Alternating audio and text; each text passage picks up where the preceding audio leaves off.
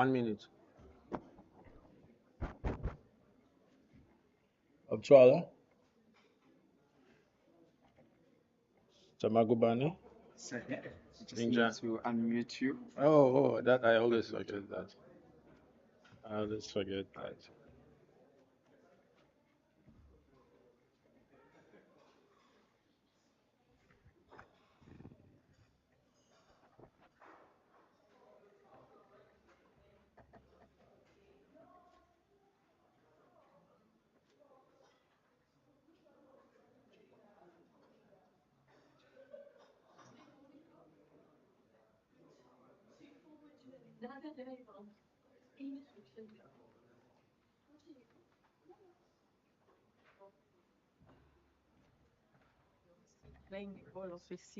No, no, I was just include it. Yeah, but I'm using that. Sanbonani, good morning. Waimora. Dumelang, Tate. Try to get it. Molweni. Morning. Colleagues, it gives me pleasure to see you this sunny, special Zulu morning. And I'd like to inform you that it's already 8:30 in Pretoria and in Kwadlangezwa, and also in Richards Bay. My task this morning is very, very limited, as we have another colleague who will be taking charge as program director for today and for tomorrow. He's somebody you'll soon be seeing on TV, so please look at him very well. If you can smile and have a photograph with him and maybe have his business card, it might come handy in 3 or 4 years when a new economic committee is set up for the country. All right. I'd like to introduce, to see us through the program today, Mr. Tamsanqa Mchengu from the Department of Economics, University of Zululand. Let's welcome him, please.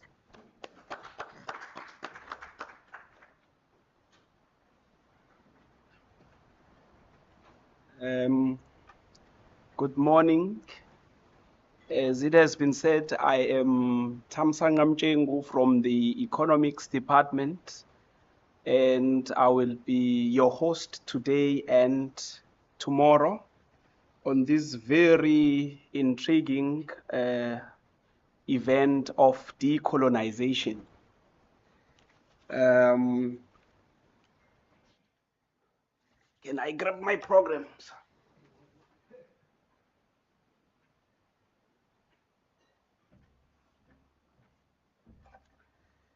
And I would also like to welcome those who only joined us today physically, and hopefully they were with us online yesterday. So there is nothing about yesterday that I need to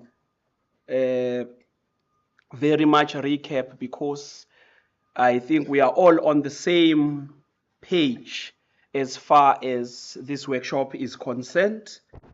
And today will be just a continuation of what we had started yesterday.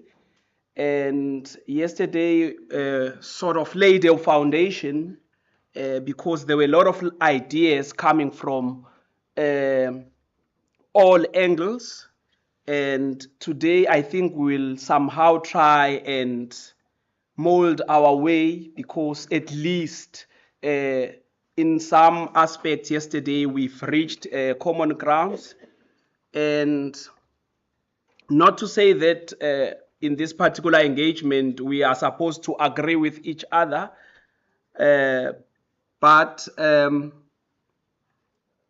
we really need, when we come out of this event tomorrow, to know what we what is expected, and also to have information that will guide us, because this is not a 3-day event, but it's a lifetime event.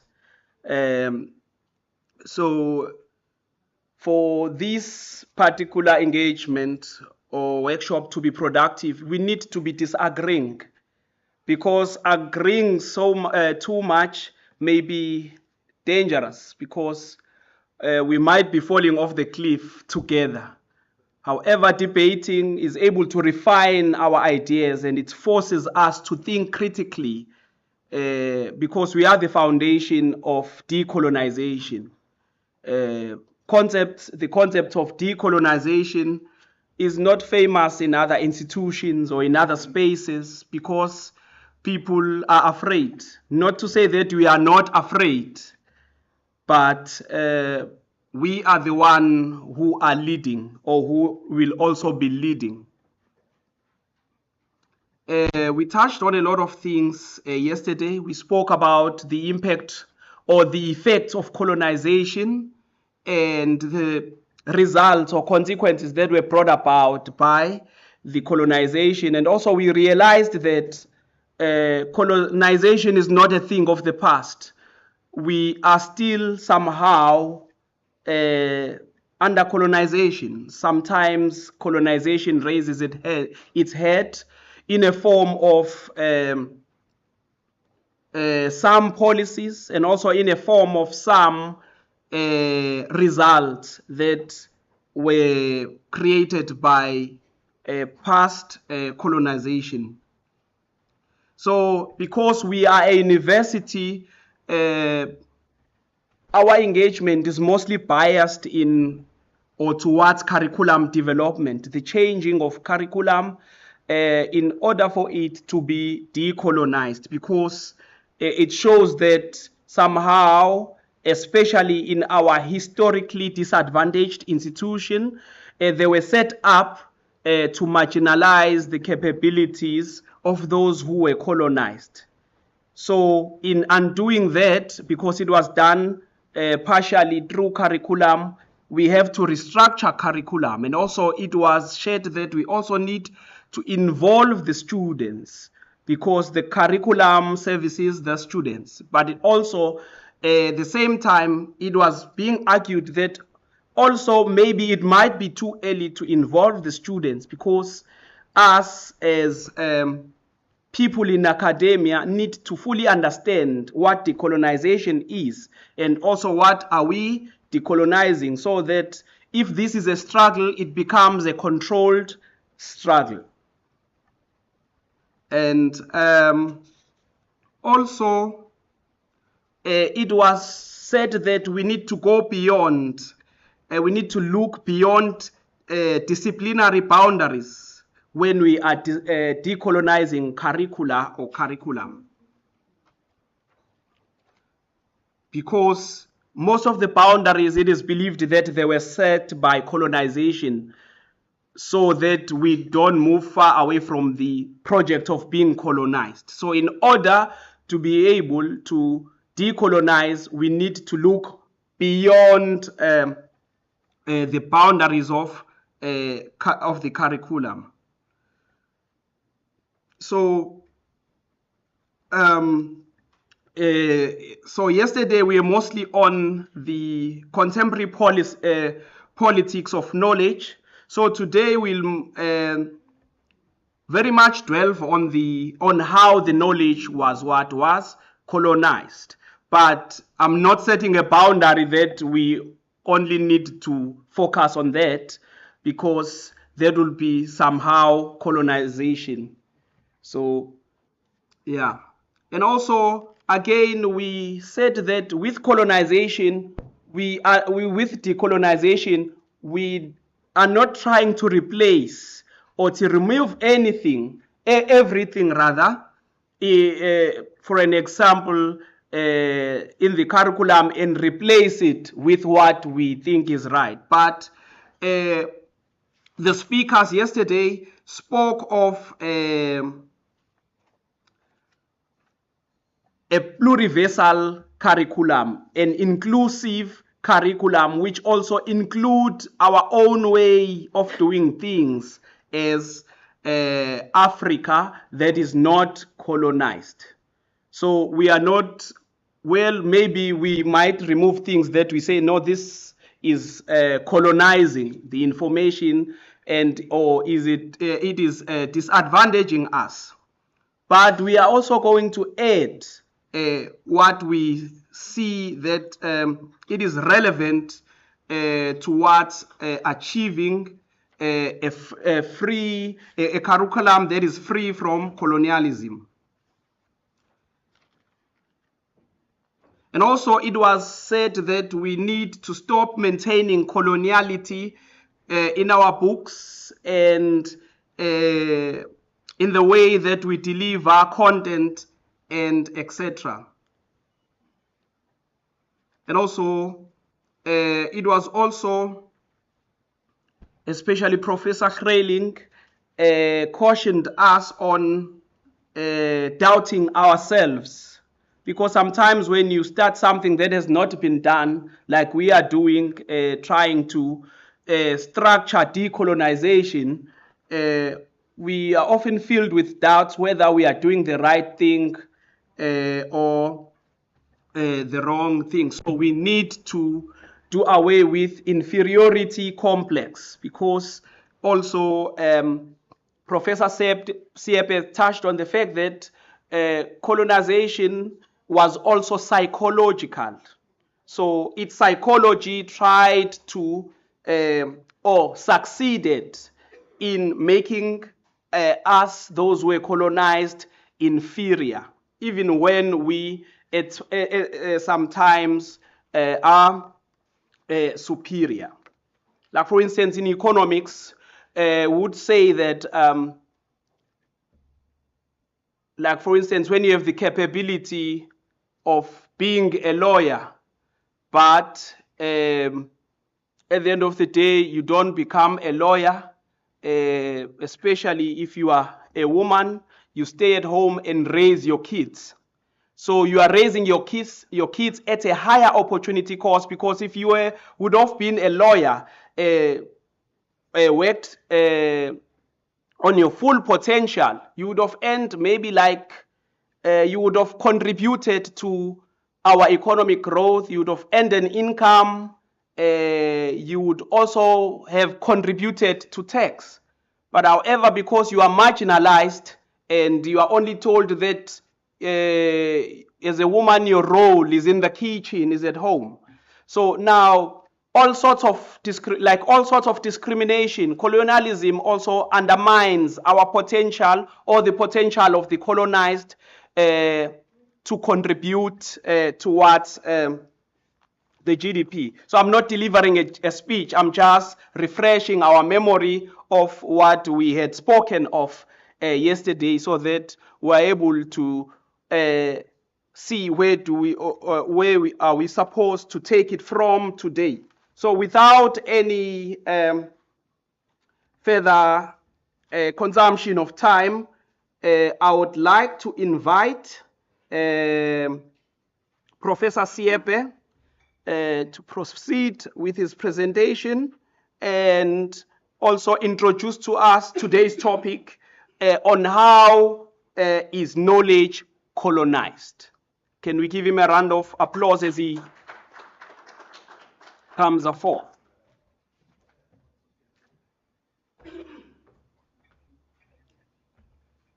Guys, can I have my presentation there? How's it?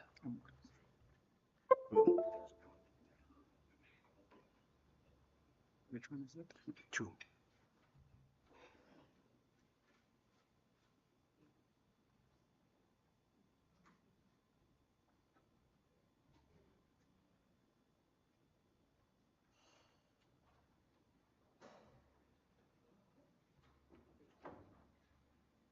Once I set up the screen for Professor Sepi, I wanted to relax last night a little bit. I went on YouTube and there was all 3 episodes.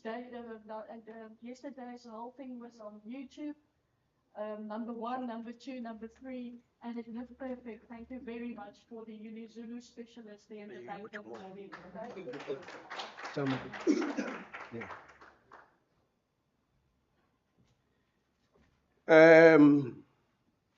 Good morning, and thank you for coming. And also, Professor Kreling, thank you for inviting me to join you again. I thought the program director did a good job in terms of trying to catch up with where we were yesterday.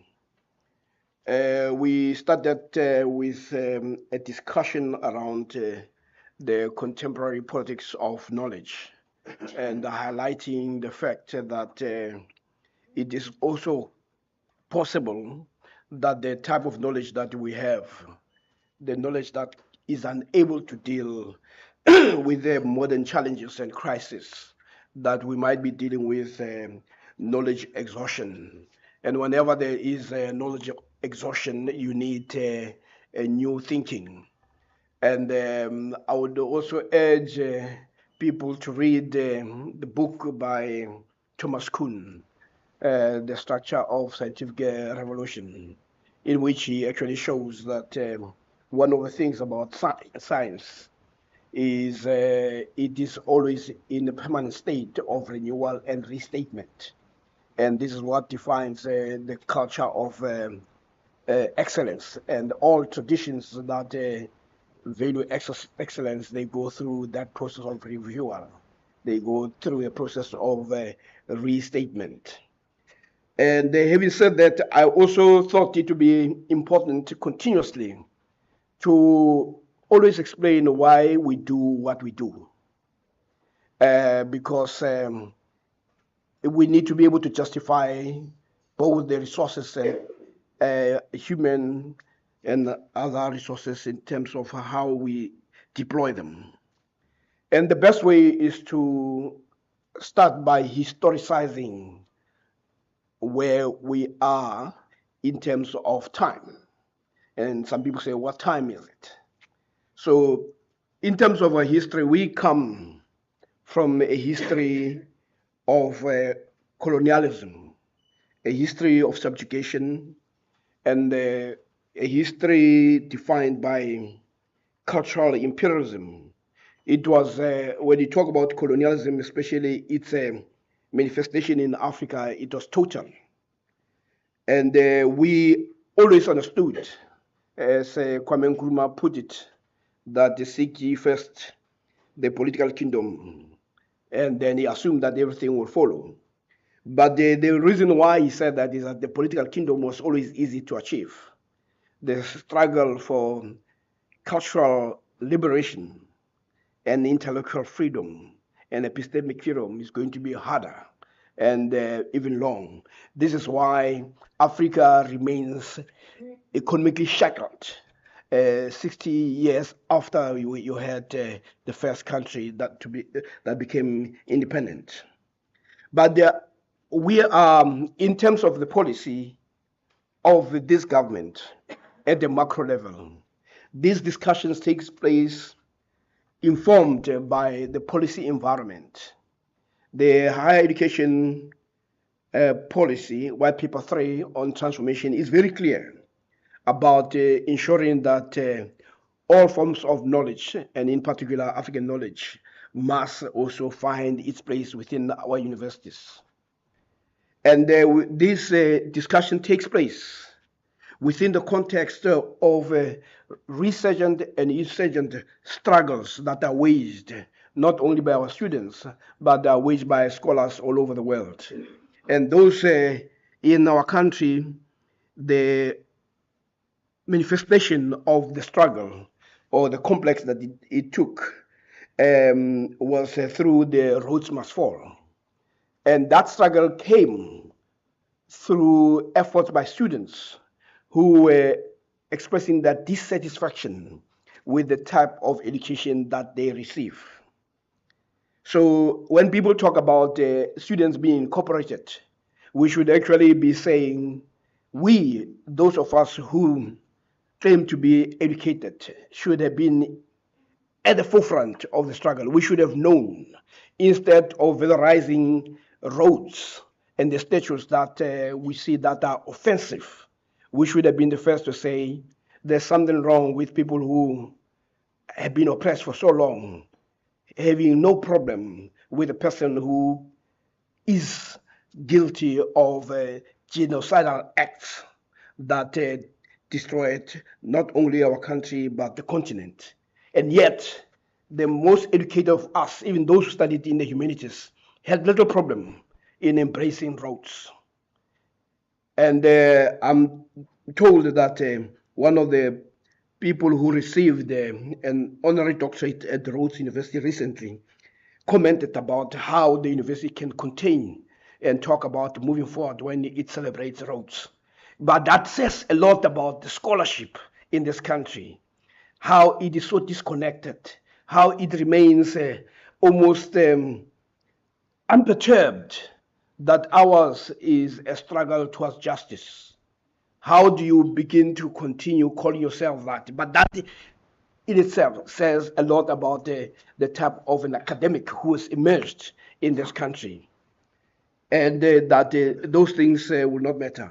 And this discussion also takes place within the context of the global struggles that had become almost taken by many other countries. European countries are now thinking of paying reparations. Some of them have decided to destroy the statues of colonialists, while Africans are still embracing those statues. If you go to England, you'll find that some statues are being removed because of the role that some people played in the genocide of other people. So this discussion is part of that history. So we are located in history. We're not floating free in space. So that's very important. And the notion of a Black Lives Matter that came after the killing of what's his name again? George Floyd, is indicative of the level of anger and the experiences of African American people. But that experience, as they say, I can't breathe, is the experience that is felt by people who are oppressed all over the world. And following on the example of Ghana, that when they got independence, they were very clear that Ghana is not free until all Africa is free. And we are also a people of struggle, where we should say injustice anywhere is a threat to justice everywhere. And if we understand that, then the notion of epistemic injustice becomes an issue that we should be concerned about. It is that Africa will not be free until Africa is freed from the shackles of cultural imperialism. So this is the context in which this discussion takes place. It's at the broader level is what I was trying to paint, and at the institutional level, this discussion takes place as a form of giving practical expression to the university strategic plan. And the strategic plan of the university is very clear in its intention, which is to try to create and turn this university into an authentic African university, not simply a university in Africa. And we know that one of the things about oppression is its ability to co-opt the oppressed into its service. You see, slavery did not only affect people where there were some people that they were somehow enlisted, some of them, to serve the cause of slavery. In the same way that you've seen in this country and anywhere and in other places where people who represent workers, who are champions of struggles against exploitation, once they are co-opted, they become junior partners in the exploitation of the very people that they claim they represent. So you end up with what you call the new security guards for white capital. And this is one of the things that you'll also find in any form of oppression, whether it's cultural imperialism, whether it is, we talk about the in the workplace, even within universities, that the oppressed. Actually, Professor Moyo, there is a statement, I don't know whether it's biblical, that says, to whom evil is done, they tend to do evil in return. That Frederick put it very differently to say, sometimes you have the oppressed becoming the new oppressors, where they do not know any different. So what they do what they've actually learned. And our role at university is really to say, how do we transform and make sure that the student who comes out of this university is a student who doesn't think that he is or she is a third-class citizen.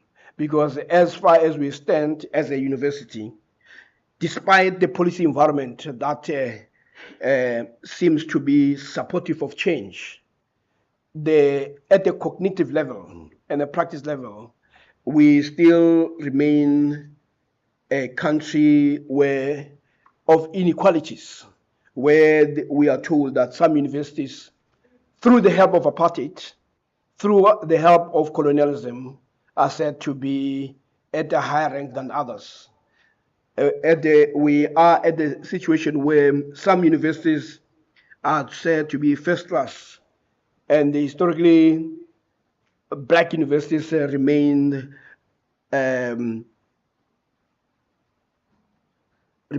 where they've always been. In the 1996, we used to talk about the leveling the playing field. And we're saying that we needed to level the playing field because of that history. But it didn't take long before we abandoned the notion of leveling the playing field. And as we speak, the resources in this country still go to the historically advantaged universities. And there's now a new justification.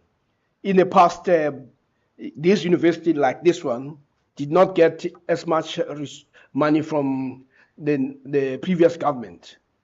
In the new government, we are told that we don't have certain programs.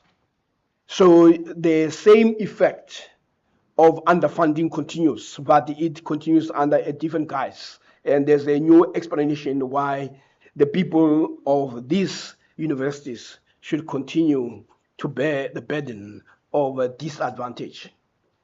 And I'm putting this as part of understanding how the notion of disadvantage that arises from colonialism, because what colonialism did was to categorize people, and we're still categorized.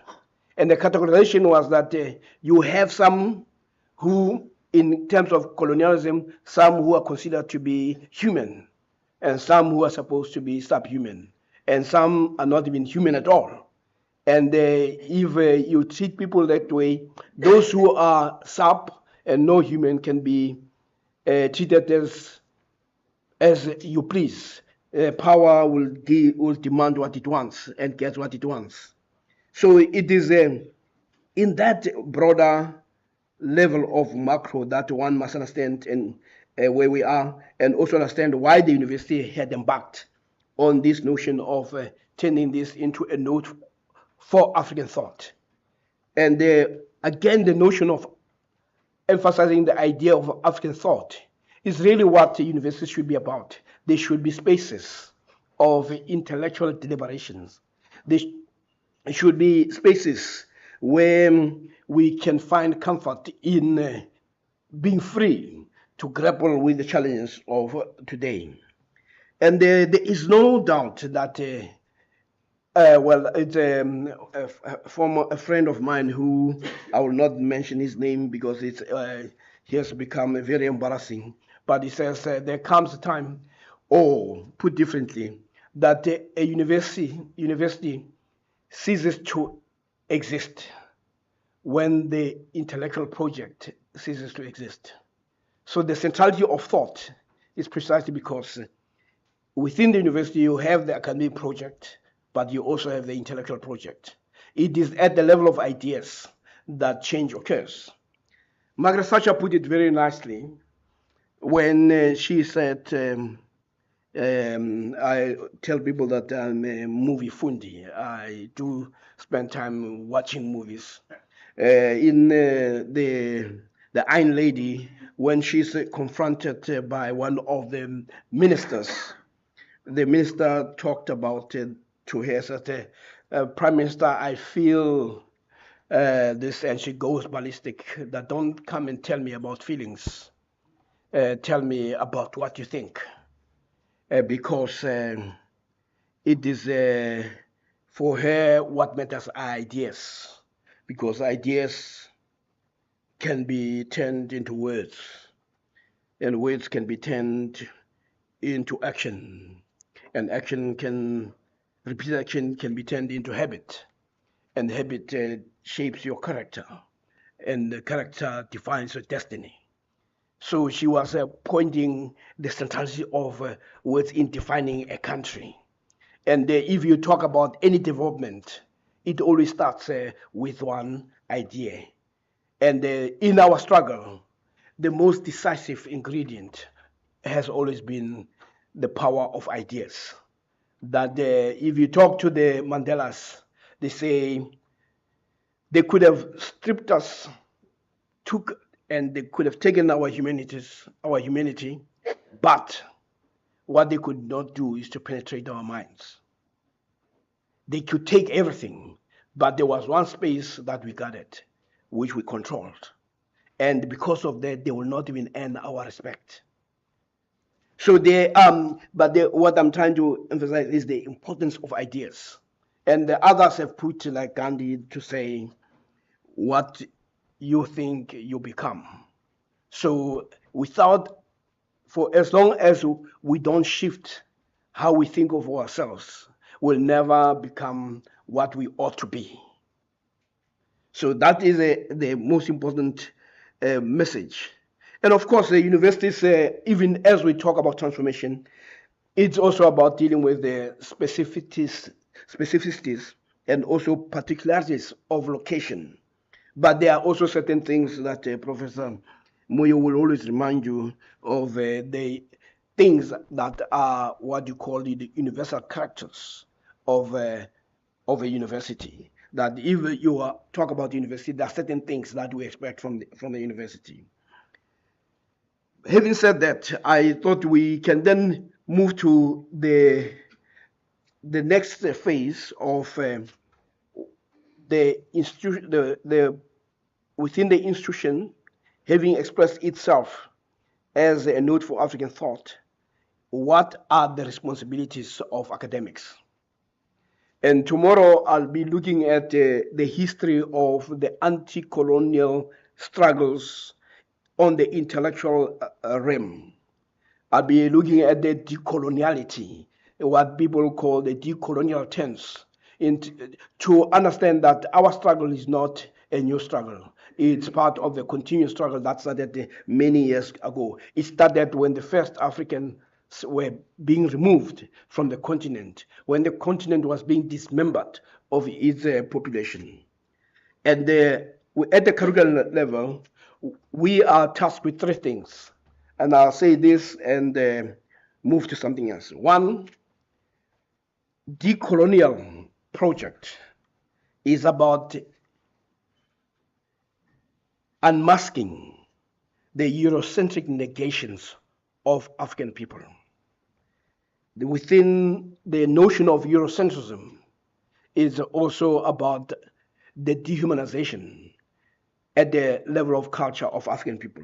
So the decolonization and the decolonial project is about unmasking those Eurocentric negations. Second, decolonial project is about reversing the erasure and the silencing of African voices. That the process of colonialism was also to attack the mind and to erase all that Africans have actually built. So decolonial project is also about the reversal of that eraser and the silencing of African voices and African contribution.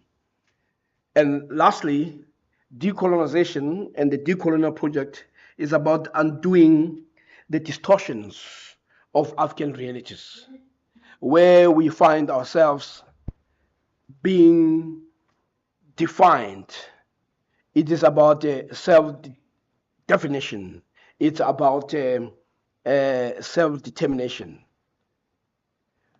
But going back to where we started, is really to recognize statement that was made or the changes or the mutations that occurred in the whole history of human oppression.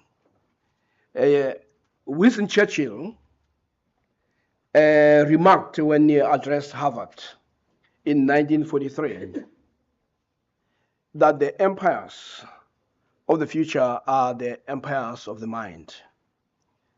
And he said this in 1943, but if you think about it today, you could see how far-sighted he was, because the countries that are said to be the most developed, they are those that do not rely on simply the resources that they have. They rely on the exploitation of knowledge to advance themselves. If you look at countries like Hong Kong and Singapore, and you look at countries like Switzerland, one of the common things that you find in those countries is the absence of natural resources. And when you look at Africa, one of the things that you'll say is that Africa is, what do you call it, not so much a contradiction in reality, but it's an anomaly that a continent is supposed to be the richest in the world, is housing the poorest majority of the world. So, but if Africa were to be able to deal with controlling and exploiting knowledge, but I'll talk about the exploitation of resources a bit later to show why Africa remains impoverished today. But the import of Winston Churchill is that he was looking at what was already happening globally, that the physical empires were going through a strain. They were in crisis because of the anti-colonial struggles.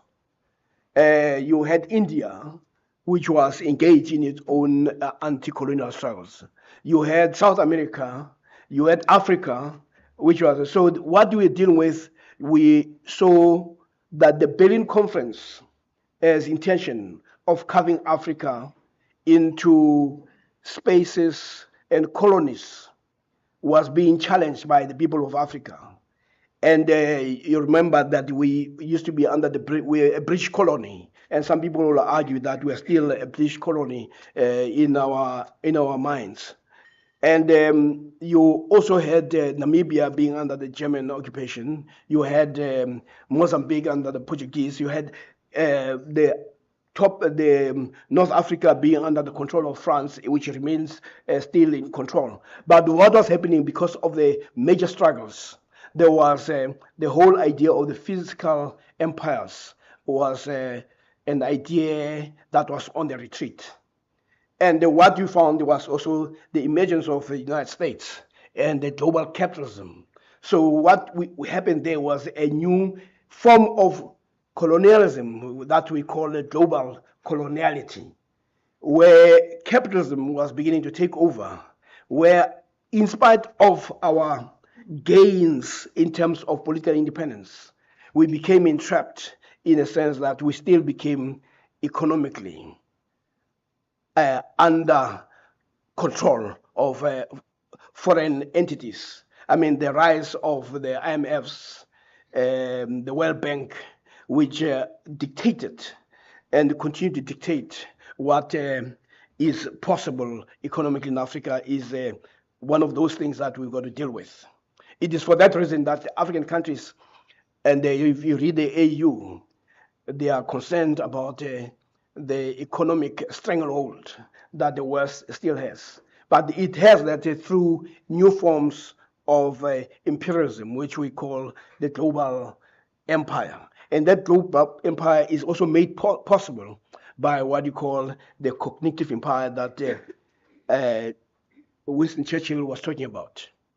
Now, here's something important that universities can play if we're going to deal with the issue of coloniality of knowledge. One, it's a very important quote that you need to always have. It's what Karl Marx said.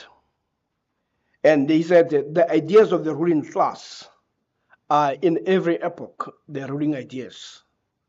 The class which has the means of material production at its disposal has control at the same time over the means of mental production, so that thereby, generally speaking, the ideas of those who lack the means of mental production are subject to it. The ruling ideas are nothing more than the ideal expression of the material relationships, the dominant relationship, material relationship grasped as ideas. Now, the significance of that should be apparent. If you have no control of ideas, or put this way, those who control the master narrative, they control the past, they control the present, they control the future.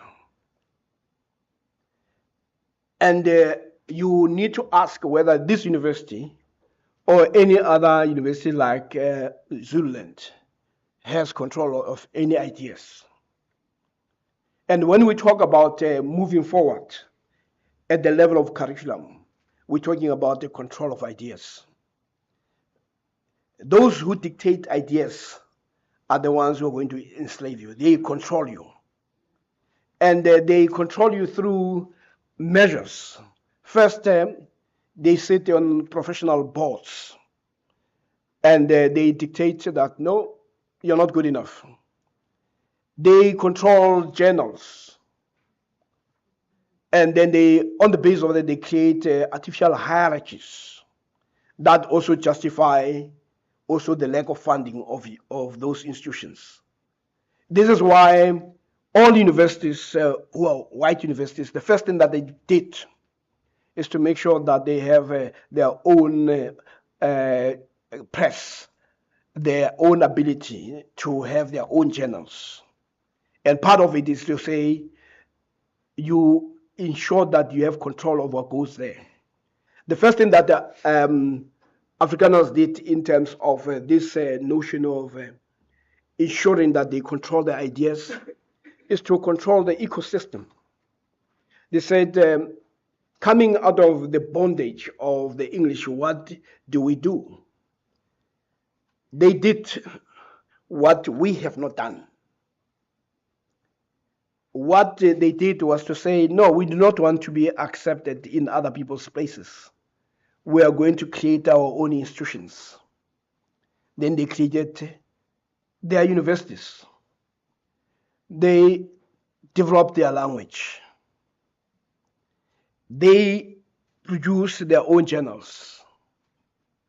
They created their banks to ensure that this project of development is funded by them. Now we hear today that some of our people, their accounts are being closed. And there's nothing you can do about it because you don't control your banks.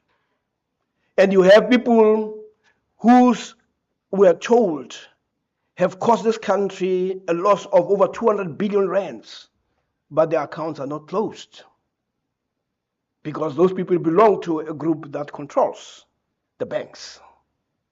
So it's very important to understand what Karl Marx was saying, that for as long as you don't control ideas, and at every epoch, you may be invited to sit in certain positions, in certain boards, but you're controlled elsewhere.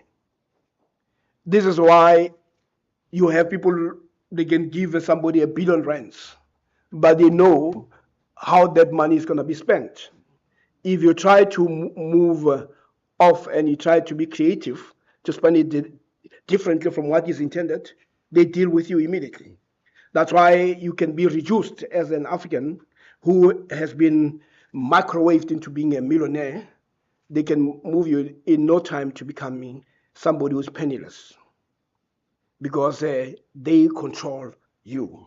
So until you understand that at the heart of control is the centrality of ideas, and it's also about making sure that you create an ecosystem. Malcolm X put it very nicely. He says, being in somebody's bus, whether you are in front, whether you are in the middle, whether you are at the back, does not dignify you. Until you have your own bus, then you'll have control about where the bus is going. And this is what the Afrikaners do. And this is what all nations that are free are able to do, because they want to control their destiny. So if you don't control the ideas, you can't control destiny. And because of that, this is why you find some of us suffering from what Ali Masri calls a cultural schizophrenia, not knowing where we belong. Ngugi talks about the colonized mind, and it's a very good book to read.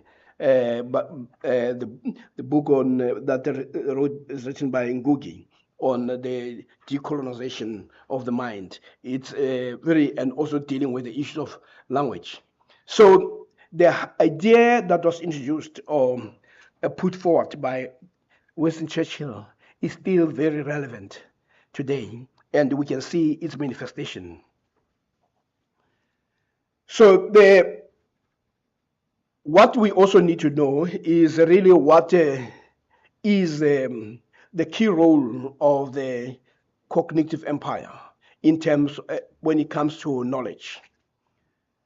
But as I said, it's important that to remind ourselves that when we talk about the colonization of the mind, Biko, we should not go further than Biko, who said that the most potent weapon in the hands of the oppressor is the mind of the oppressed. And that has also been said by many people. Du Bois talk about the Nkurumas, the Gavis, the Frantz Fanon, that is the most potent. And this is why when you talk about colonialism, the main thing that gets targeted is the minds of the colonized. Because but when you control the minds of the colonized, what you do, you produce certain people who are going to run errands for you. You are able to produce the type of intellectuals and academics who are beholden to conditions of coloniality. The targeting of the mind is not simply a mere exercise. It is deliberate. And it's deliberate because you cannot oppress a people for a long time simply using repressive measures. You need to get them to buy into the logic of their own oppression. And when you do that, then they simply participate. Because also the use of force is in itself an expression that you have not defeated them. You have not broken their soul. You have not broken their spirit. So the idea of bringing the spirit is to make sure that you target the mind. And our minds are targeted in a different way at universities. It's about the particular or the authorizations of particular ways of producing knowledge. Remember the Vice Chancellor's presentation yesterday was more about how we how to put it, disciplined to behave in a particular way. And it's all about the authorization of particular ways of knowledge production. And also, it is also about the giving value and also devaluing certain forms of knowing. I'll give you an example. A few years ago, when I was still in teaching physics, I used to attend some of the conferences on the teaching of physics. And one of the ladies who spoke spoke about black people and black students, about what they don't understand and what they can understand. And I was sitting there with my colleagues who were also black, and with my students, listening to somebody telling us about ourselves. At the end of the presentation, I raised my hand. Then I had to preface my comment, Professor Apumi, by saying, I've been black all my life. That even in my dreams, I've never dreamt differently. I've never woken up thinking that I'm not. And I have taught black students, and I've worked with colleagues, but I can't relate to the description of a black person that I'm listening to. And the lady correctly jumped to say, no, but Professor Siepe, I'm coaching Michael so-and-so and Michael so-and-so. I say, no, that is the point. You are quoting white people again who talk about black people. I'm now telling you that that's not how it is. But if I were to write that, the journal will not take my word for it. Because there is what she was doing was simply saying there is a particular way of authorization. So because she can quote Michael Khan, Michael so-and-so, Joe so-and-so, that is what is called academic knowledge. So this is what we need to understand, that most of this is just mythical. Most of this is just false narratives. And part of our duty is also to unmask those things. That it is about authorization of particular ways of producing knowledge. That is also amenable.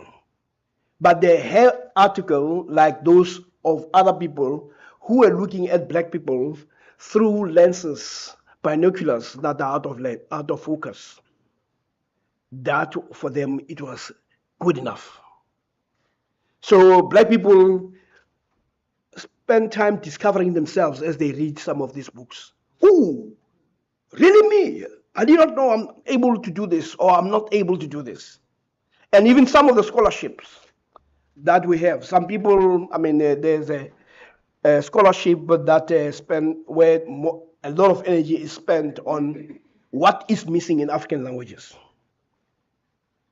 And yet, that is not scholarship. The real scholarship is how do you develop those languages? But the idea of creating a full scholarship, actually there are universities, departments in this country of the so-called top universities that have invested in what you call a deficit model. But the real scholarship, if you read people like Noam Chomsky, whose area is in language, he has actually shown that all languages can develop into a language of science, technology, and everything. Because you don't start, but if you start with a deficit model, which fit into the apartheid thinking, which also fit into colonial thinking of proving that some people are subhuman, then you spend more time on what they are not able to do as opposed to what they are able to do. So you have a whole scholarship that is built on what Africans can do. And of course, having said this, one should not only be saying that was happening only in this country. Even my alma mater, Harvard University, was engaged in a scholarship where they were trying to prove that the black people are not as human as we think they are. We know about the studies where people were studying our brains, and on the basis of that and the shapes of our head, on the basis of that, they can conclude, oh no, this one's they're mentally deficient. So you will find the expressions of that. But what is also interesting that because of colonialism and the importation of some of those structures abroad and coming into the colonial spaces, you find that even though those in Europe, there's been a shift, but the important structures here have not changed. Because they do not have the environment that allows for that type of interrogation of their own. There's no review. It is all about, we do as we are told. Because one of the things that people don't even realize is that in this country, if or put this way, my alma mater, vets, one of the things that we knew, those of us who were vet students, is that you graduate from vets, the next space is you go to Europe or you go to America. And if you've been to America, you've been to Europe, then you are made, as they say in the politics of the mob, that you are untouchable. And of course, even our own people, Professor Moyo, remember, I don't know who wrote extensively about the so-called the Bintus that you find in Kampala. Black people will say, I've been to New York, I've been to Australia, I've been to, they call them the Bintus. But the interesting thing is that the Bintus then get better treatment, And even some of us, when I tell people that I'm from the University of Botswana, but if I say, by the way, I'm from Harvard, then there's a change because I've been to, So so we need to understand that mentality of the Bintus is part of the colonial enterprise.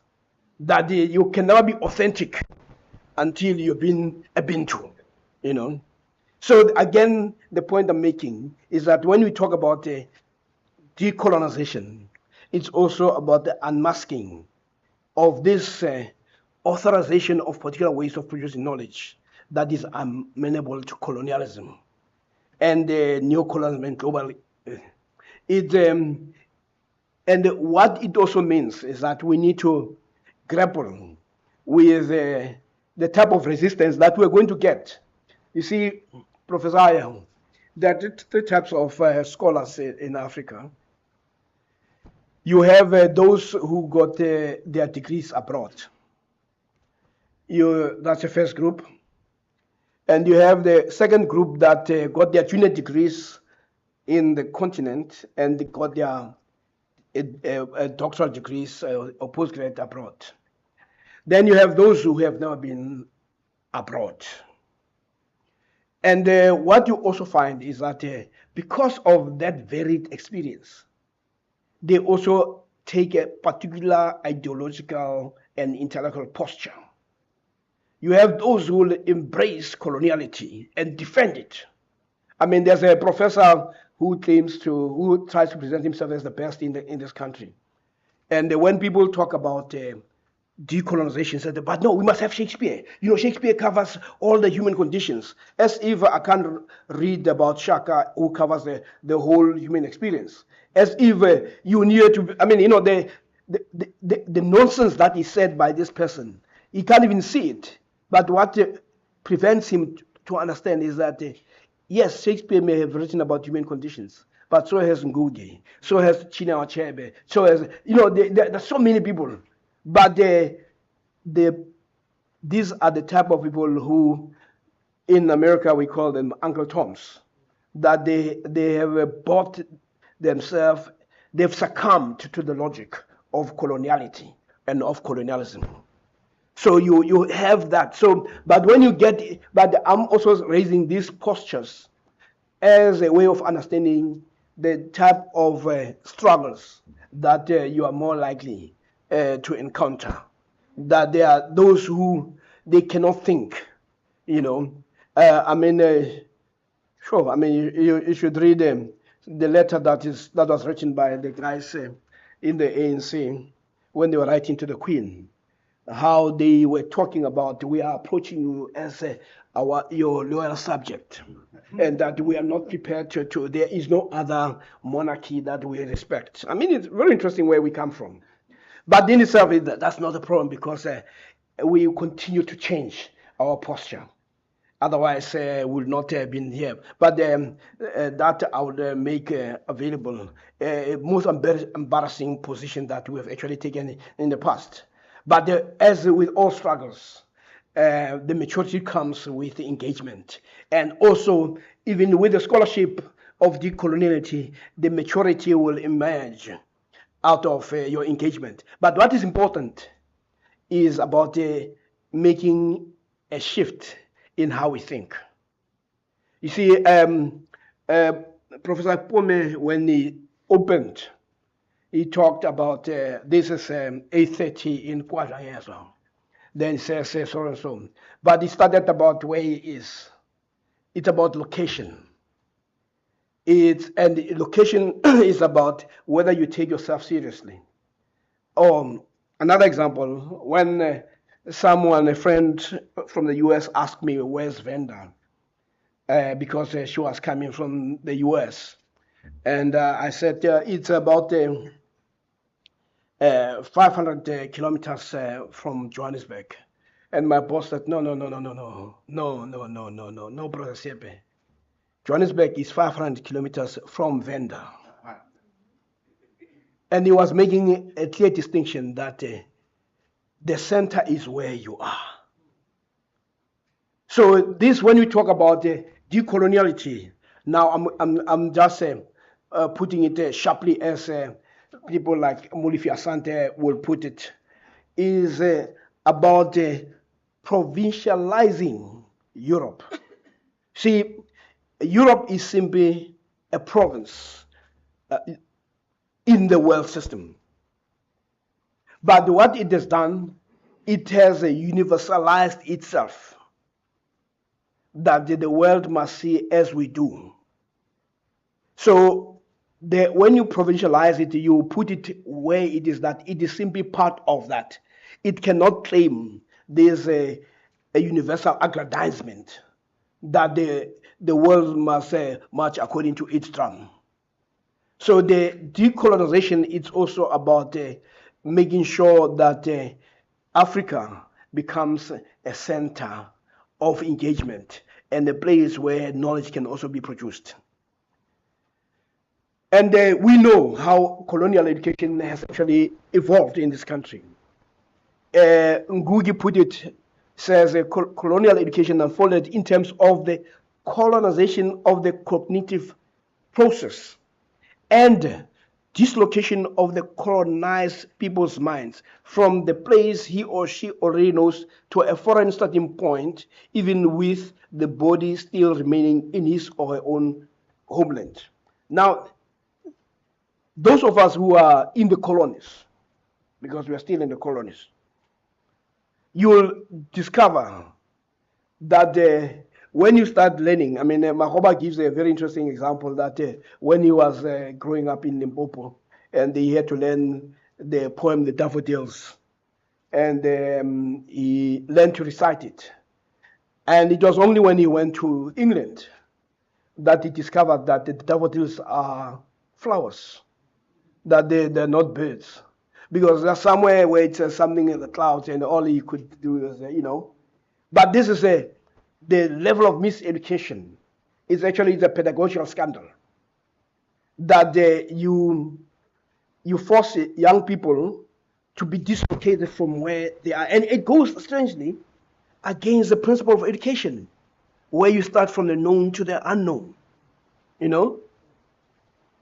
But we had to spend half of our education up to matric reading about other people, not ourselves. We knew more about the dead white people who were engaged in white-on-white violence. You know, the interesting thing, even the language that is used, program chair, is that when black people fight, it becomes black-on-black violence. When white people fight, it's war. You know, they're engaged in a war. I mean, they're skirmishes, but you are all based on black-on-black violence. You know, but all I knew when I was in high school was all this white-on-white violence in Europe. You know, whether it was Napoleon, but it was still white-on-white violence, but it never called that. You know. But anyway, it's not like I advocate for any violence. I mean, so don't get excited. I mean that and start throwing stuff at me. You know. Yeah, but the long and short of it is that the colonial education, that's how it unfolds. It's about dislocating the African from the place that they know. It's how the colonization of the mind occurs. That you start seeing things through a particular lens rather than the lens that you should be. And as I say, for those people who are in education, they'll tell you that the place where you are. And what we've also seen, because of that, even when we have to solve problems, we are not solving our own problems. We are solving other people's problems. And actually, Professor Pume will touch a bit on when he responds to me on the extroverted nature of our education, if I don't do that. But the long and short of it, Professor Aya, if you didn't hear me yesterday, is really that what we're dealing with is miseducation. And Carter Woodson puts it very nicely when he says why it's important to control the mind of the slave and then the mind of a Negro at the time. He says when you control a man's thinking, you do not have to worry about his actions. You do not have to tell him not to stand here or go yonder. He will find his proper place and will stay in it. You do not need to send him to the back door. He will go without being told. In fact, no back door, he will cut one for his special benefit. His education makes it necessary. This is why it becomes so important to control the mind. That's how the mind gets colonized. A mind that is colonized, you don't even have to tell people. It's the same as when you have Africans. When you could have Africans in a room, there could be about 1,000 of them, and they could all be Xhosa speaking. And if there's one white person who moves in the room, they start changing their language. They want to accommodate that one person. It never becomes a responsibility of that white person to understand them. But they as a group, they know their place in the hierarchy of things. So they'll have to adjust and struggle and even embarrass themselves in the process. And yet when you go elsewhere, they are not going to change and try to accommodate you.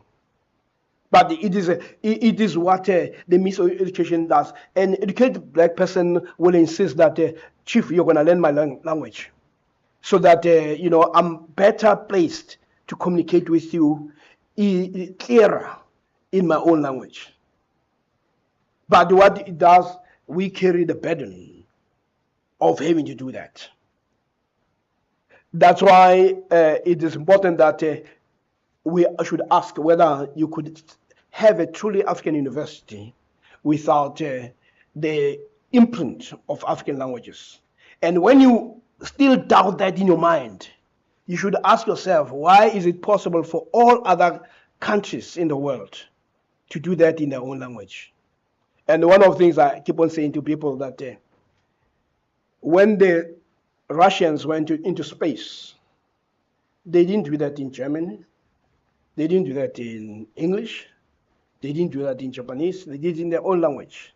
When the Indonesians working with Elon Musk were thinking of using satellites, they were speaking in their own language.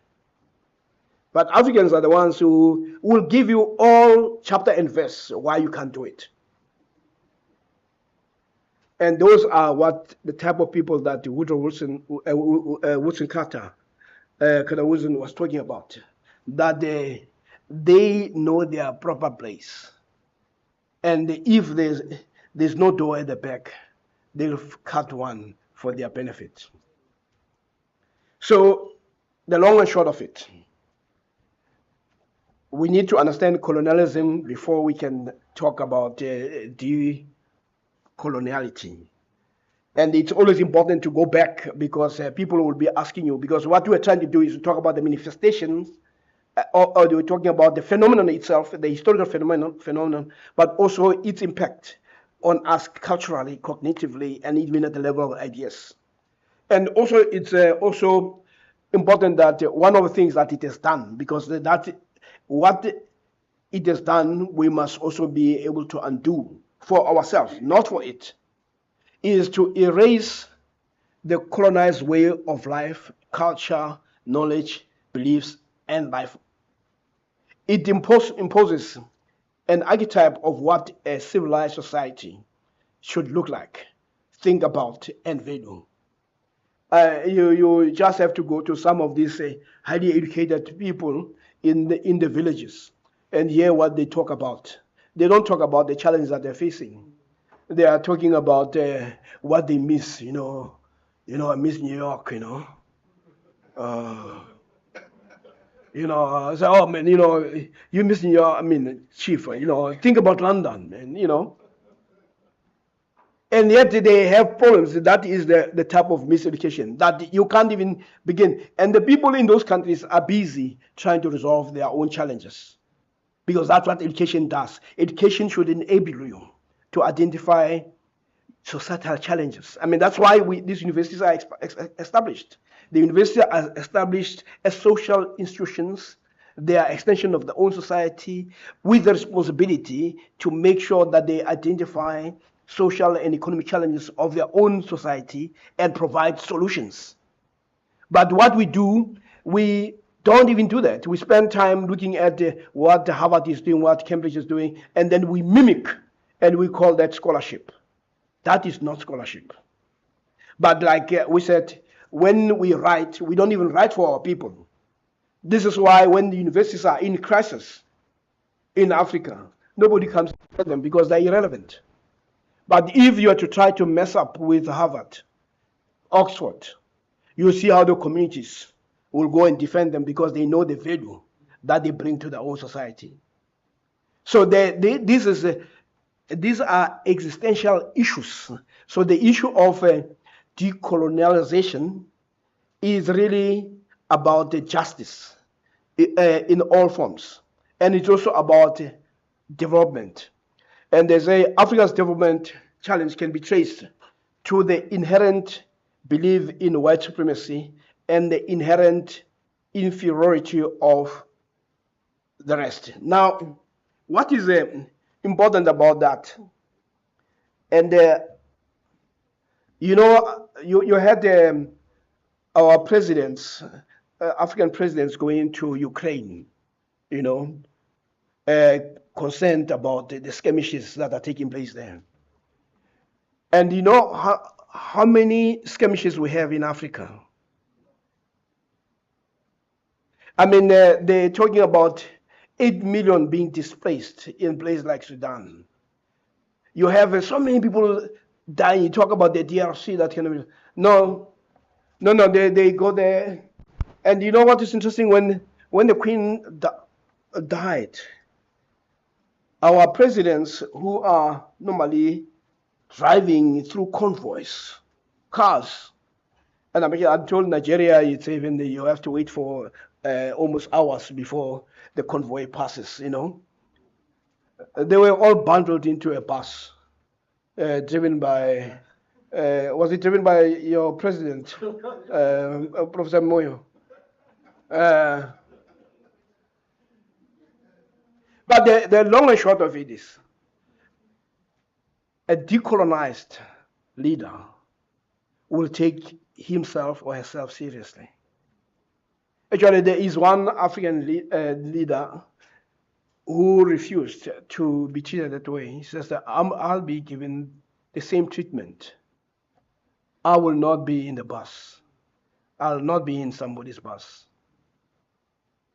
But the others, you're talking about the miseducation, you know. But you need to understand that that is not an accident. That behavior is not an accident. It's because of the type of education that they received. And Biko put it very nicely that the object of education and colonialism and oppression of black people was simply to produce this type of a black man.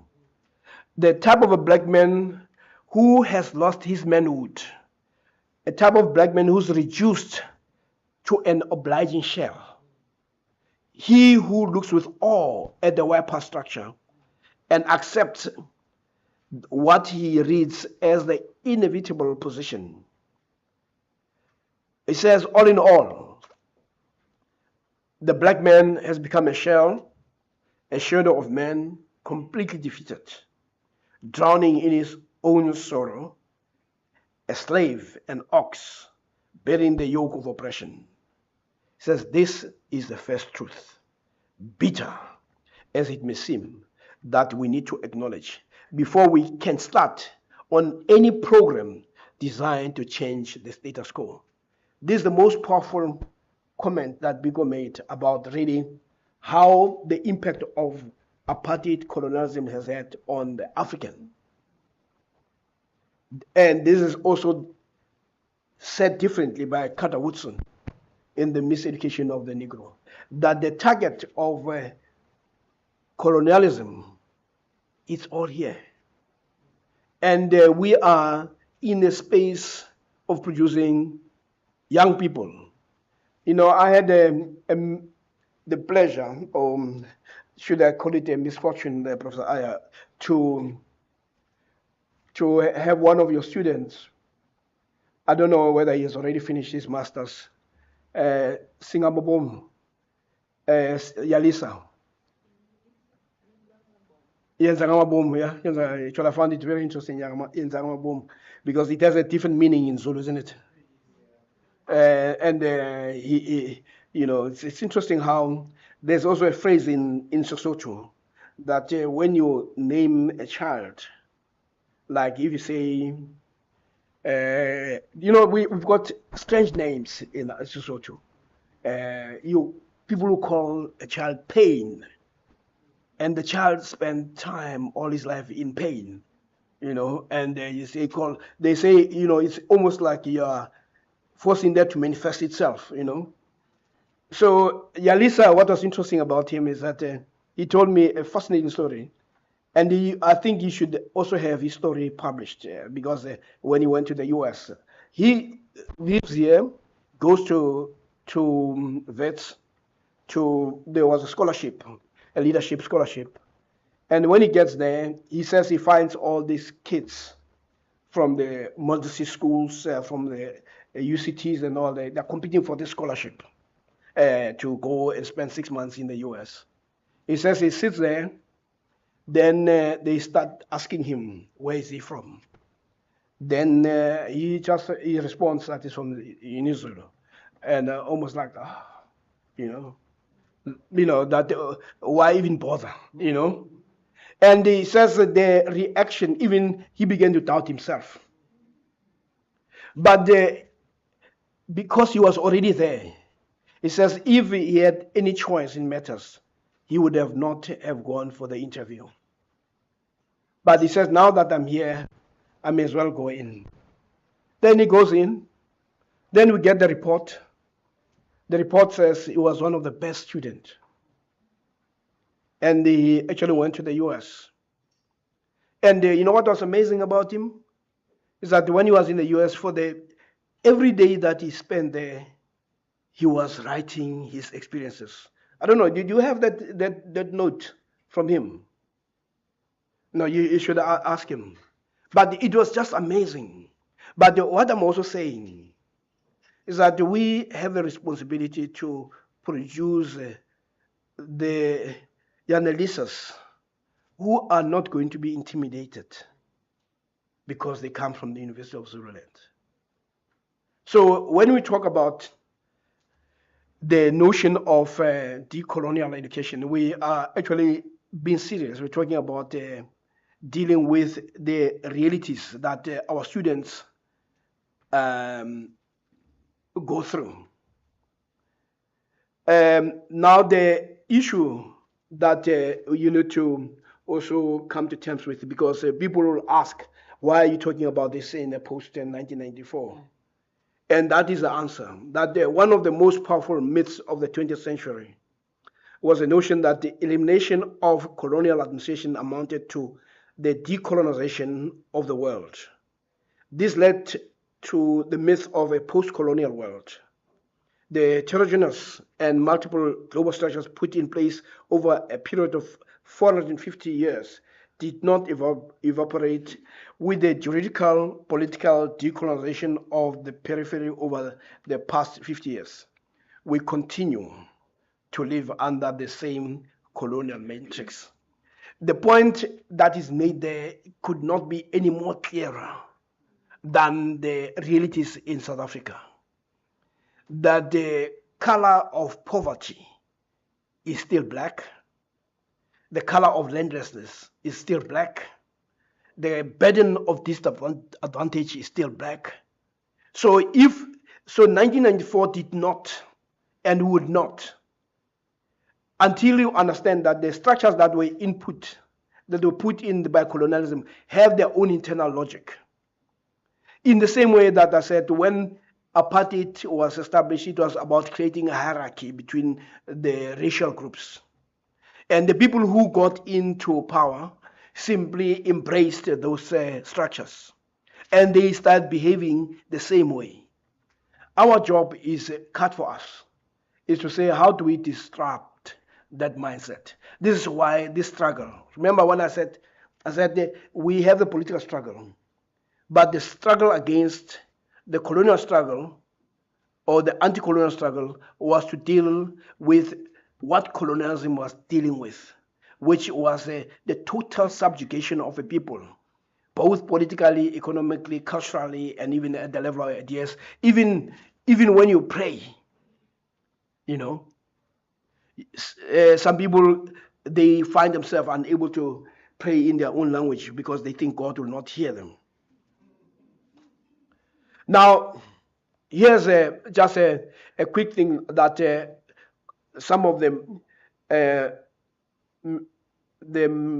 ways in which colonialism distorted Africa's contribution to knowledge. There's a guy, you can Google him, his name is Emagwali. He lists all the ways, the machinations that were used. One is that you'll find that some of the inventions that Africans have actually done, they are actually deliberately excluded or omitted. And you also find that some of the inventions that were done in Africa, somehow they metamorphose as European, that the Europeans did it when they have actually done it. And so you also have some of the findings, inventions that are now credited to Rome and to the Greeks, when in effect you find them that their origin is in Africa. And what he has done is do a lot of research on that. And then you also have what you call the museumization of Africa's technological artifacts. For instance, if you look at how people lived, take the boomerang. The boomerang is put into a museum. But that artifact is so important that if you want to teach the laws of physics, Newton's laws, you can use the boomerang because it defies common sense. How do you use something to hunt that will also come back to you? It must be a particular scientific artifact, but it will be put in a museum. How the Khois were able to hunt and use poison from snakes, and yet make sure that it's sufficient, that that will not destroy or kill them if they eat that. So all these things, because what has happened is that human beings, wherever they are, they have always participated in what you call life-affirming acquisition of knowledge. And in the same way that you talk about um, women all over the world knew how to give birth in such a way that the children did not die. And this happened even before there was this science of obstetrics and gynecology, you know, because people are always engaged in that. The notion of acquisition and of knowledge that is life affirming is something that people have always done. The notion of pleasure, the notion of even grappling with death. You'll find different societies have had to grapple with death. In some societies, the moment of death is a moment of freedom from the hardships. From some, it's sorrow and all that, but you find that it exists in all people. So no people could have lived for thousands of years without having acquired some. But all these things get really excluded. Then you're told that Africa, like Ian Smith, said no, they will not have invented a wheel. And the truth is, there's an innuendo there.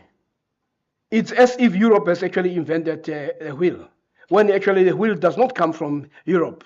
You know, so you find rumors and innuendo being used to denigrate. So Magwali does show that. But now to close, Professor Akume, maybe you will deal with this aspect.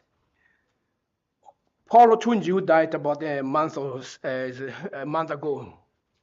wrote a very important article. Actually, wrote a few articles, and one of those is he looks at the intellectual underdevelopment of Africa. Walter Rodney talked about how Europe underdeveloped Africa. But what he does, he takes the same language and approach that Walter Rodney took to look at how African scholarship and African intellectual development is undermined. That what you have is African intellectual underdevelopment in terms of where we located ourselves. And among other things is that we have African knowledge system has been subordinated into what you call a Eurocentric global knowledge system. And what it has created, Africa has become only a place of data collection. So it creates a theoretical vacuum. In the same way that if you think about our economy is also created in such a way that it is subordinated into the global enterprise, where South Africa and Africa are simply places of extraction. But the industries that add value to whatever is extracted in Africa is done elsewhere. So if you want to talk about the economic development, you need to also to think about economic intellectual underdevelopment of Africa as two parallel approaches. And Hutunji does a very good job in showing that even when we want to write to journals. When people say, no, my article appeared, my paper appeared in an international journal. You know, when they say that, they don't say it appeared in Nigeria. They don't say it appeared in Guatemala. They say it appeared in Europe or in North America. And that is a concept that we've been told that the international is Europe and was in. But if you say it appeared in Zimbabwe, no, Chief, no, let's get serious here. I mean, you know. But these are some of the entrapment, you know, that we will police ourselves, you know. And even when the reward system here at the university will also be based on that. So we need to also challenge that. So again, to put it short, what is our responsibility at the university? I'll repeat and where I started, that we have a duty to unmask the Eurocentric negations that we find in our curriculum. We have a duty to reverse the erasure and the silencing of African voices. we have a duty to undo the distortions of African realities. If we can do that, then we'll produce the academics and students who are able to enter the world as not citizens or third-class citizens in the world of ideas. And that way we may be able to contribute something that nobody can contribute. But at the moment, what you have is that we think looking up to Europe and up to the West is the answer. And the system rewards that. And it doesn't come as a surprise that whenever there are crises in Africa, we have to get people from outside. I mean, even simple analysis.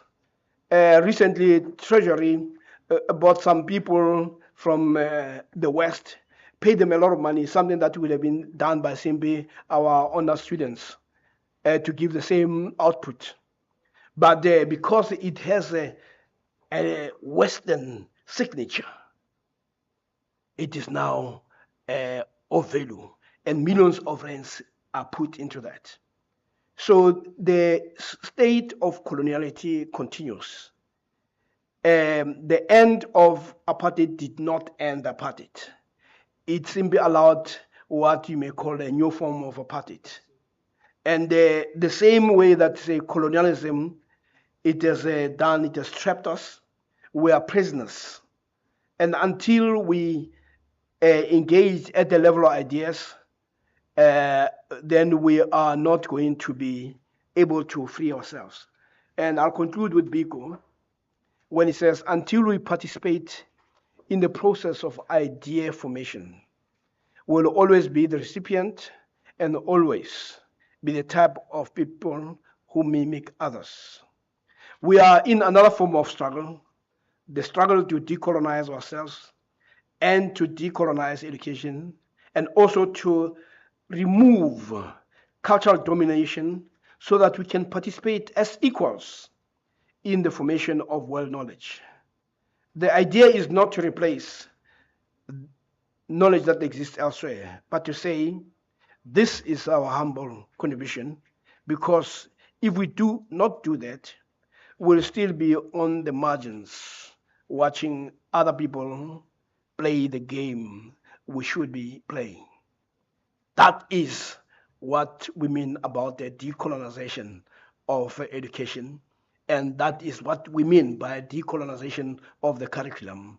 Now, what we have done is to bring it back now to the level of the classroom, because if we don't impact on the classroom, all this becomes talk.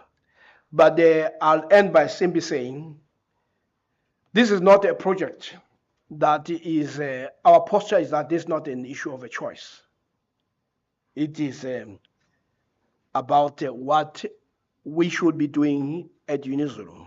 That's why we intend to introduce a course on decolonial scholarship that every academic who comes from here should go through, so that when they go into the classroom, they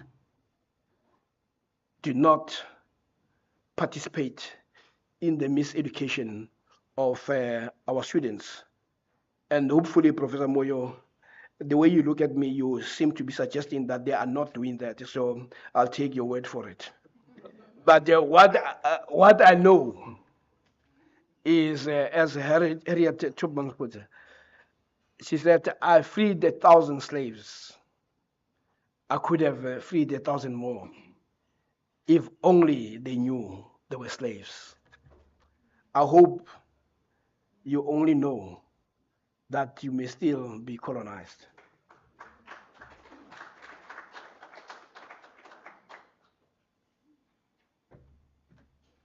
Another round of applause for Professor Siepe. Well, today at least almost everything now is coming on a line, because yesterday there was too much information, but at least today it's being narrowed down, especially on this topic of how knowledge is colonized, or how knowledge was colonized. Professor Siepe has taken us through that The masters of the future are the people who are able to control the mind.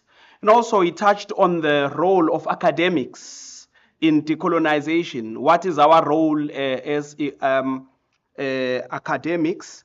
And he concluded by saying that if, as academics and everybody else in academia, if we don't control the ideas, it means that our destiny won't be reached. But the destiny of the person who controls our ideas will be what will be reached. Without any further waste of time, I would like to invite Professor Apom to come and give us a question and answer session where we'll deliberate on what Prof. Siepe has presented to us. A round of applause for Prof.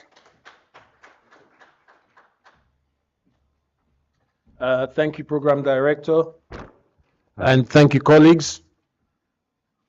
I will just begin with a few words in response to the prompts given by Prof. Siepe, and please, I hope we will engage. We don't have too much time. We're supposed to break for tea at 10:30. Program Director, do we have your permission to break at 10:45 instead of 10:30? It's a request. And as long as we're gonna have a 15 minutes tea break. Okay, yeah. Okay, thank you. So let me just maybe push this for the engagement. I'll begin from where our program director has. I like your use of the word destiny. You said, I like the way you rephrase that those who control the ideas control our destiny. Because people ask why we do this.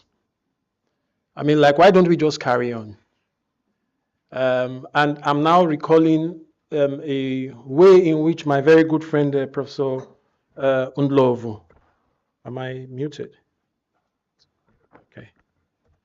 The consequence of colonial knowledge, of colonized knowledge, or of the coloniality of knowledge, these are some of the terms that some of these people use, is it produces a particular reality which condemns the destiny of those who are colonized.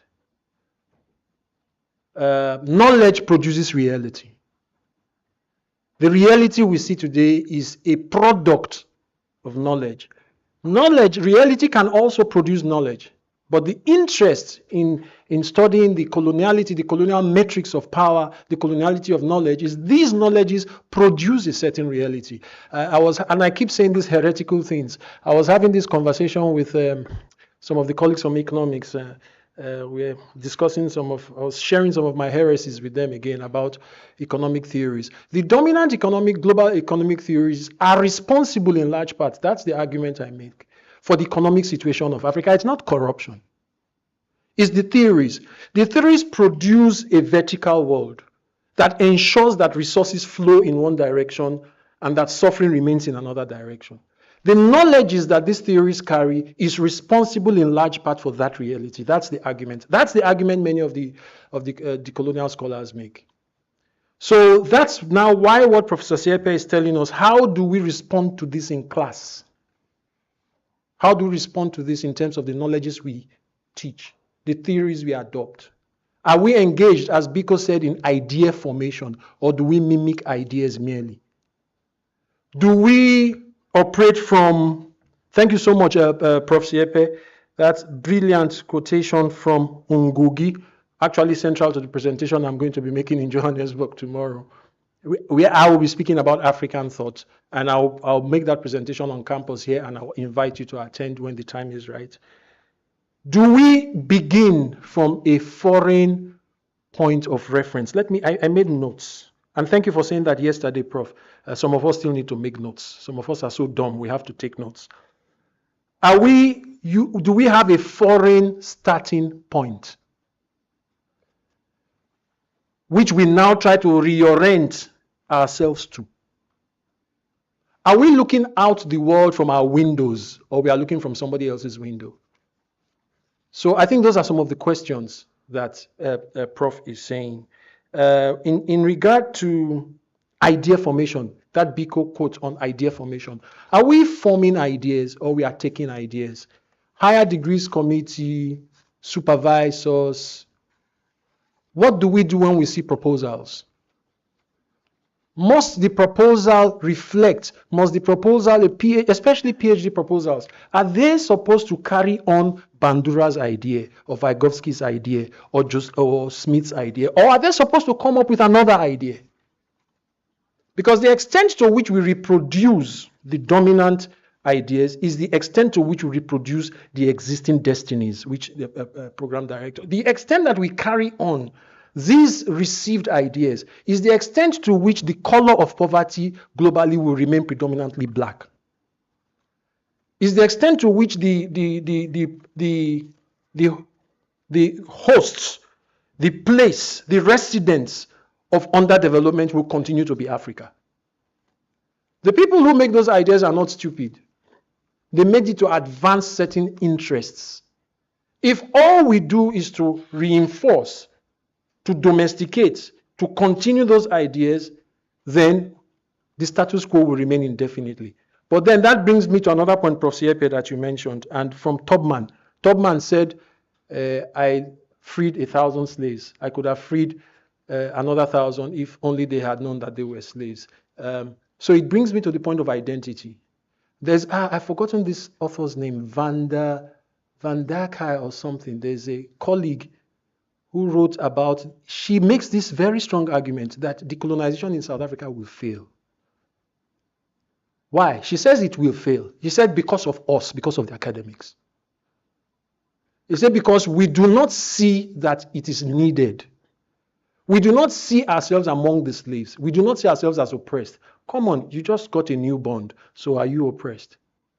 So it's a matter of identity. Where do we position ourselves as academics, as lecturers, as intellectuals? If you can still buy a new house, buy a new car, get promoted, get funding, do you associate yourself with the Black African masses or the oppressed masses that we are talking about? I think that's another question we need to ask. And it also relates to the race issue. If as a black person you find yourself privileged, should you be bothered about the black majorities? That's another matter that we'll consider. Anyway, it's time for us to throw in our questions. So many things that came from that presentation, Prof. Siepe. Very powerful presentation, very clear presentation. You made things up, you said things about grand narratives, master narratives. What are master narratives? How do we come up with master narratives? Then you said something very interesting. Say those who control ideas control the past. But the past is gone. Supposed to be gone. How do we control the past? I'm very interested in that because of my work in narratives. I'm very interested in narratives. We know that people can retell the past. The past actually can continue to change. Very interesting, but it's, I also believe, very, very correct. Then, of course, Hutunji. There's a work by Olufemi Taiwo, Prof. I'll share it with you. Before he turned what he turned. He has a very powerful article, a 1993 article, relates to what you have been saying about African modes of knowledge production. Builds on Walter Rodney's idea, 1972, how Europe underdeveloped Africa, and he actually makes it more granular. He goes to the nitty-gritty of how colonization disrupted and destroyed many local and indigenous forms of knowledge production, and how all of those needed to be redone in processes of decolonization. Very, very powerful. And then, of course, you had Hutunji also taking that forward and saying how our minds, I think Hutunji was actually borrowing a leaf from Ngugi, how the mind of the African intellectual, most of us, you economists, when you try to propose economic theories, most of you, your minds are in America. Your models, I'm sorry, it's an accusation I'm making, but please, you can kill me. If you kill me, I'll go to heaven.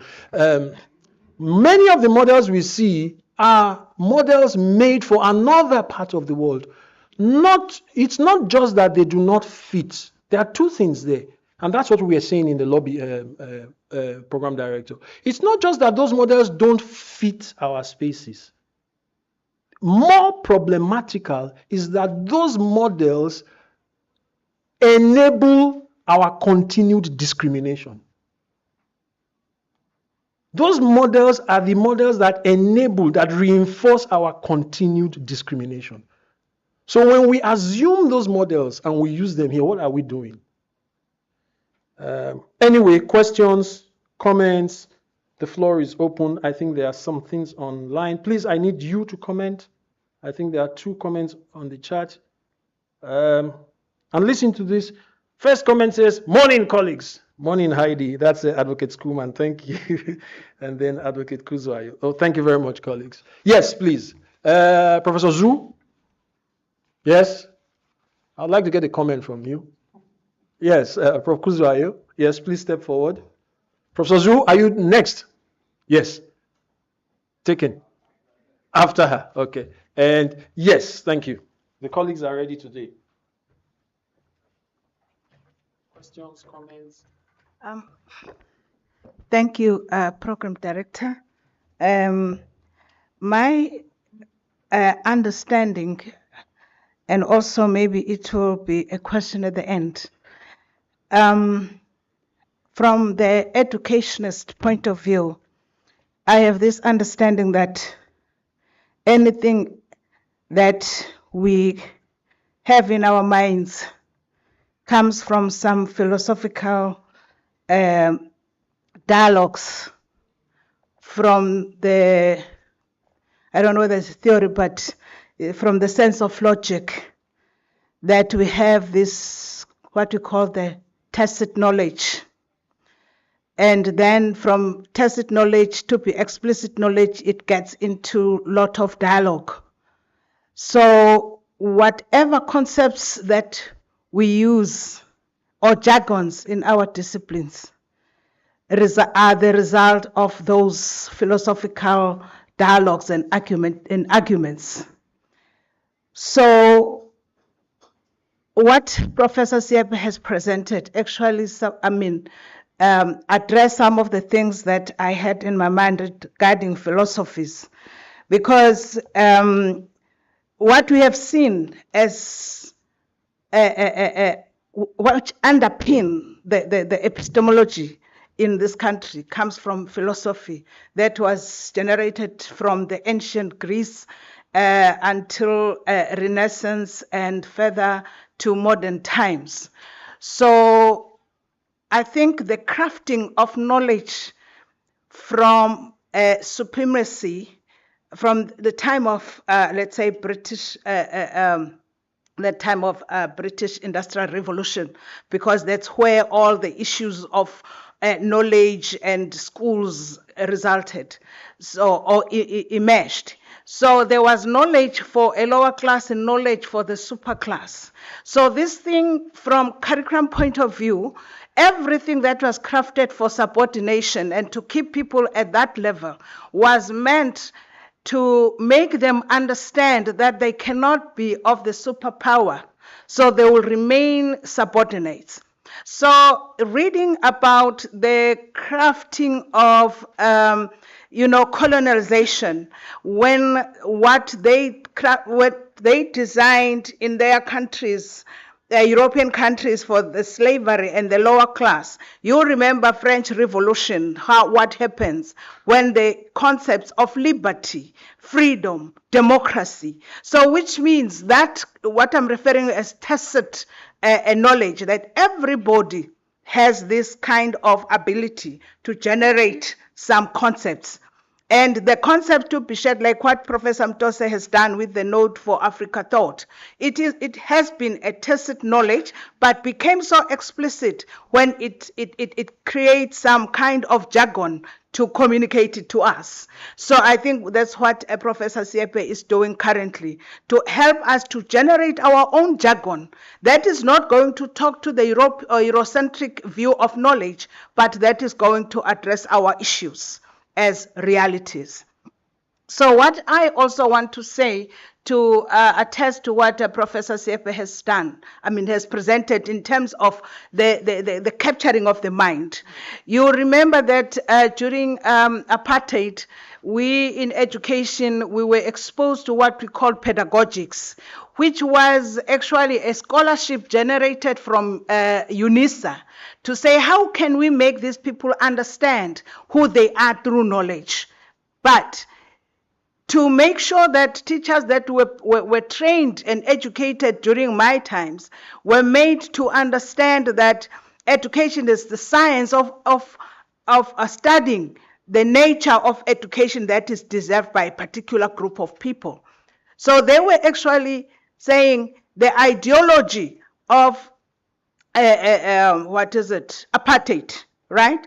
Separating schools, institutionalizing apartheid is underpinned by the philosophy which is actually generated into or developed into a science to say a black child cannot be taught in the same class as another child of another race, another culture. So we were meant to understand that through pedagogics. But I still stand this ground that as students, we had our way of interacting with that knowledge. And we're able to criticize at that point to say, how can it be when we have these theories of Skinner, of Pavlov, who claim that a child is a child and this is how learning takes place. But now if it's a black child, it will be taught in a different way. So the pedagogical content knowledge that we were educated and trained in were made to understand that children are different and their learning is different. But now, as Africans, we should not only criticize what was done to us, but is to crack the ground as to what is Ubuntu in terms of idealism. If Ubuntu and idealism speak the same, brings the same understanding about the philosophy of nature, so why don't we go there and see what it means for our education? Not to mimic what other people in the ancient times and modern times came with, but we should be cracking our ground to say, if Ubuntu has so much to say, even with economics, we talk about the philosophy of nature. We are the people of Africa. We believe in communalism. We don't believe in profit. When I help my fellow person, it does not mean that I'm creating economy through that person, but I'm helping that person for neighborhood, for brotherhood. Thank you so much. Yes. Colleagues, I think you're on fire this morning. I particularly like it, maybe because of my disciplinary background, when I begin to hear new words. Prof. Brown in the first, Prof. Siepe, I don't know if you remember, in the first workshop, he said, when last did you name something? So I'm learning new names now. So thank you for that word, destiny. Thank you for your new words, Prof. Kuzwayo. Crack the ground. You said, generate your own jargon. Then you said the capturing of the mind. I knew you were speaking about the cognitive empire, but I think you said it in very powerful ways that I can relate to, and I hope the other colleagues can relate to. I like in particular what you say, Prof, that we need to remember that the educational system started with clear statements, and Prof. Siepe always reminds us of a food statement. He also put it up yesterday, that we are making this kind of education for these people to keep them in this place. So that's why I find it very funny, and I found it when some colleagues behave as if all knowledge is neutral, all knowledge is genuine, all knowledge will help.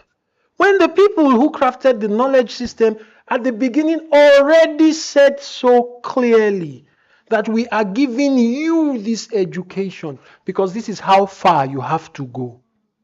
That we are telling you in no unclear terms that we have no interest in your going beyond this. So I like that. I think that's very powerful, Prof. Kuzwayo. I also like what you said about students were able, and I think that's what our students did beginning from Rhodes Must Fall. They were able also to critique the system. and they were able to engage. I think maybe that's one thing we also need to do, whether explicitly or implicitly, find our way ourselves and help our students to be able to practice insurgency, Prof. Moyo, in very coded ways. Sometimes it has to be coded, sometimes it may be very explicit, but I think that's what she was referring to practice insurgency in engaging with this knowledge. Thank you very much, Prof. Krizuayo. Please put your hands together once again for her. Prof. Zhu, the mic is yours. And yes, sorry, your name, sir? Innocent, and Professor Innocent will come after that. Don't worry, I am the promotions committee. If you are not yet professor, I have made you professor already. Don't worry.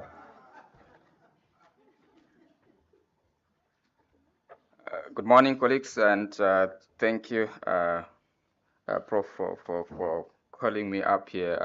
Unfortunately, since I didn't raise my hand, you pardoned me. I'll be very short.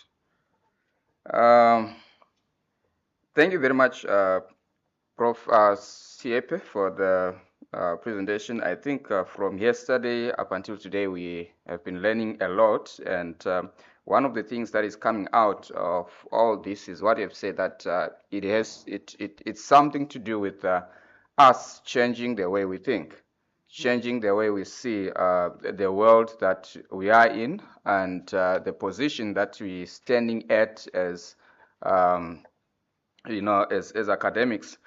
One of the things that stood out for me this morning is when you gave an example and you said the center is where you are. I began to think about the way we look at our work in general. Sometimes or most of the times, you want to see some people maybe as doing it better than what you are doing. We might see some institutions as at a better place to address some of the problems than how we can do it.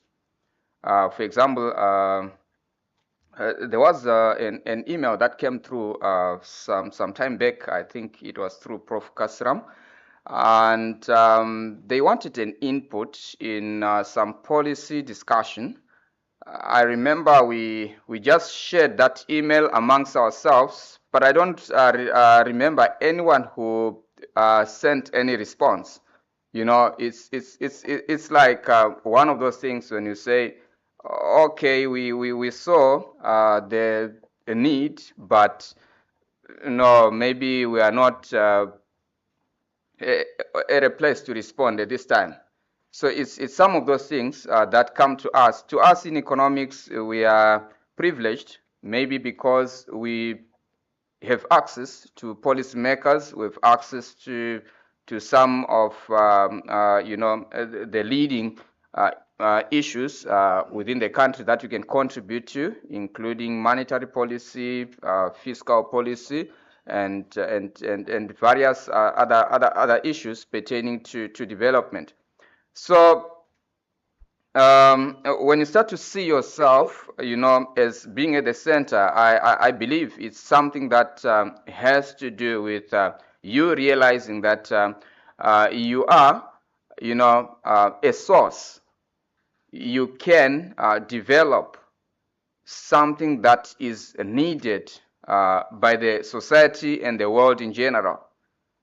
So I think that is a way that we need to start thinking about ourselves, that we are a source. We are not only recipients. We can generate knowledge. We can generate ideas. We can come up, with inventions. We can transform the world around us, not by using something that is far from us, but by using what we have. So it has to start somewhere within us. It has to start somewhere with us. So that is one of the issues that stood out for me this morning. Then there were issues around dislocation of Africans from their original knowledge, or from their places where they started. There is a need, I believe, that we address maybe from both our teaching and from our research side, to ensure that our teaching approaches, for example, they do not impact our students in such a way that students may end up feeling like, they do not belong, feeling like they are actually foreign to what they are learning. So I believe it is also a matter of us going back, whatever we are teaching, wherever we are leading research, going back to our students and somehow, address our teaching approaches, address the way we think about our students and the place that they take in this whole, teaching process. Who are your students to you? Are they just recipients of knowledge, or do you believe that they bring in, some previous background knowledge that they have? They could be even in the first year, but it doesn't mean that being in first year, they don't know anything. In fact, they could actually be rich in, cultural knowledge, for example. What have they learned, as they've been growing? So those are some of the issues that we might need to go back and look into. I also had to start thinking broadly, in terms of research, and also in terms of university institutions, things like university rankings, for example. Those issues should also maybe we should think around them in this context to say, okay, what does it mean if you compare a previously disadvantaged institution and at the same breath use the same metrics to measure a university that was privileged? So can you then say UniZulu is still very far? Yes, in comparison to UCT, for example. I don't think it's something that you can put on the same scale to say, okay, we're measuring this, because obviously one is already been advantaged for a long time and the other has to grow. So those are issues that you may also look at. Also look at how we so desire to be in international journals. I had a lot of highlights about that. How we desire to be, writing and publishing with international journals compared to our own journals, or starting our own journals, or putting papers, sometimes even in our own conferences that we are hosting. Sometimes we feel like, no, it's better I publish my paper with a conference that is being held outside somewhere, and than publishing with our own conference. But I want to say in that respect, for us, we've been actually doing much well with the Mbali conference, for example. Most of the colleagues have been publishing with our within our own faculty, which I think is a good development, because the confidence, that we have in our own things, I think it also gives even those that are outside, to have confidence in us and also to learn from us, than when we are not confident about our own things that we're doing. Thank you. Brilliant, absolutely brilliant. Prof. Zhu, I would just like to highlight what your intervention might help us problematize, especially when you, okay, but before I say that, there's something I've always wanted to say. In terms of institutional practices regarding the recognition of publications, I think UniZulu is doing very well. There are institutions where, for your incentives, for instance, I know of colleagues in institutions where your incentives would be lower if the journal you publish in is considered international. In my personal experience, that has not happened to me. The same amount that UniZulu puts in your cost center, whether your journal is based in Venda or based in Nairobi or based in Harvard, is the same amount. I think that is a very good practice, And please, we don't want somebody suggesting something else later. But I think we need to commend that. UniZulu does that. Then, don't you think, Professor Zhu, that we need to also problematize the concept of development? When we say growth, growing where? The teleological Rousseau idea of development, that we are all chasing those guys, where are we chasing them to? Because that is where some of the ranking comes from. On what basis is UCT a better university than UniZulu? This is a genuine question. I'm not posturing. I'm not doing this because we are here. It's a question I ask myself. I do not see an overarching basis, because the idea of better, the idea of good is highly qualitative, highly subjective. So we also need to, the idea of progress, the idea of growth, that ingrained European idea of progress, we need to question it, especially for those of us who are development economics. I'm very skeptical of the term development because it's very loaded. And even in public administration, the idea of democracy, the idea of good leader. Okay, we can indulge ourselves a bit. I look at the two guys who are going to be president, from whom America is going to get their next president. I don't want to be an American, please. I mean, look at the two guys who are front runners. Who are they better than in Africa? No, let's be a bit objective. Joe Biden, Donald Trump. Really? In 2024. And our public administrators and our political scientists forever has been telling us that that is the goal. That is the ideal that we must pursue. A country that continues to brutalize its minority. American jails are full of black people. American jails are monetized systems. There's something they call the public jail complex. I'm not saying that we don't have problems. I mean, all of this conversation is that we should face our problems and solve them. But I'm now asking us to problematize the way we compare ourselves. What are the bases? And I'm not saying we are better. I'm not making that suggestion, but I'm just saying we need to rethink our ideas of development, ideas of progress, and how we compare ourselves. But thank you very much, Professor Zhu. There are so many other things you said, and I am taking note. You also said something about we shouldn't alienate our students in terms of our pedagogical practices, in terms of content, but I think especially you were on pedagogical practices, but also in terms of language.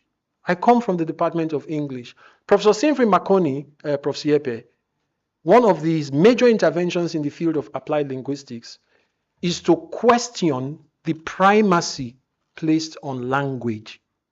He makes the argument that language is not a first order phenomenon, that communication is the first order phenomenon, that language is supposed to be treated as an instrument to facilitate communication. Unfortunately, in received knowledge, language is primal. And we are encouraged to forget communication in order to pay fidelity to lingual or linguistic forms. So we must also think about that in our pedagogies. Is it the jargon? Is the jargon everything? Is the language used, or is it our ability to communicate? But thank you very much, colleagues. We're not doing too well for time. Professor Innocent. There's a comment online. Thanks, Prof. Thanks, bro. There's several, I think. I'll read this chat. We always tend to so that's from Professor Vezi Magigaba. Thank you, Prof. Siepe, for sharing the most critical part of colonization. I think now we stand a good chance to participate in decolonizing the knowledge, as we do not want to mimic others. I am learning new information every day. Thank you for sharing your wisdom. Thank you for your wisdom to share and using practical examples in explaining colonization and decolonization. Thank you very much, Prof. Magigaba. And then this is from Professor Nkomo Yolanda. The colonization of the mind robs us of our dignity and identity and makes us toothless, rootless, and nameless, with no right to self-determination and self-confidence. Our main goal is to work towards decolonizing our mindset. Don't forget, Professor Nkomo, to also use the term the capture of the mind. But remember to cite it. It's Kuzwayo 2024. Yes. I think this is Dr. Ngokazi. Thank you, Professor Siepe, for the intriguing and edifying presentation. To change the current paradigm, that is the African degradation in the face of others, we as African people must first become true to what we claim and all perceive as our own identity, heritage, Ubuntu, and so on. As African people, we need to stand tall and be proud of what our being is, all about, without mirroring what other nations do in terms of their practices, ways of doing things, cultures, and traditions. Thank you so much, Dr. Ngokazi. Professor Innocent, Dr. Innocent, Ntate Innocent, you choose. Thank you. Thank you very much, Program Director, and also the facilitator of this session, and also to Prof. Siepe, who never ceases to actually amaze me every time when he delivers his speeches. Quite a few things that I wanted to actually touch on based on today's discussion. And as our facilitator have actually indicated, the issue of language. But I wanted us to actually throw it down to probably two elements. The environment in which we operate in, for instance, does it even allow us to actually enable decolonization? Let us look at the first example of what we normally deal with in graduation. Our students, when they graduate, the way they get excited, the way their parents respond, and the way they go about doing their businesses, which is regarded as cultural. Do we allow such? Do we enable that? Or do we look at that and say, that's barbaric, it shouldn't be happening, and we try to stop that? Two, in one of the most regarded as prestigious universities, every form of communication in terms of email or anything, you'd find it in English and Afrikaans. We still subject our students to English only. The very same cleaners in our institution who do not understand our language receive communication via emails written in English. Quite a number of tools that can be actually used and introduced in our LMSs to actually allow the interpretation or the translation of our languages into the language that is understood by people based on whatever African languages that they understand. That can also be used. There are certain models. ICT department can actually attest to that. When I read the conceptual framework that Prof. Moyo actually have written, I saw that there are some aspects of that, but that also missing in that. How do we introduce the linguistics models that enable our systems that we have in our institutions to actually enable the issue of language? The question that I wanted to also pose to Professor Siepe, and probably he can actually answer to this question at a later stage in the interest of time, is how do we deal with the colonization of curriculum in the space of globalization? Most people think of, in this case, we talk about globalization. And indeed, one can say it does have practices that still embed itself to colonization. How do we think of decolonizing while we're also looking at globalization? Practical examples of such, we have seen quite a number of instances where there are certain technologies that are being introduced that seeks to advance our society. The very same technologies that are being used can actually be used as a tool to actually keep on colonizing our people. For instance, the use of TikTok, it provides information to our people that keep them being oppressed and colonized. The question is, how do we get the information? What type of information do we get? How do we make use of that information that we get? Does it help us to generate our knowledge or to build us? Or does it keep on oppressing us? The question that I actually wanted to pose is, while we're still into that, do we look into censorship as part of actually helping our society to be decolonized? Like in other countries, Singapore, Burma, Vietnam, censorship in terms of internet. Surely Prof. Moy would attest to that. Do we look into that as part of the examples that we can look into as a way of trying to actually protect our culture, our identity as Africans, so that we do not expose our young ones into information that can later, at a later stage, harm them and stuff like that? Thank you very much. I think that was all based on that. Other things I'll actually engage during lunch if that's needed. Wow, wow, wow, wow, wow, wow. Wow, wow, colleagues. I would clap harder for that. That's really, really, really, really brilliant.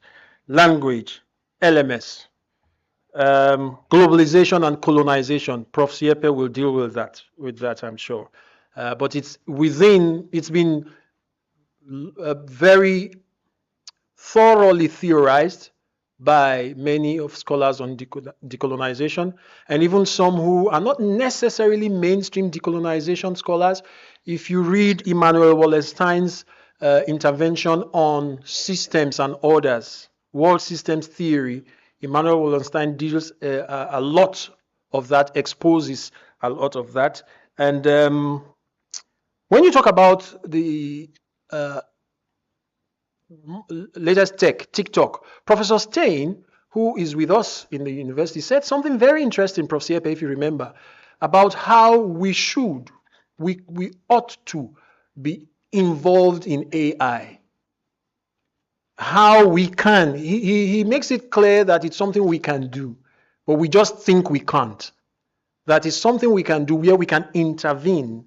Because as you said very clearly, these technologies can be used for negative purposes, right? Even worse, they are, if you follow the recent global geopolitical issues, you see that everything is a weapon in the hands of the colonial masters. Every single thing. Sports is weaponized. The banking system is weaponized. Diplomacy is like war. It's like there's no diplomacy in the world anymore because everything is missiles.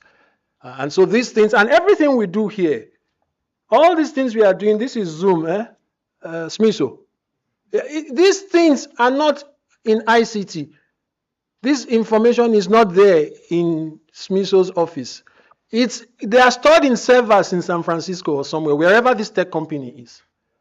And if Zoom decides to not cooperate with us, we'll be in big trouble. Now imagine the trouble universities all over the world, especially us, would be in if Zoom decides that, these 2 weeks, our guy in charge is going to go on break, or MS Teams, or Outlook. So you are very right. But the calls are also for innovation. As Prof. Zhu said, we must see ourselves as a source. And think of the cost. I don't know. Maybe Prof. Jack might help us. You may know, and the dean. What does the university spend on this? It's lots of money. Even subscriptions for journals. It's huge sums of money. Going where? Going that side, going up north. Those resources do not remain here. We paid the money. They don't circulate in our economy so that we can use them. They go elsewhere. So those are brilliant points that you have made. And thank you very much. The environment of graduation, please pardon me to make a comment on this. One of the reasons I absolutely love UniZulu is that thing. Every first year batch I get, in our first lectures, I tell them they won't let you into graduation, but go and hang around. Because they get inspiration. I tell them, go and hang around BZ and dream of what you want your go-go to be doing 4 years later. And when I sit in that BZ, I watch out for those go-go's. And I have to say this proudly, our Vice Chancellor comes down to dance with her students. She's not one of those. She actually told one of my graduates the other day and said, why are you not dancing? You're not dancing enough. Come on, dance. I absolutely love it when I see this in our universities, and I hope it's a tradition that we will preserve. I hope it's a tradition. And I got really scandalized when I saw videos of a university somewhere and the Vice Chancellor saying, this place is not a circus. This is not that. No, I found that very, very, very diminishing. Now we'll take the comments online. I think I'll have to, I forget that I'm not program director today. This is why term limits are important. Because then you forget. This is from Masejo. Thank you, Prof. Siepe, for an informative session. as Africans, we should mark our territory. So it is so fortunate that our university has a policy that allows us to explain concepts in isiZulu. There is strong need to rewrite our history of the African continent, thinking and experience of an African, encourage the citing of African scholars who have been historically underrepresented. I think that's what they wanted to say. Encourage the series of dialogue among students. Prof. Kuzwayo and others brought up the issue of students yesterday. Encourage freedom of writing, write about our lives, about Africa, about being an African and attitudes. Thank you. Let me see if there's another. But I think there were hands as well. There was Zanele. Yes, Zanele had. This is from Likle Maseko. Have I taken the current? I think I'm missing to read this. Let me quickly do this. Then we'll take those hands. Okay. I don't know why I'm not seeing them here. Nene, let's. I think it's Zanele that went first. Zanele, you have the microphone, and after that we can take Nene, and that will bring us to the end of this session because we've run out of time. But Zanele, please go for it. Okay, thank you, Program Director. Mine is just a contribution coming from a library point of view, because I feel that I think that the library has an important role to play by creating awareness of some of the initiatives that have been taken by African scholars, to showcase their research, which in most instances has fallen through the cracks and has not found itself disseminated through your mainstream channels like your journals and whatever else. So for example, a case in point is in 2018, Nature published an article where they were announcing the establishment of the first African preprint service, whose role is to improve the visibility of African science and to increase the discoverability of African research. So I'm saying in a nutshell that as a library, maybe it's time to promote some of these knowledge resources so that, we can support the cause. Thank you. Absolutely. I would clap for that, colleagues. I would actually clap for that. That is a sore point. When they say Africa produces less than 1% or whatever percent they say of global research, what they mean is what is in, and she's put it correctly, mainstream channels. Is it not possible as part of our globalization, I'm asking this question, for us to give validity to other forms of dissemination? Is it not possible? What about even oral forms of dissemination? Scholars of orality will tell you that literacy is over exaggerated. People rely so much on the written word when there is so much evidence that the written word has been used to mislead, to lie, to malign, and to misrepresent. There is no empirical evidence that the written word is more reliable in terms of validity than the oral word. Why don't we consider other forms of dissemination of research? But thank you very much coming from the library. And our final comment for this session would be from Zanele, I guess. Or was that Zanele? Nene. Now it's from Nene. Please go for it. Thank you, Program Director. My name is Shelton Nene, and thank you so much from Prof. Siepe and other discussion from yesterday and today for thought-provoking presentation. Yesterday, I came with an understanding that the concept of decolonization is merely about us as African redeeming ourselves, as African history is believed to non-exist before the dominance of the European countries. And thanks for the more detailed and breaking down of the concept of decolonization. What caught my attention today is the issue of ensuring that the way of living, the way of African living, how can it take space in our educational system? Like European countries has always been doing that. They have a traditional and so-called modern university system, which in which modern system focus on just preparing students to be ready for work, whereas traditional one also mold their way of thinking and instill the traditions of the European traditions and that can also shape their way of viewing the world. And how can we as African universities also make sure that African way of living takes place in our educational system?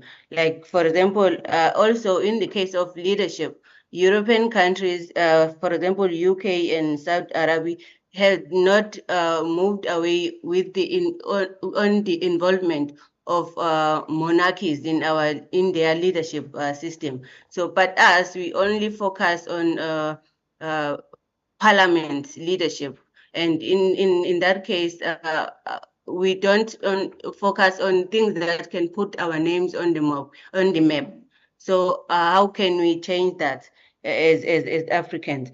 Because maybe as scholars, we can also invest on doing research on the significance of involving traditional leaders in making sure that the development in our communities or economies run smoothly as scholars, because we always contribute indirectly through improving or contributing to the body of knowledge.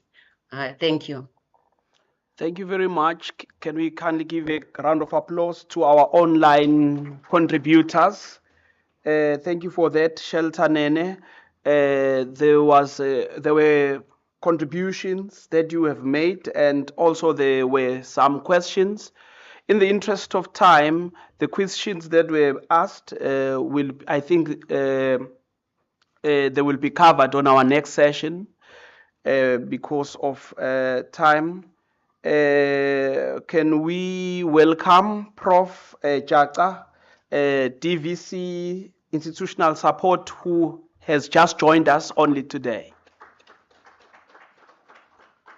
Okay, our tea time has lapsed. Can we kindly be back at 5 past or 10 past so that we're able to make up for the time that's lost? Thank you.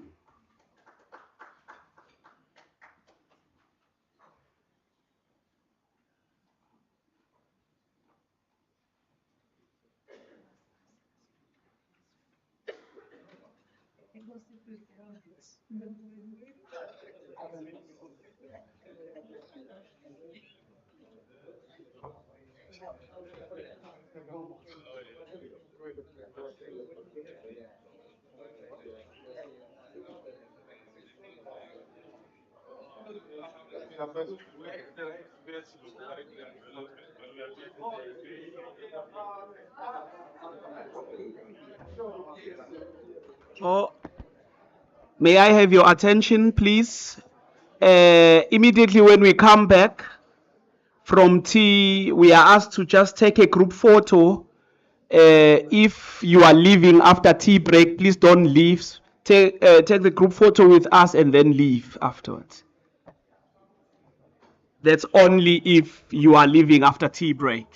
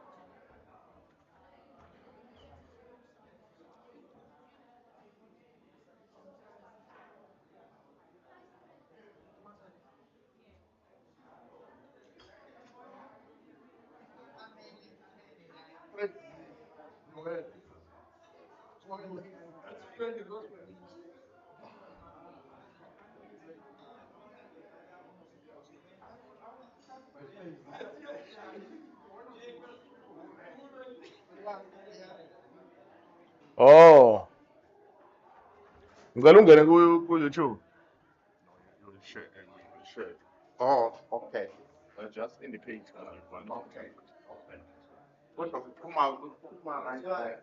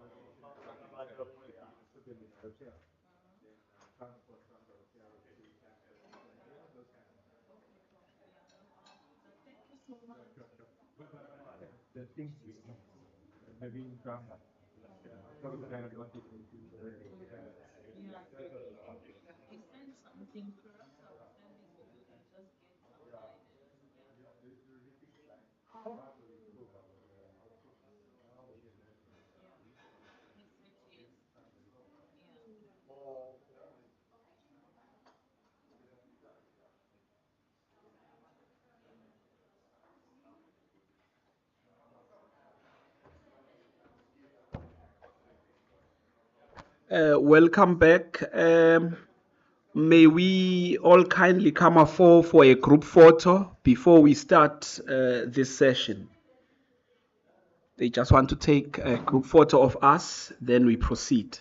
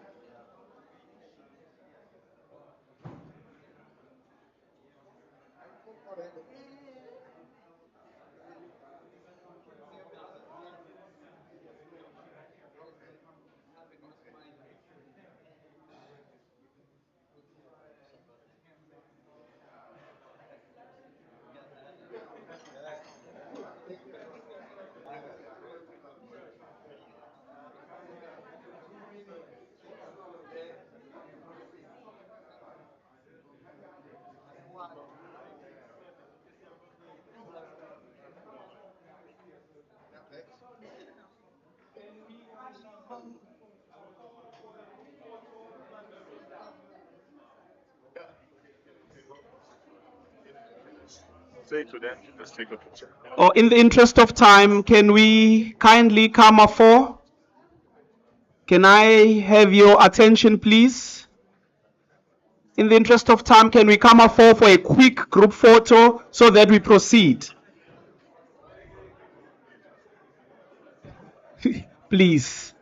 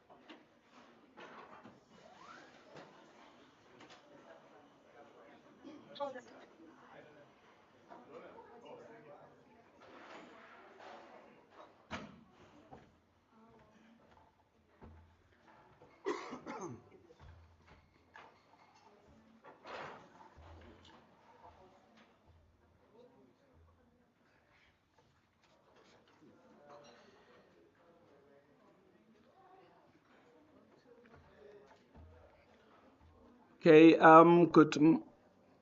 good morning once again. We are back on our second session of the program where we do the roundtable reflections. There will be a slight change on our program. Our program says that Professor Moyo will start and then Professor Brown will follow. Then lastly, we'll have Professor Aya. Due to the fact that Professor Aya only joined us today and yesterday we had Prof. Moyo and Prof. Brown. So I'm changing that item a little bit. Prof. Aya will start and then Prof. Moyo will follow, and lastly would have Professor Brown. I hope that's okay with everyone online and physically here, and I hope it makes sense. Before any further waste of time, because you are already behind time, can we give a round of applause to Professor Aya as he ascends to give his reflection.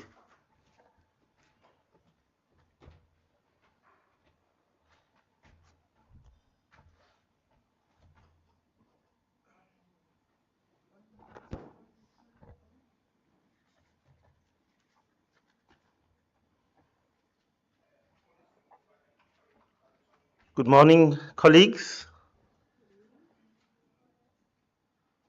As you can see, I think yesterday Prof. Siepe mentioned the taking of notes, and you can see I also belong to the old school because I have a lot of notes that I'm going to use and a lot of points that have been recorded. And I have listened to the speakers over the last 2 days, including today, and have come up with and they have come up with some very interesting points. Prof. Siepe has mentioned quite a few in terms of his speech today and yesterday. And I have highlighted some of them.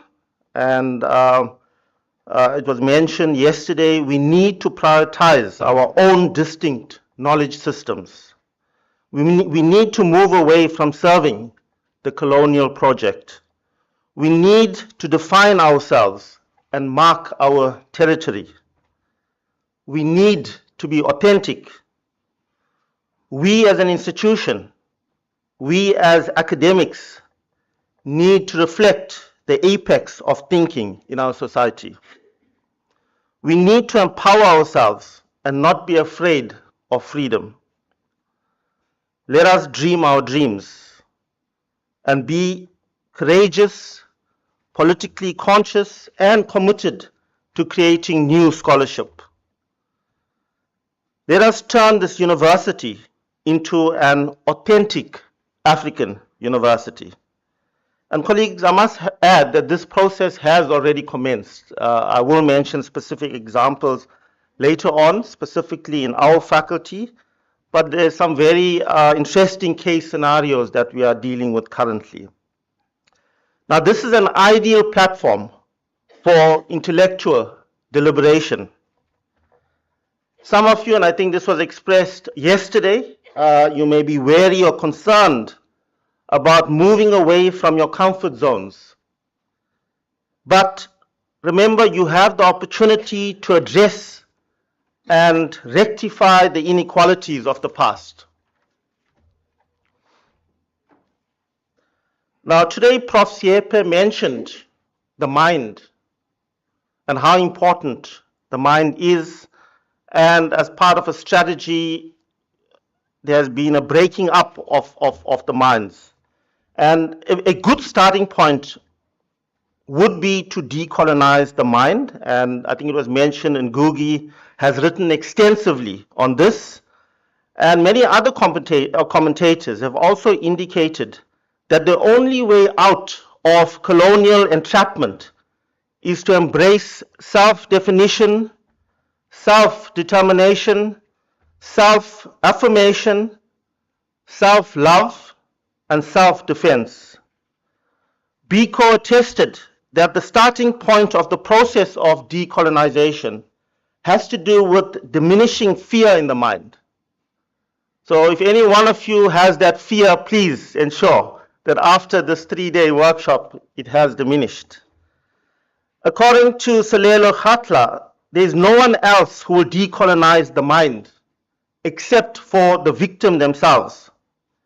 So I think what has emerged from the speakers, especially Prof. Siepe, is don't undervalue yourself, your past, your history. There's nothing wrong with admiring other cultures and values, but embrace your own as authentic and universal. Never feel inferior. And I think that's important in order to embrace change. Ngugi also spoke about rediscovering the real language of humankind. That is the language of struggle, which is important in understanding our history, our language, and our being. So let us instill that in our students. Let's reinforce the idea that they are important. Their view is valued. They are not inferior to anyone. And that would be a good starting point.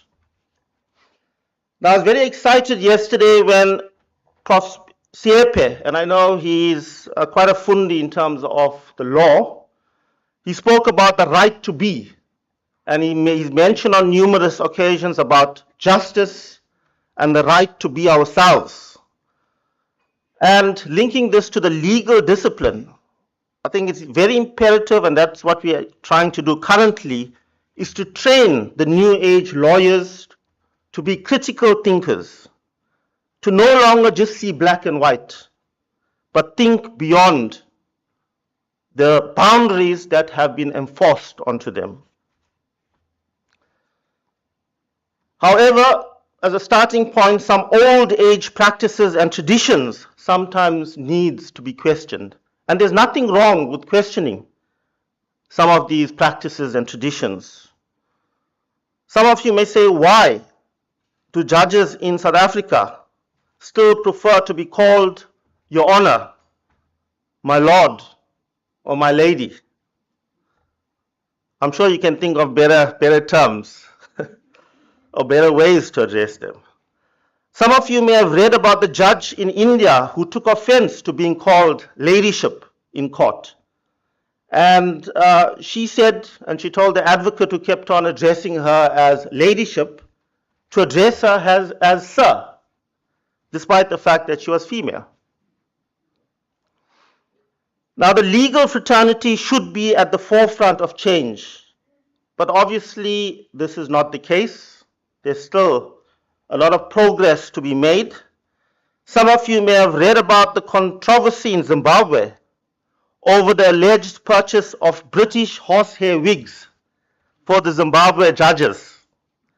And there was a huge uproar over government financial mismanagement and failure to provide adequate legal services for the regular citizens. The bigger uproar was about the European influence over former African colonies. Unfortunately, the Zimbabweans were paying Britain for the wigs and fueling a legal system rooted in the colonial era. Now, some of you may say there's not a lot of good that has come out of our recent judgments from our courts, including the highest court, but there are some good judgments. And there was one judgment from the Constitutional Court that came out years back. That was a case of Pillay versus Minister of Education. And yesterday, I think we touched on equality and cultural diversity. And this was a landmark case that underlined the principle that everybody counts. The judge declared that whoever we are, whether we're rich or poor, exalted or disgraced, we all belong to the same democratic South Africa. And in this case, the learner wore a nose stud to, I believe it was a Durban Girls High School, because she was from a Hindu family and claimed it was part of a cultural and religion tradition. The school argued that it was a voluntary cultural practice, and if she was allowed to continue to wear the nose stud, it would open the floodgates for other learners to wear cultural adornments. However, the learner and parents did not want the cultural arrogance to prevail, so the matter ended up in the Constitutional Court. Now, an important aspect of this case was the court's understanding of the role of culture in society and the ways in which minority cultural groups are marginalized and discriminated against, and the way in which the privileged have a tendency to enforce their own views on other cultures. Justice Langa pointed out that the code of conduct, that is the school's code of conduct, enforced mainstream and historically privileged practices and excluded marginalized practices. It was found that the school's code of conduct did not respect diversity and minority beliefs and practices. In fact, the judge mentioned on the point of the school being afraid to allow learners to express their beliefs and cultures. The more learners feel free to express their religions and cultures in the school, the closer we will come to the society envisaged in the Constitution. And I quote, "The display of religion and culture in public is not a parade of horribles, but a pageant of diversity which will enrich our schools and in turn our country." Now, this was a landmark case because it places a heavy burden on institutions to accommodate those who do not form part of the majority. It gives a voice to those who were previously disadvantaged and oppressed.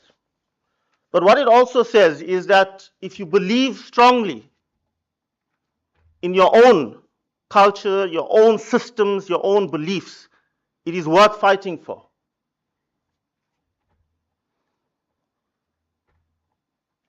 Now, as I said, some of you raised concerns about where do we start with this wind of change. And as I said, some of you may have not realized that we've already started. changing the study guide, incorporating terms to make it easier for our students to understand. In the classroom, embracing different knowledge sources, which is key. Embracing different ideas and viewpoints, which is key.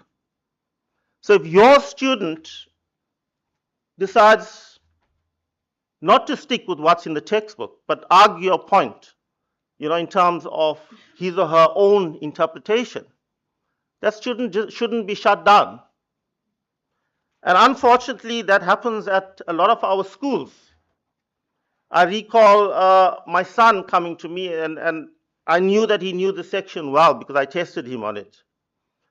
And when he brought back his test results, he said, no, the teacher gave him 0 because he didn't write it the way it was written in the textbook. And I actually wanted to go to the school and take it up, but unfortunately my wife is a teacher at that school. So she promised to take it up, but I don't think she did. But it's quite funny because he also came to me with his literature, and I recall that he was still doing the same Shakespeare that I did, I think, 25 years ago. And we spoke about that yesterday. So I think there's a lot of learning and understanding that needs to take place. In the classroom, it's important that we link local context to solving problems and examples. Now, some of you may say there's not enough African authority to cite. What stops you from being the authority in that subject area? We are academics, we are thinkers. We are known for our minds. So nothing stops us from becoming the authority in that area. If you look at the opportunities to publish in the Scholarship of Teaching and Learning and various journals, there's an opportunity to choose topics that challenge the norm. And we have done that recently in law. One of my students who's here and is also a colleague in the law department, we decided to choose a controversial topic, which is decolonizing the reasonable person test, which was part of her doctoral study. Now, those of you who don't know the law, this is a reasonable person test, which is an objective test applied by the courts when they're judging the conduct of the accused against a hypothetical reasonable person. So usually in negligent cases, the judge will ask, did this person act like a reasonable person would have? And we question the fact, who is a reasonable person? Right? Our courts have adopted a Eurocentric approach, right? But not taken into account certain subjective factors that are crucial, especially in our country. So in terms of the test, someone from Africa with superstition, with beliefs, which may have influenced their conduct, why is that not taken into account? Now let me tell you, one of the examiners was a judge. So the judge had a lot to say, but in terms of these types of topics, we are challenging, past practices, past way of thinkings. And, there were also a lot of positive comments in terms of coming from the examiners. Also, in terms of what we're planning a law webinar on safeguarding indigenous knowledge. And I think that is crucial because if you look at some of our ideas, some of our ideas, I don't want to use the word stolen, but find their way to other countries, and the originators of those ideas, especially if you look at some of the communities and so on, they're not acknowledged, they're not recognized, they don't know about patents. If you go to the pharmacies, you'll see a lot of medication, that comes from natural resources like roots and so on. And where are those coming from? Those are coming from the communities. But you don't see that being acknowledged or recognized. So I think this would be a crucial webinar and a good topic to discuss in the legal area. Now, as I said, I've made a lot of notes, and Prof. Siepe mentioned a lot of important aspects today. We need to shift the way we think. So those of us that haven't, I think it's very important to start shifting the way we think. Maturity comes from engagement. I think Prof. Siepe mentioned that, and this is the purpose of this workshop, where we're actively engaging, you know, in this important topic. The mind has been controlled in the past, so it's very important to free the mind.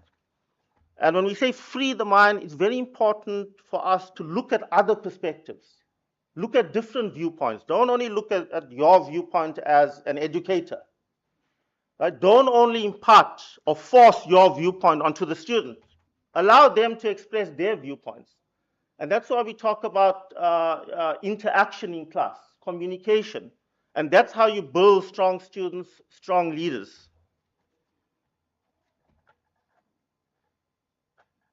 Mimic is not scholarship.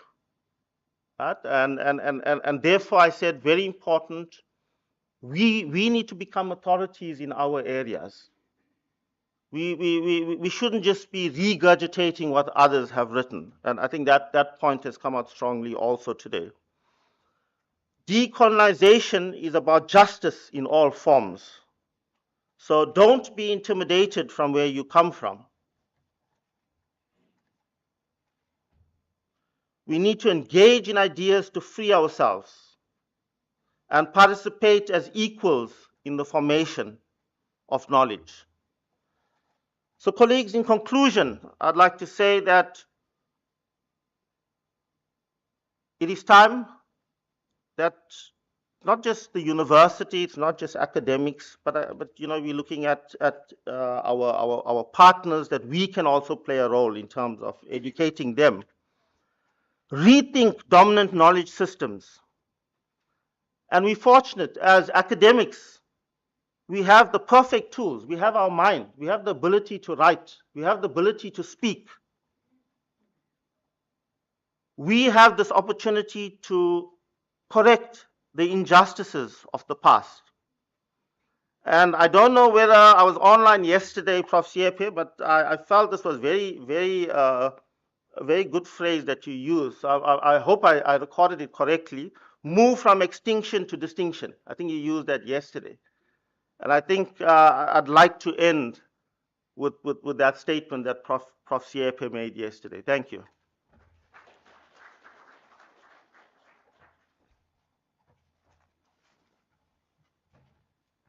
Another round of applause to Prof. Aya for that very insightful presentation on decolonization. He says in the Faculty of Commerce, we have started, and I started thinking back, what am I doing that is decolonizing? And then it came into my mind. Sometimes when you do things, you don't realize that you are actually decolonizing. The fact that in the Faculty of Commerce, we are very much involved in student entrepreneurship is part of decolonization, because now we are freeing the minds of our students.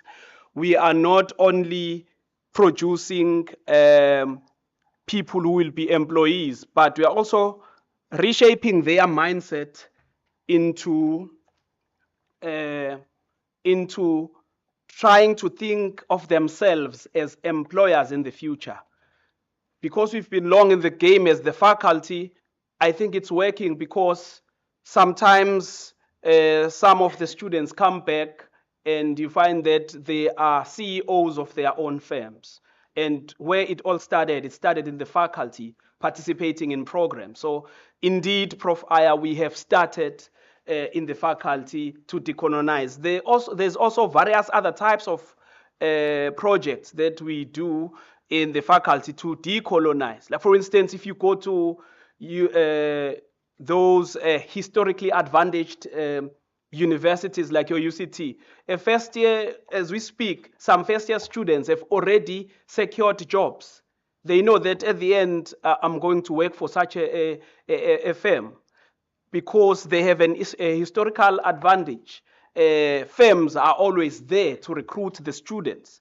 But when it comes to our historically disadvantaged institutions, they don't look at us. So as one of the long-standing initiatives since 2008, each year, especially in the Department of Economics, during June, would go for a week to Gauteng, to some parastatals and private companies that are potential employers to our students and introduce our students there.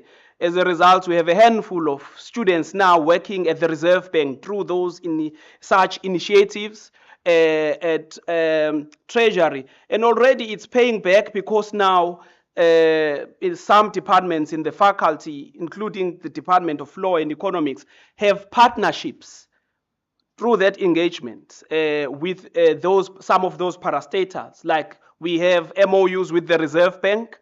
They come every year to recruit our students. We have an MOU with Competition Commission. It recruits students from law and from economics. So indeed, we have started this various other programs. So also Prof. Aya touched on the fact that we need to be authentic. We need not to be reproducing what has been produced elsewhere. There was some other year when I was doing my honors back in 2007, and I was in class doing some econometrics equations with Professor Kesra. And there are some things that we couldn't understand. And he would say, do you know this content was taught in the US in 1992? I'm not even supposed to be teaching this, and yet you are not understanding. So we've come a long way, but today we are producing one of the best economists in our faculty. So without any further waste of time, I would like to invite Professor Moyo to give his talk. May we welcome him with a round of applause.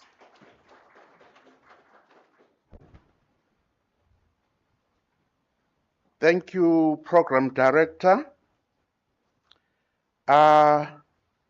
Yes, I'm going to give you some remarks, and okay. Will the rocket take off? Remember you? Okay.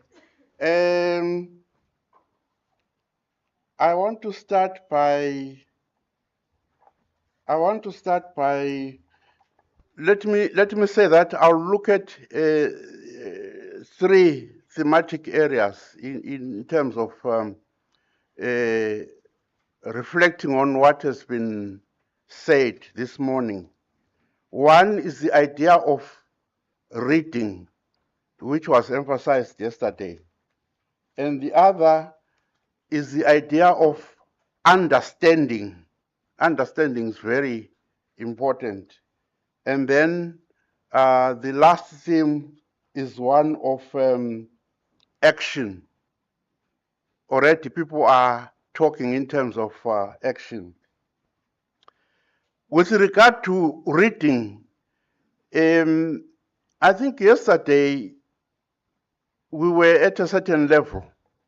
People were talking about, they seemed to comment as if they wanted to be taught something, to be taught about decolonization, decoloniality.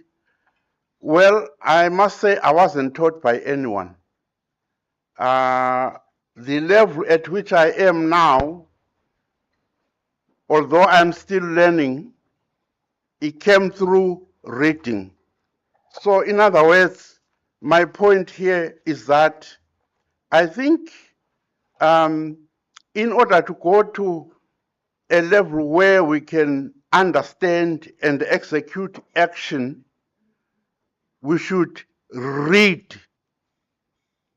I used to be taught by a professor who said, you read for a degree. You read. So reading, I would like to emphasize that. Talking of reading, I was impressed this morning.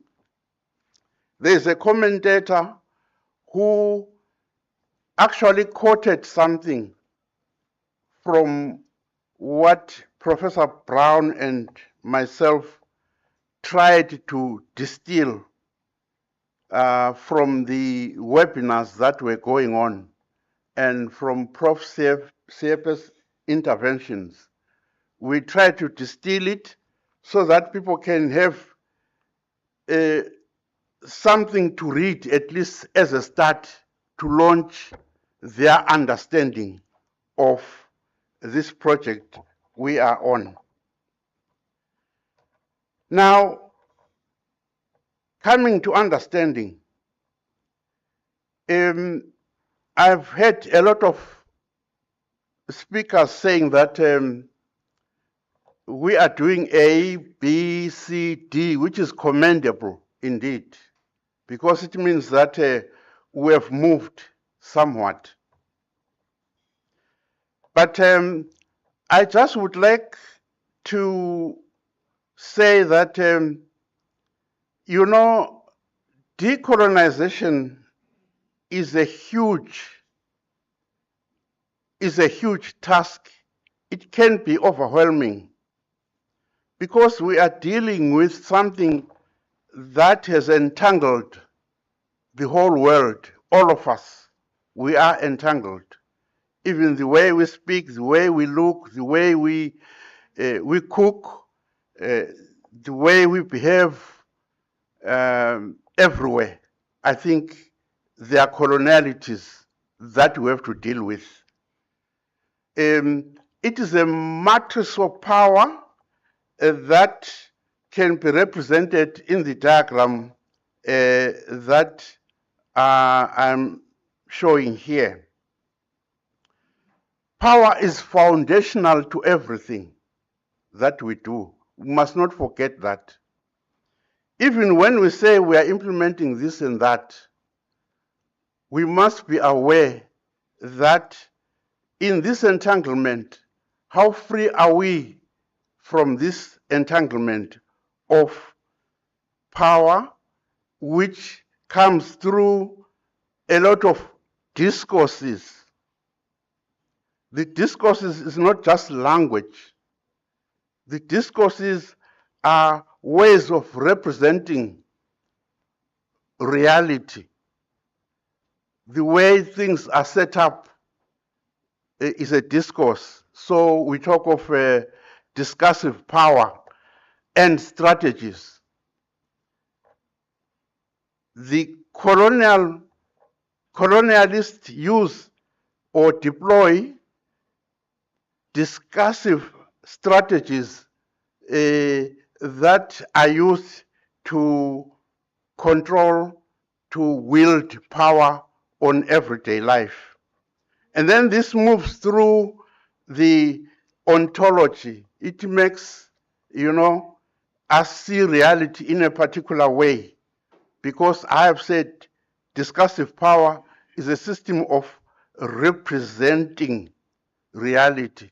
So it actually makes us see reality in a particular way. And that reality, as we see it, is truth in our minds. And then it works its way to the coloniality of being. What kind of a person am I? We've touched on these things to say that if something is not authenticated, it was talked about this morning. If you have not published, Prof. Siepe talked about it, not published in a journal in Europe or America, he even used Zimbabwe, then you are not, you are not a scholar. It's an example of the coloniality of being. To say that I want to be more like the colonizer. The Francophone Africans at one point used to say, we are more French than the French. They used to be proud of that, to say, we are more French than the French. I once worked at a UNESCO environment, and there was a cultural day where people were asked to wear their cultural attires. And people from one Francophone country, they said, well, our culture is a tie and a suit. That gives an example of the way they look at themselves as a people. Because of that coloniality, their reality changes, and they see the true reality from the eyes of the colonizer. You can say the mind is colonized, but this is part of it. Then that works its way towards the coloniality of knowledge, what you teach. You remember the discourses that you use, what you teach, how you teach it, what do you privilege, which I'm going to talk about a little later. What do you privilege in your own subject area? And by the way, yesterday we spoke about disciplines and said that, well, knowledge, the colonial powers packaged knowledge into what is called disciplines. But knowledge is an ecology, it comes from action, from interaction with the material world. But our interaction with the material world has been distorted through the coloniality of power and the coloniality of being. And therefore, it creeps into what we teach and what we call knowledge, and hence the epistemology. So that's the background there of saying we are entangled in these colonialities. How do we get out of this? Really what we are talking about here is the issue of agency and the structure. I know some people want to break it down and say there's a structure, there's institution, there's an individual, but it boils down to structure, the society you are born into, in terms of culture, in terms of language, in terms of ways of doing things. It's a structure. The structure was there before you were born. You were born into it. The institution, the university, is a structure. You came into UniZulu, it was there before you came into it. The Department of Higher Education and Training is a structure. Government is a structure. So as we grapple with trying to change or to decolonize, we are actually grappling with structure. How do we identify structural enablers that will allow us to leverage them into our advantage? Some scholars have talked about, this is where I come to understanding, to say it is very important to understand that for you know, all we are talking about really boils down to that, to agency and structure.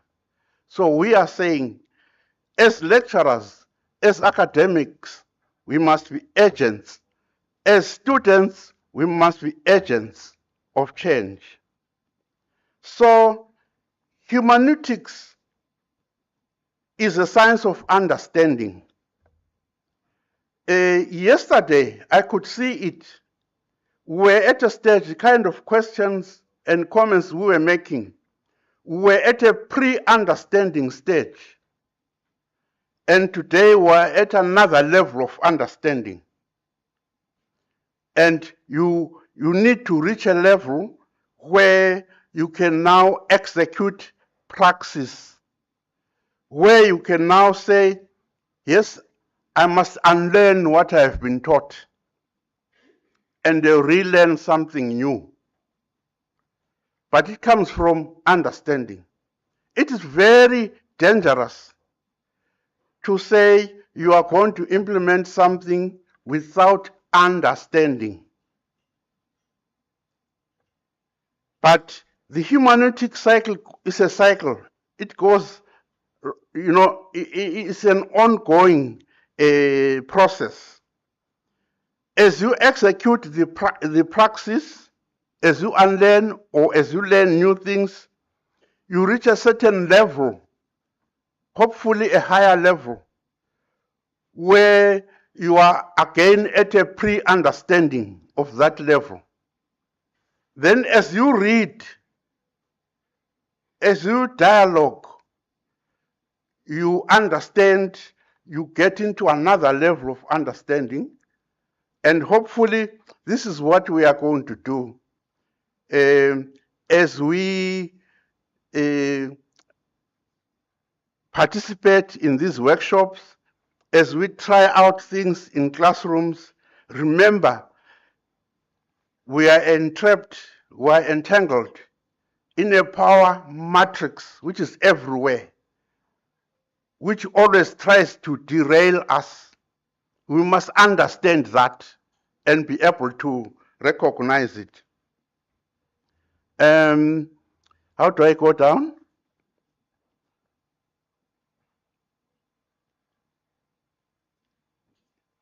I want to go down. To click first. Yeah, okay. Yeah. And then once you understand through that hermeneutic cycle process, which I've explained, you acquire a certain level of consciousness.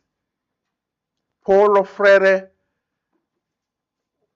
talks about a conscientizing education. So in a way, this is part of conscientization. But you will have gone through that process. So, just like the hermeneutic cycle, we have the decolonial waves of consciousness. It's like a wave, right? Sometimes you're at a higher level, a lower level, and so forth. Today we're at a different, hopefully, a different level of consciousness. Why is decolonial consciousness important? That consciousness is important so that you can recognize the colonialities in a particular subject area. The consciousness helps you to recognize that, oh, if I teach this way, I am actually reproducing the coloniality. So that decolonial consciousness, I think, is part of what we are trying to do here. Karl Marx spoke of class struggle. A class in itself is a class that does not have that consciousness. It is a class, is a working class, but it has no consciousness to disentangle itself or to exercise agency. So the Marxist theory says you must move from class in itself to a class for itself. Now that means that you can then now begin to wage a struggle that will help you to liberate, to free yourself, to disentangle. Now, in terms of our work, the action now, but you need to go through that. I strongly believe that you just don't jump into action. That activism can be dangerous. You need the theory. You can't jump, you really need that engagement, that understanding. You need to go through that hermeneutic cycle where you go through different levels of understanding, you develop certain levels of consciousness until you can execute and execute better. Now, in terms of this book, what Prof. Brown and I were trying to do is to say, okay, let's move along with our colleagues and try to tease out an understanding of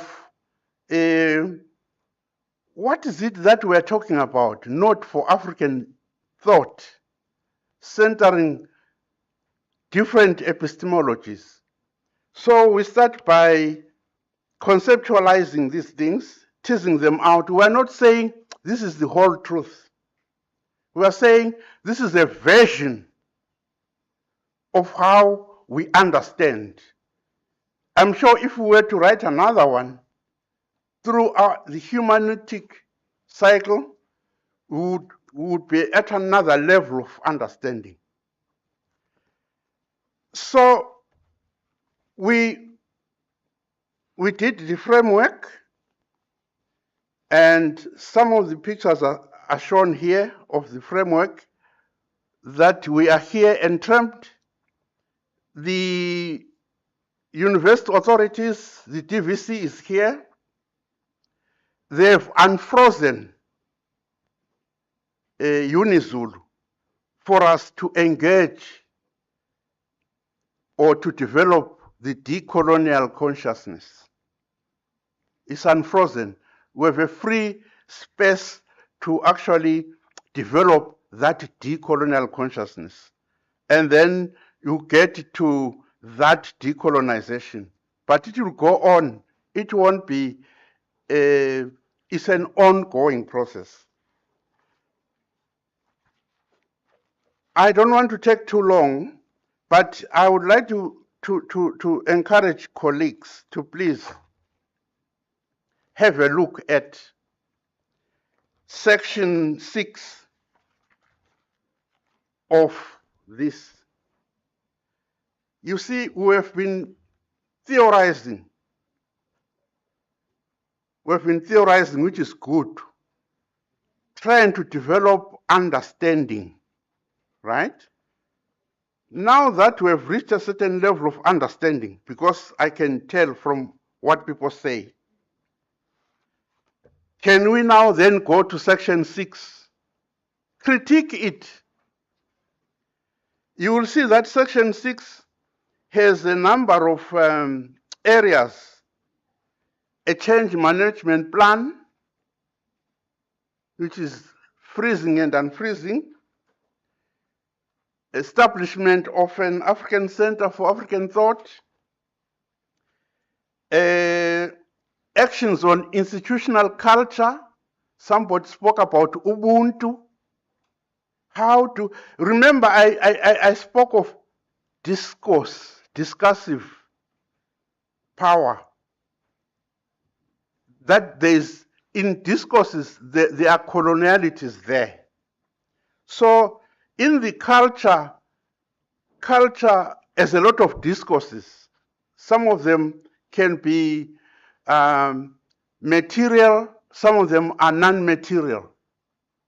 When we talk of culture, what kind of culture at UniZulu are we going to have? The institutional culture. It's up to us to build a decolonial conscious institutional culture so that it will guide the way we act. The training, trying to develop understanding, this is why we're here, and the good prof always encourages us here and provokes us. Research and innovation, someone spoke of, should we always be quoting Bandura? And then the curriculum and pedagogy. That's where I ask you to look at page 29, just to be short. An insurgent curriculum,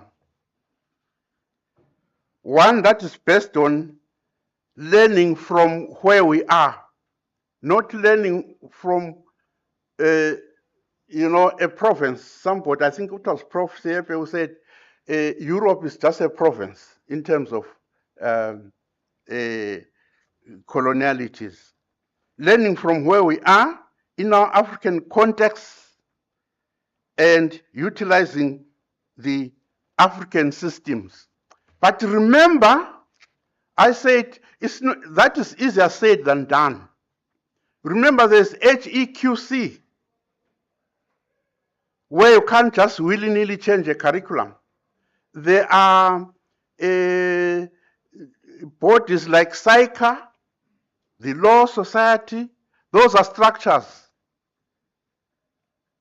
We must begin to think about how do we engage, how do we exercise agency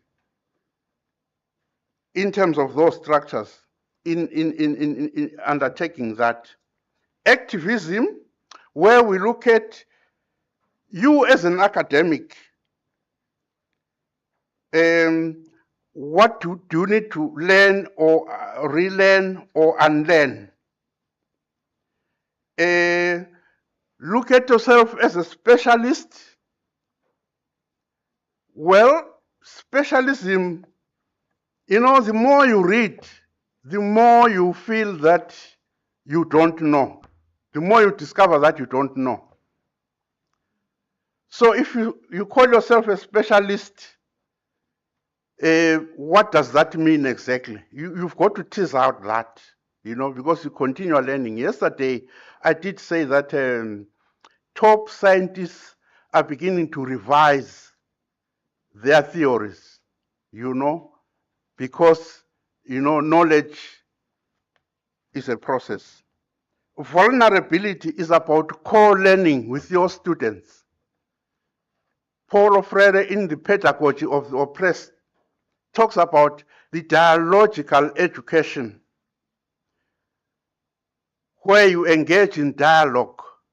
He makes a distinction between what is called a banking concept of knowledge, where a lecturer or teacher assumes that the learners are empty slates, they don't know anything. I'm going to pour knowledge into them, into their hands. That's not liberating. The liberating knowledge is where you recognize that they come with certain knowledges and you engage in a dialogue with them.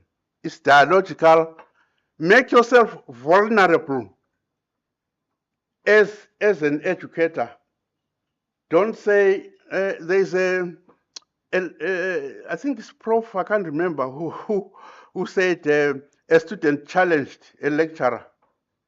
But that's healthy, You must be mutually vulnerable in a situation of teaching and learning.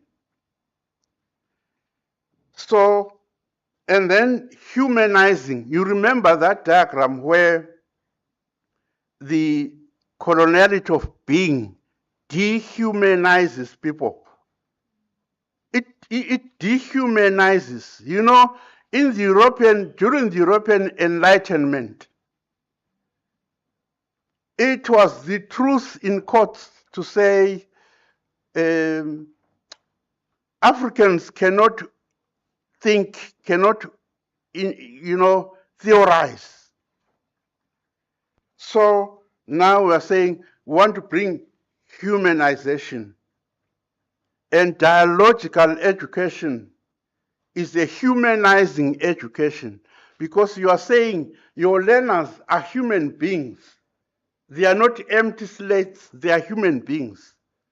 So you disrupt that hierarchy of saying, I know better. There's a lot that students can contribute to the curriculum. Then lastly, there was a concern that maybe we're not saying much about students. Well, we slotted in on page 31 about students, about the formation of personhood. A lecturer with a decolonial consciousness will recognize the colonialities and actually give space for the building of person formation, personhood, mutual recognition, social inclusion, and then of course allow students to make epistemic contribution. It is in line with the Freire's dialogical education.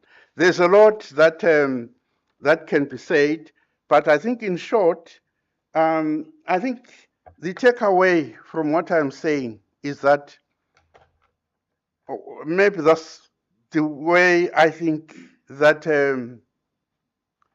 you need a framework that will build in whatever you do.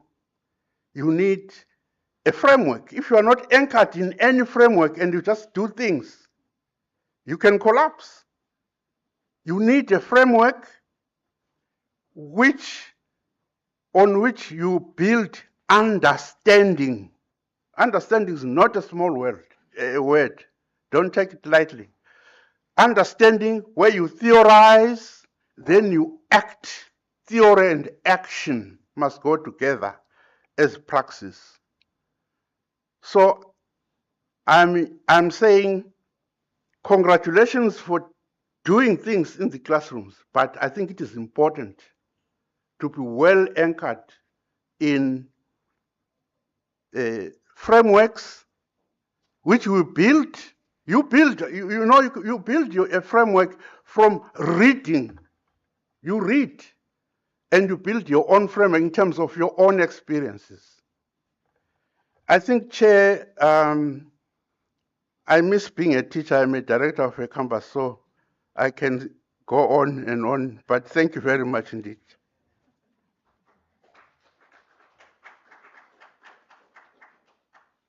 Another round of applause for Professor Moyo.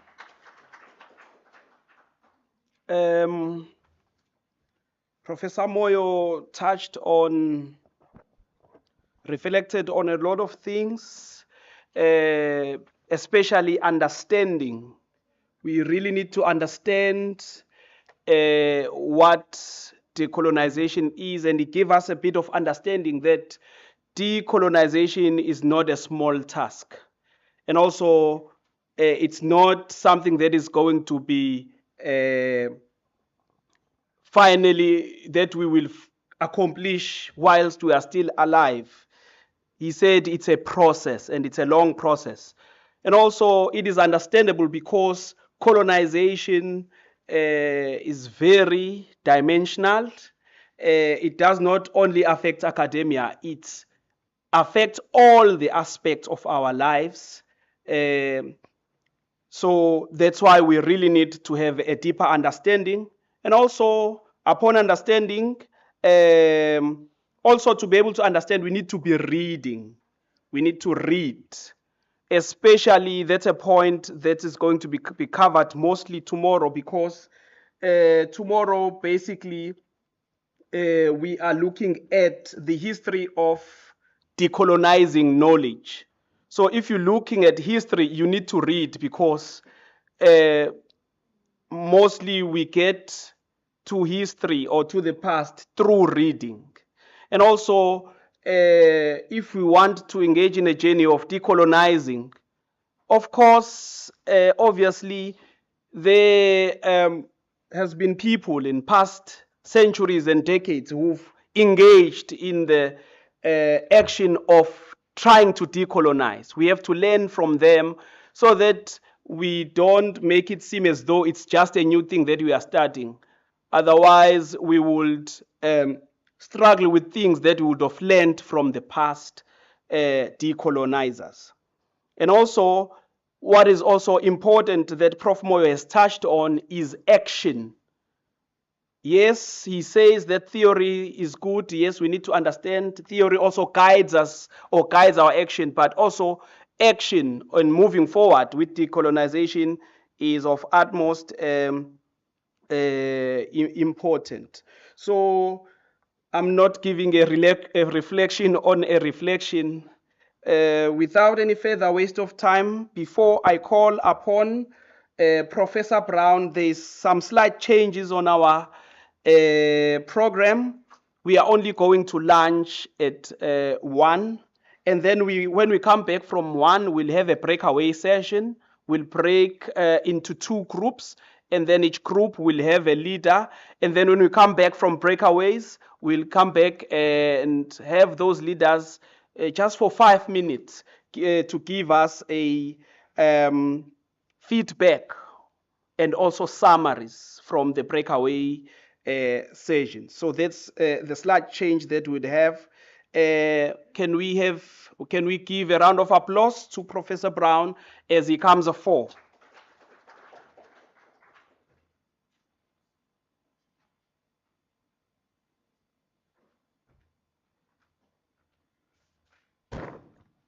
Thank you very much, Master of Ceremony.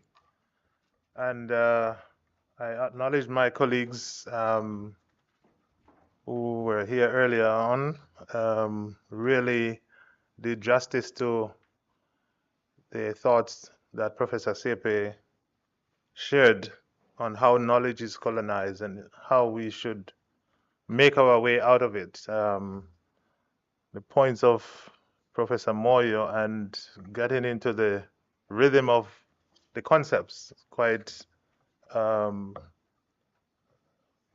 commendable, and I'm very happy that it was explained in this way.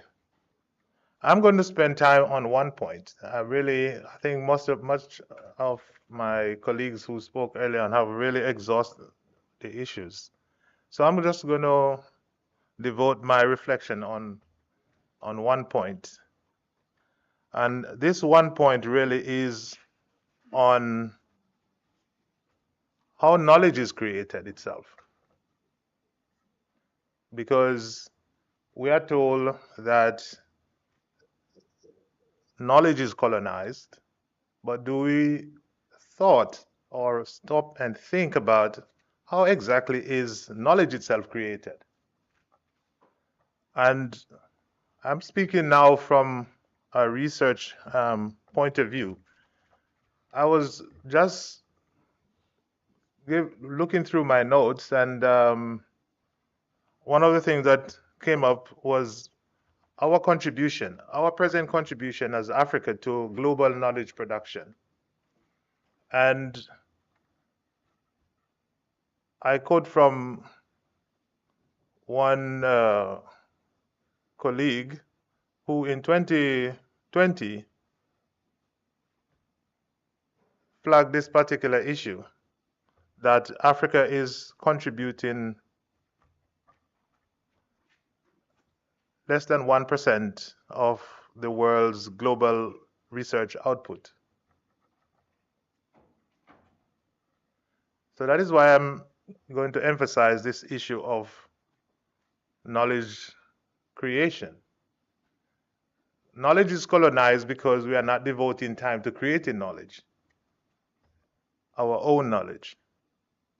And I think that is really the essential point. Now, what happened with us creating knowledge is the need for us to introduce concepts. Knowledge is built up of concepts. Europeans or the West come to us, understand our issues, and give them names. We call it reification. They reify, they name the world. The labels that we are using are as a result of labels that were created by the West in most instances. Now, if in our research we are not reifying, we are not developing concepts, then we will remain in this state of affair. Because what we are producing is not significant to be recognized as anything new. And if you look at it, most of the things that is being regarded as new are things that are everyday. Let's take, for example, Vygotsky's scaffolding. He introduced the concept scaffolding. But if you look at that in African traditional context, it's something that your grandmother and our elders would do. Make sure that you walk with the younger ones so that the older ones can teach the younger ones. It's something that we practice, but we never really give them name.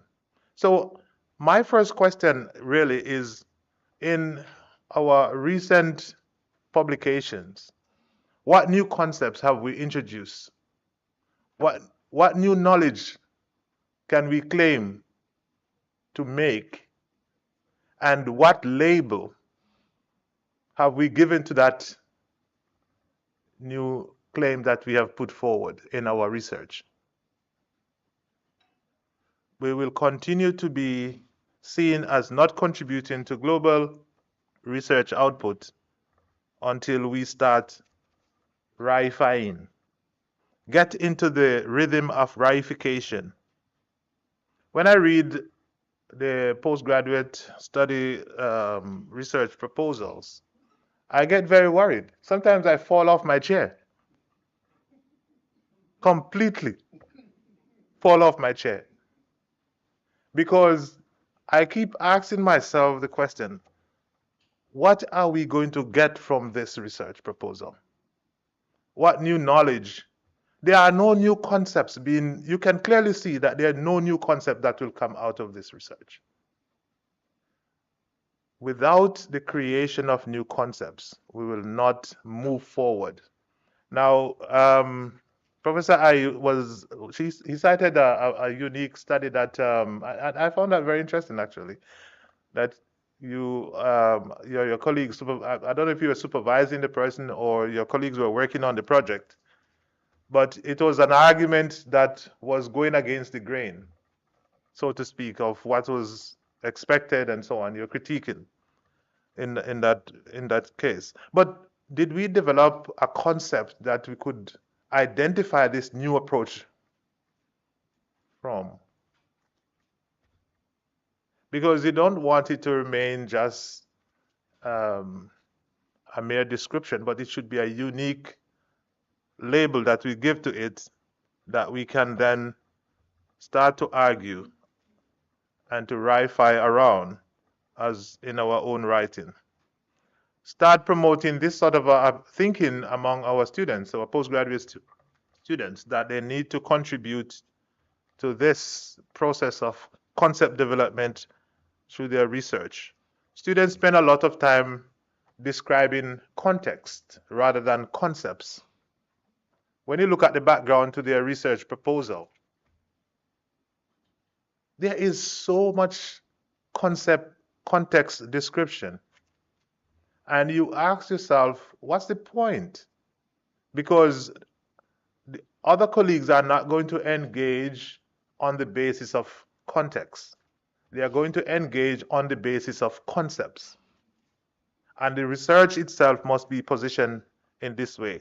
So I'm just flagging this one as the major contribution because we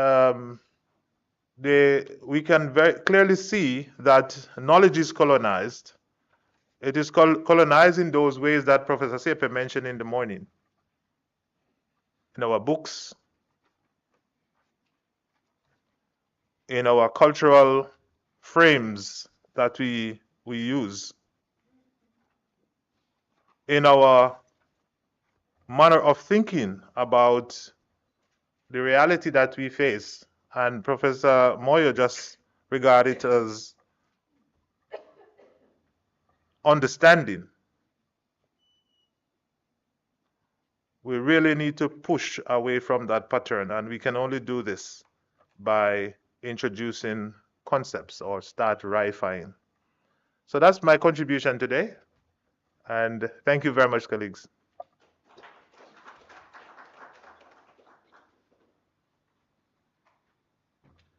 Let us have another round of applause to Professor Brown.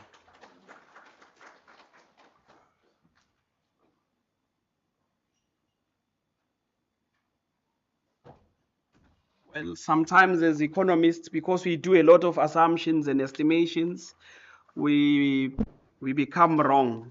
I'd assumed that this session will end at 1 and then we'll break for lunch at 1, but I was wrong.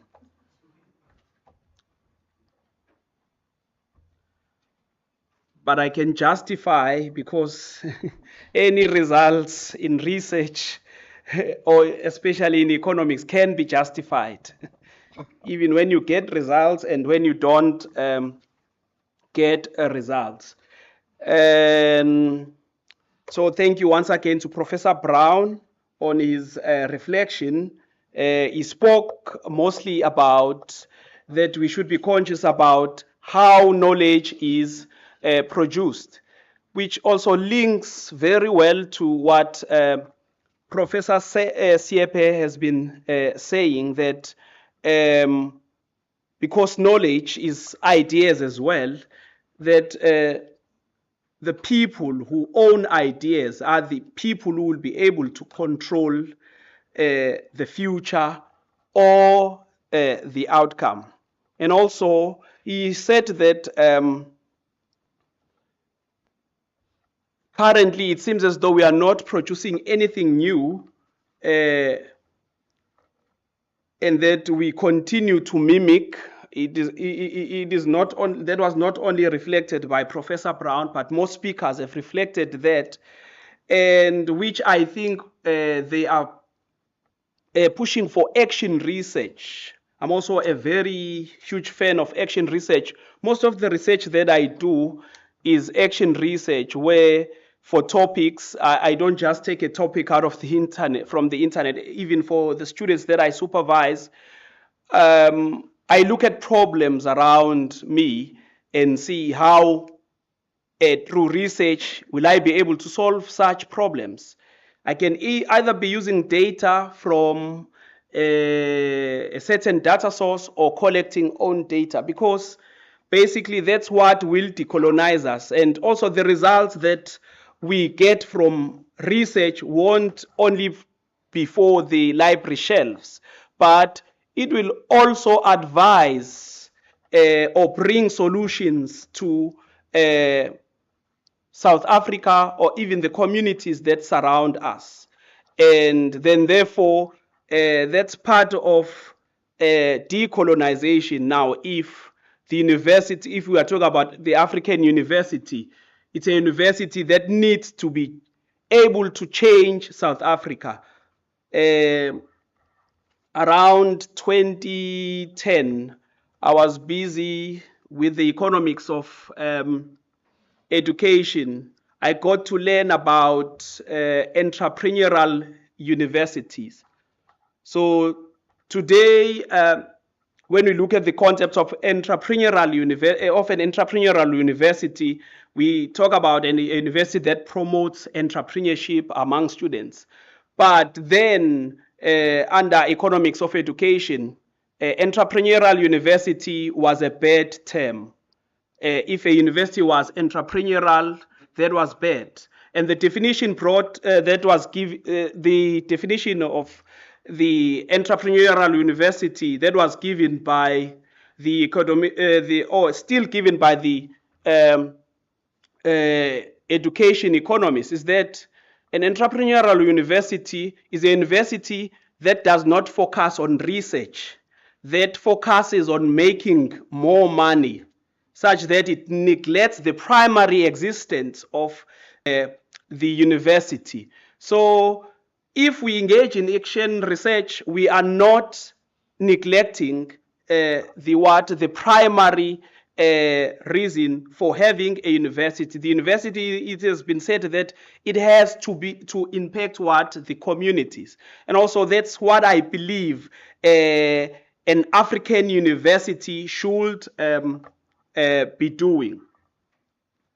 So I'm not sure if lunch is ready. It would be of good advantage if lunch is ready. So it means that we are going to lunch because it's 1:30 now, and then we are coming back at 1:30 for the breakaway sessions. But when we come back, we'll come to this venue so that we are able to choose those who are going to the other venue. Because technology is in this room, it means that those who are online will be part of the group that's here, and also will ensure that they are able to participate, unless if technology allows to even split those online, which I think we haven't reached that particular technological level, or we haven't. Okay, so they'll remain they'll remain this side. So can we kindly break out to lunch? And also during our question and answer session, there weren't a lot of questions because we've learned a lot yesterday. So there was a lot of contributions, but there were some questions, and unfortunately I thought they were going to be answered on the reflections. Well, some were answered, but those that were not answered, I think it will be of good mind to bring them up again during the breakaway sessions, so that the answer session is also indirectly covered. Am I making sense? Oh, okay. I always teach, so sometimes when I teach, I would want to get the reflection from the room, if whatever I'm.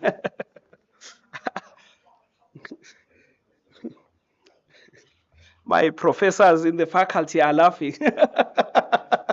Okay, can we quickly break for lunch and come back at 1:30? Thank you very much.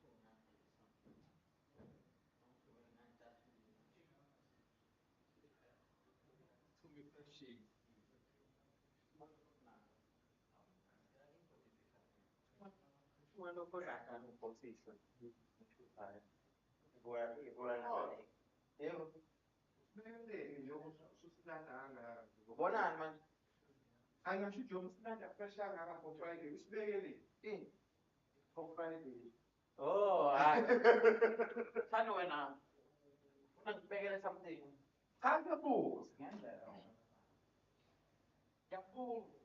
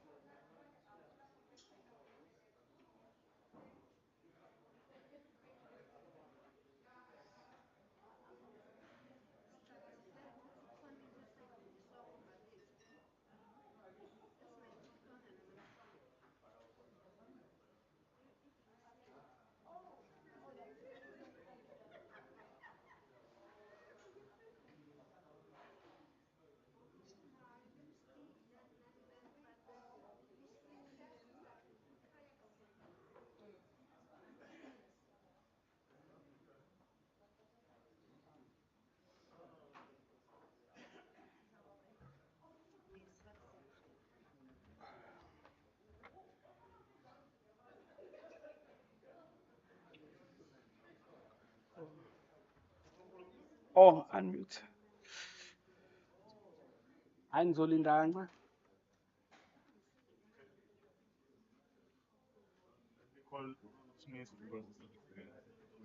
Oh, okay.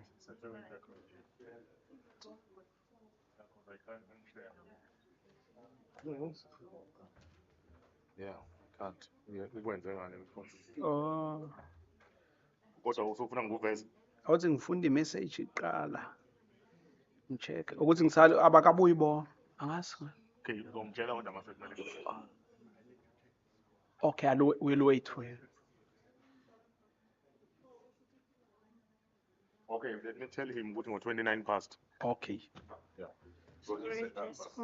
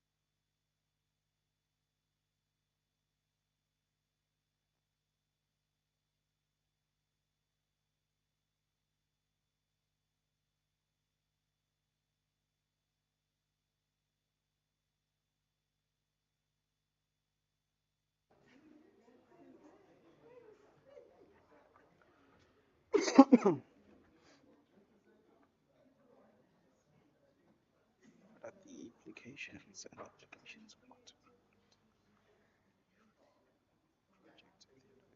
Zululand.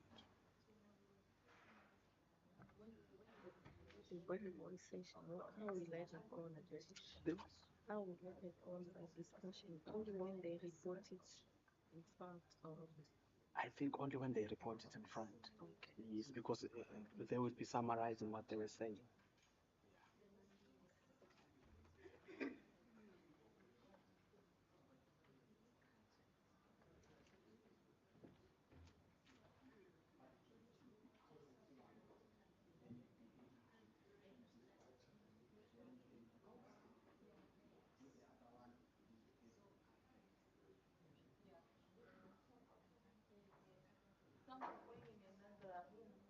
You stay.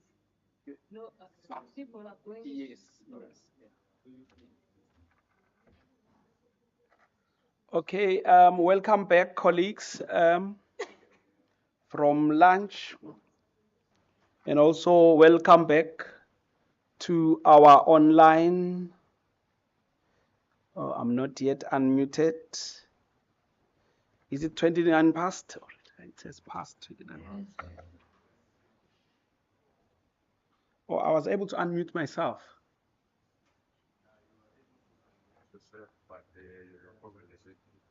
Oh, okay. Because I have sent a message that was removed on his side. Oh, okay. Okay, let me just see if.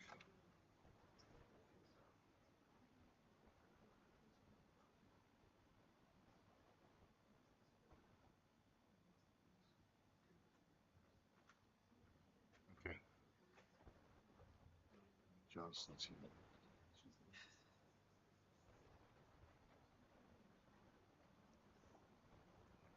Doesn't give me the.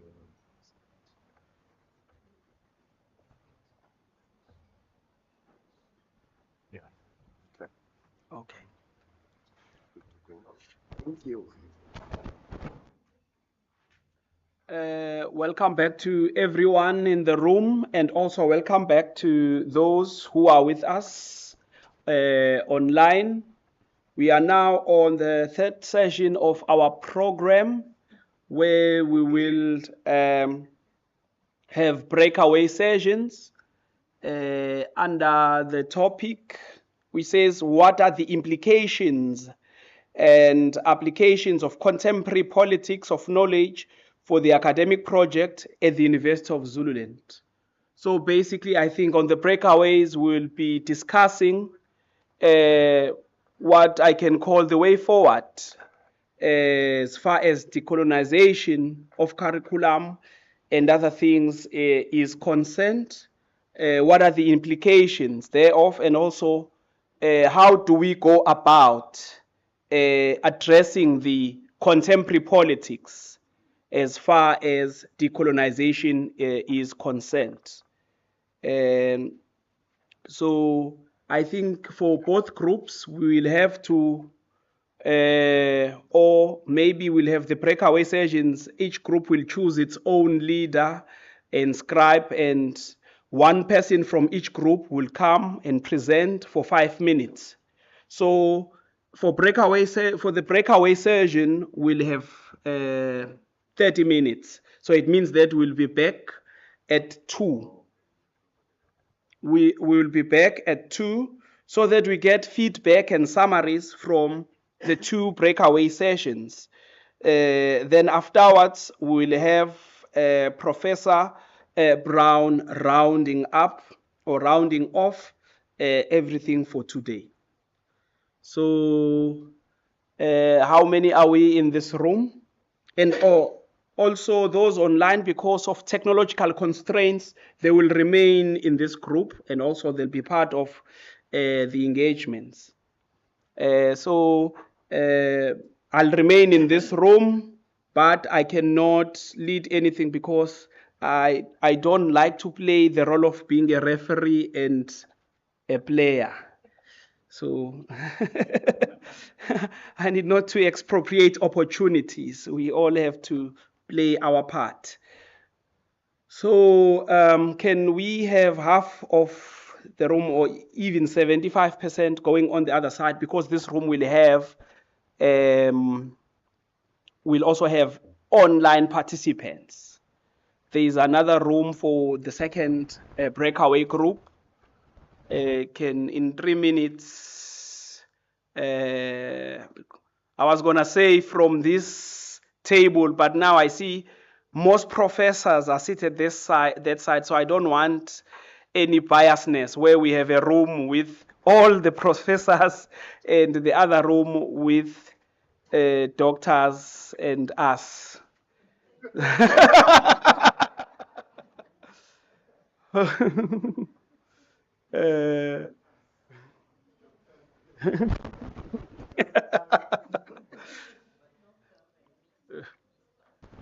So can I have for the other, on the other side, can I have Professor Brown going the other side, and Prof. Kes? I'm trying to have the reflectors on both, in both groups.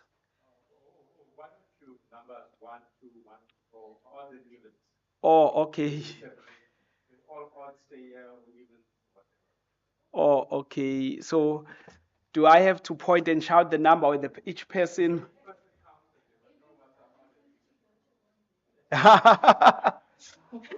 Okay. Oh, she's the reporter, so she's staying here. Can we start from Prof?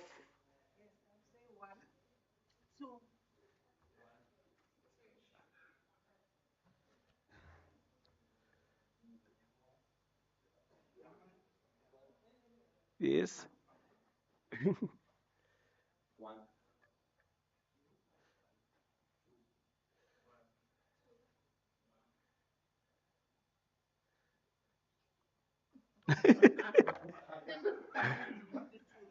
Oh, okay.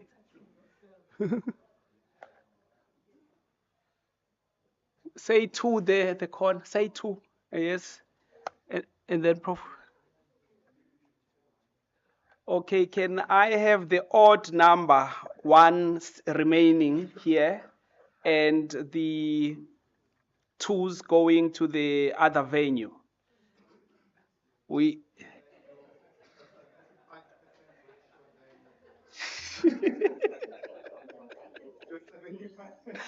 It's no longer working. Yeah. Yeah, it's working. Yeah. Make the online people a group.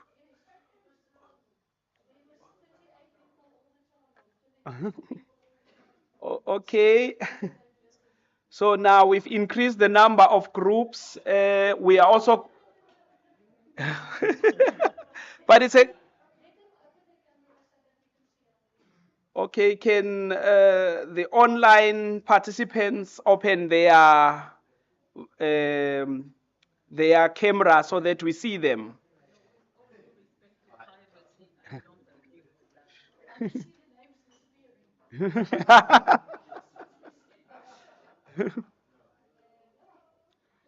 Has everyone left the twos? Can you guys see me? Yes, we can see some of you. So there's a proposal that the online participants have their own group, their own discussion, and for 30 minutes. We are coming back at 2 to reflect. We'll need one person, you need to choose one person to report back just for 5 minutes.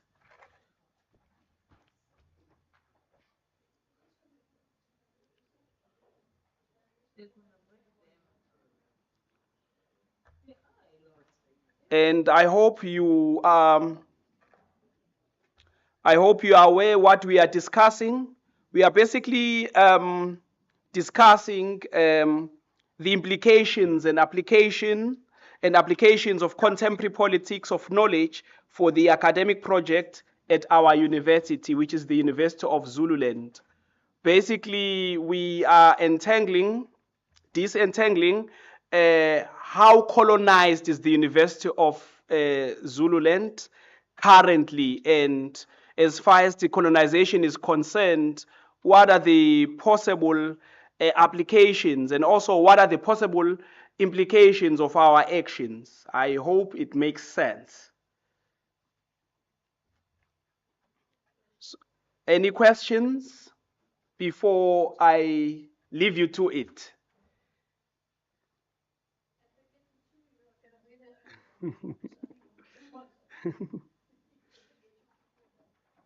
Or Prof. Calvino says it's okay. So you can start. We will switch off our microphones because in this room we have another group. So we'll only open microphones at 2 when we are supposed to give feedback. And I would like to propose that the feedback, the first feedback we'll get from the online participants because through my observation, we've not been giving you enough chance. Okay, thank you.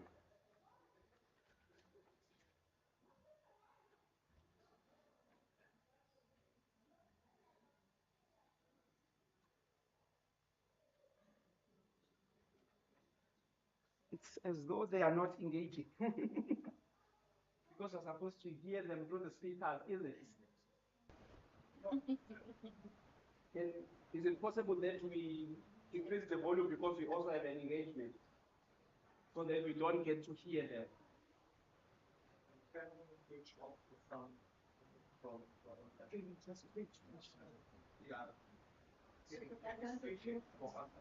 Because you're also speaking alone, you don't want to hear what they're saying.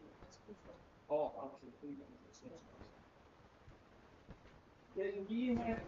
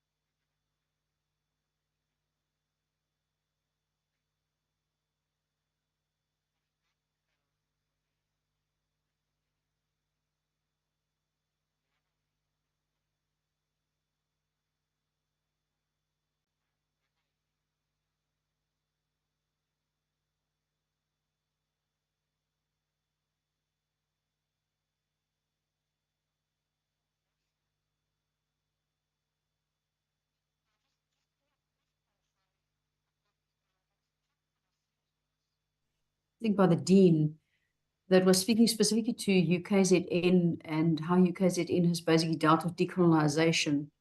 I don't know if anyone read that article.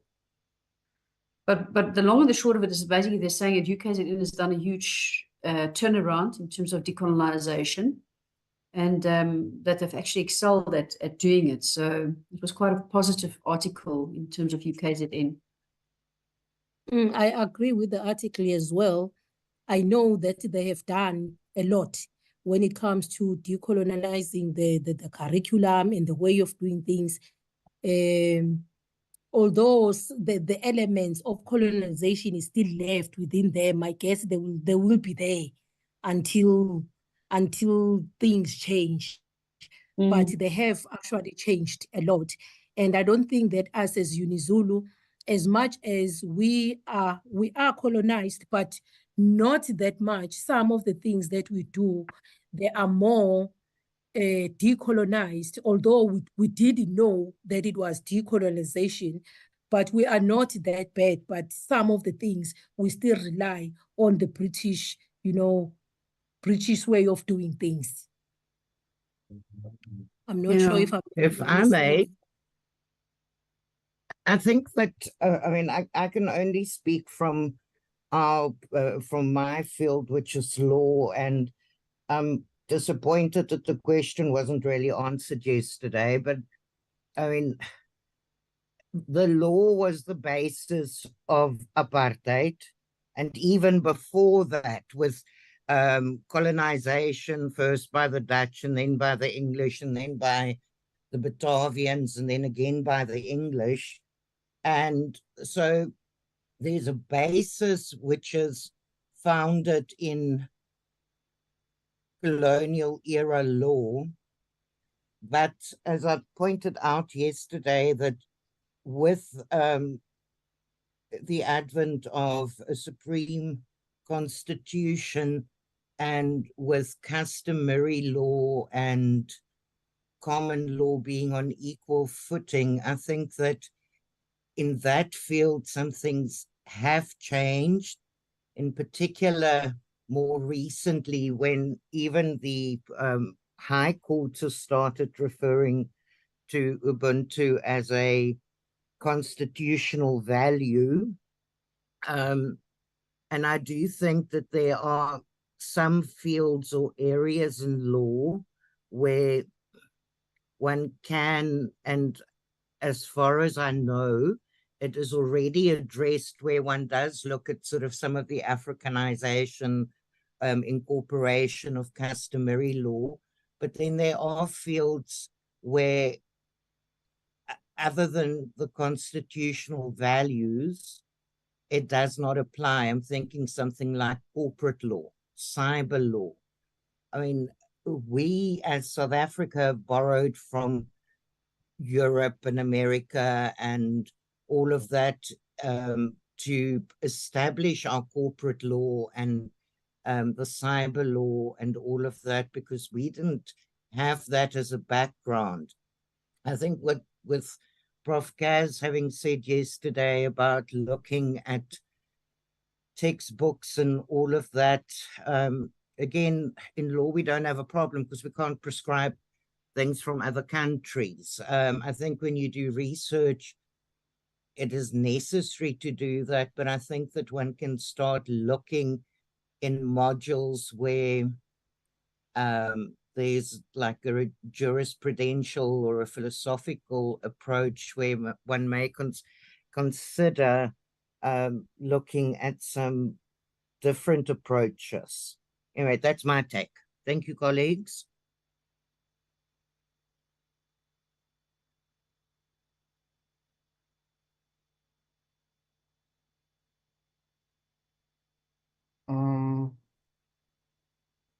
Yeah, my 5 cents worth is that, first and foremost, I'm going to be honest with you. When I heard about this North African thought, I thought, oh my word.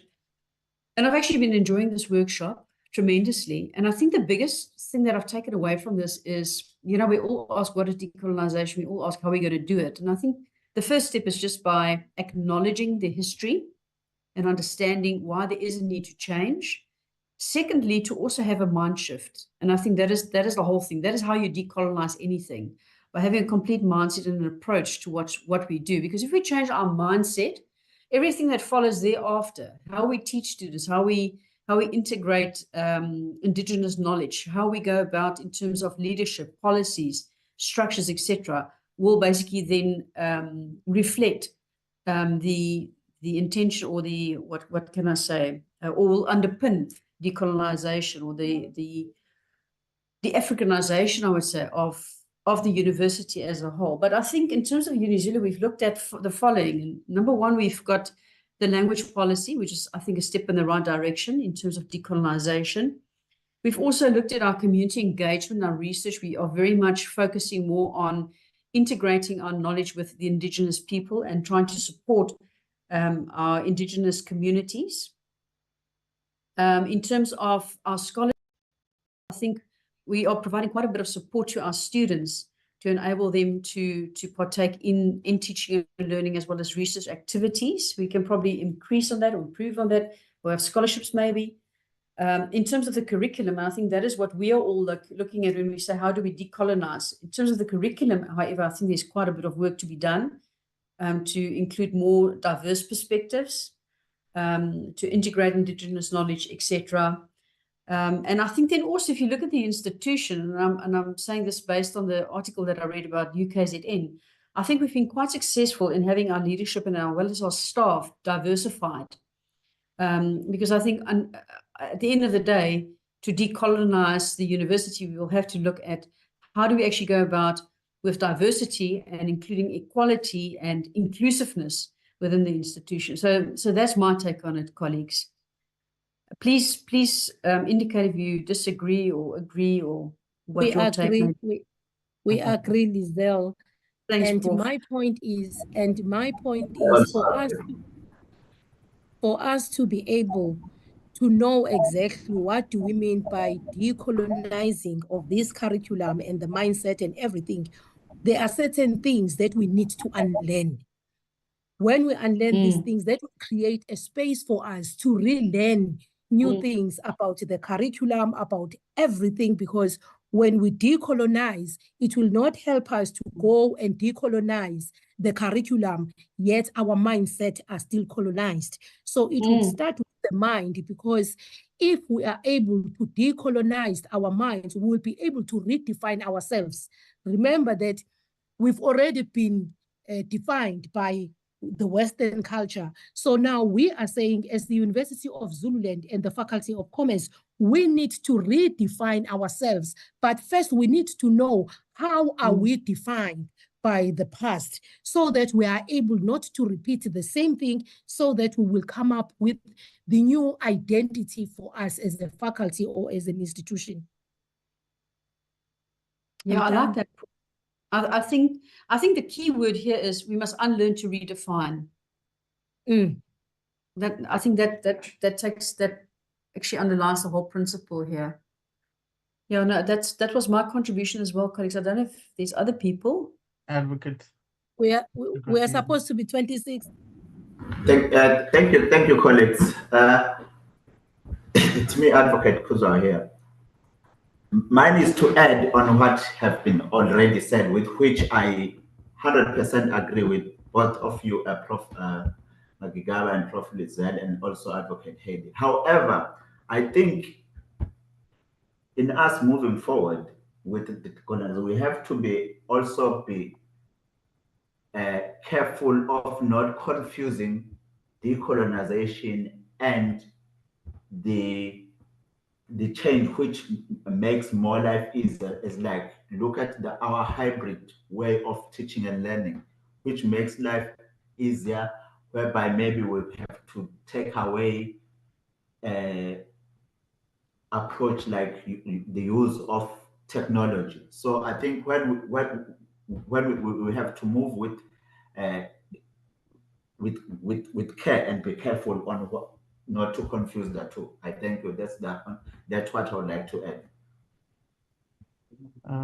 Michael? I'm a little bit confused by Advocate's comment. I'm not sure whether is it because of hunger. or what? Not- Can you elaborate more? No, let me rephrase rather. Maybe I was saying, Prof. Yes. Matiba, maybe when we moving forward with decolonizing, I think we need to move with care, whereby we mustn't confuse the decolonization and the improvement on the current living of society as like technology. Like you say, our teaching and learning, we've got now hybrid method how we approach our teaching and learning, like the use of Moodle. I think those are the tools which makes teaching and learning more flexible. So with which I'm of a view that I don't think that we can say that's also decolonization. So I think we have to train with care. I don't know if I'm making any sense. If I may add to that, I think that with I agree it's a mind change, but I think it's not only of the lecturers, but it's also of the students. It's 3 minutes left before 2, but I'll just give you 5 minutes to wrap up. So it means that we are regrouping at 2:05. Thank you. Thank you, Mr. Mshing. Okay, Continue, Heidi. Okay, so what I was saying is that but also the students need to have a mind shift, because I mean, I've tried some different ways of assessment where I asked them, for example, like, what do you want in the exam? And they were so bewildered. And I think that goes with what Prof. Kuzwayo said yesterday. And so I don't think it's just, I think it's sort of an overall mind shift. And I agree with Advocate Kuzwayo that ultimately we must also ensure that our graduates are able to function in the new world economy upon graduation. Thank you.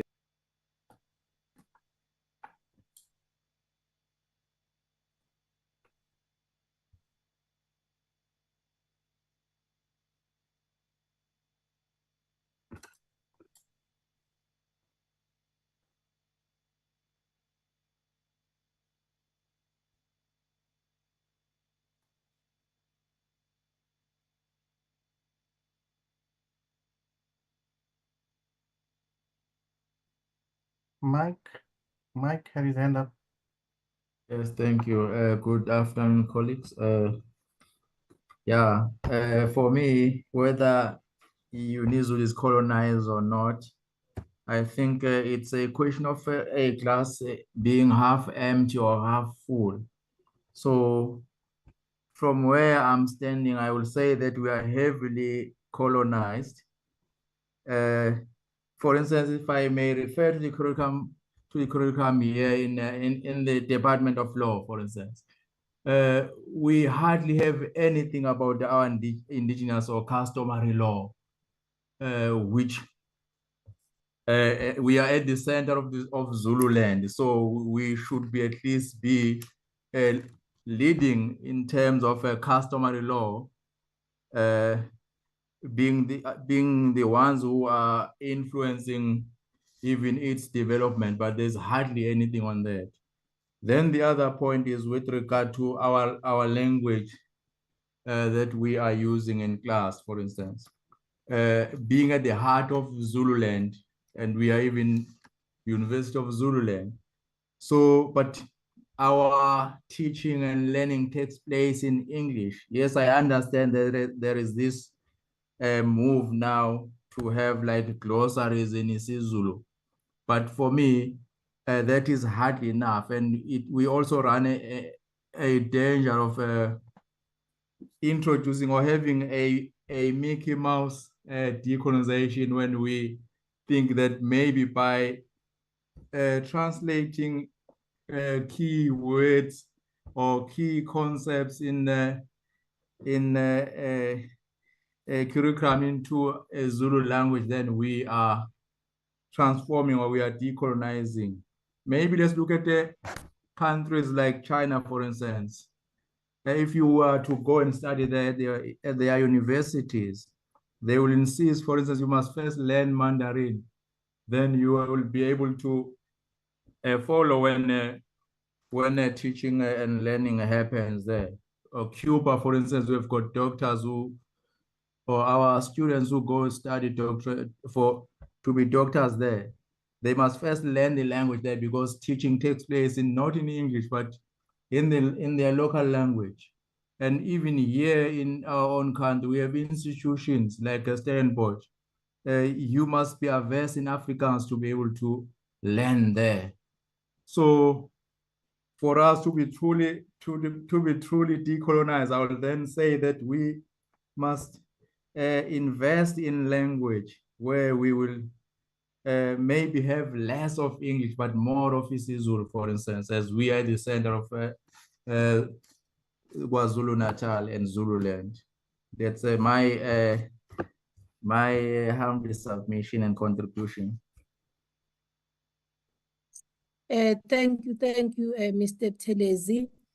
I partially agree with you and partially disagree with you. Maybe to take you back, you are saying that translating key concept in isiZulu, it's not decolonizing. Yes, you are correct. Translating those words, we did not say we want to that's our way of decolonizing, but we're introducing the language that is being used in KwaZulu-Natal, not that we're decolonizing the curriculum. We wanted our students to understand better the content and the context of what they are taught in class, not that that is our way of decolonizing the curriculum. I think there was somebody who commented on that, Prof, that organization we are now translating to isiZulu. They were wrong. They were wrong. They were wrong. Totally wrong.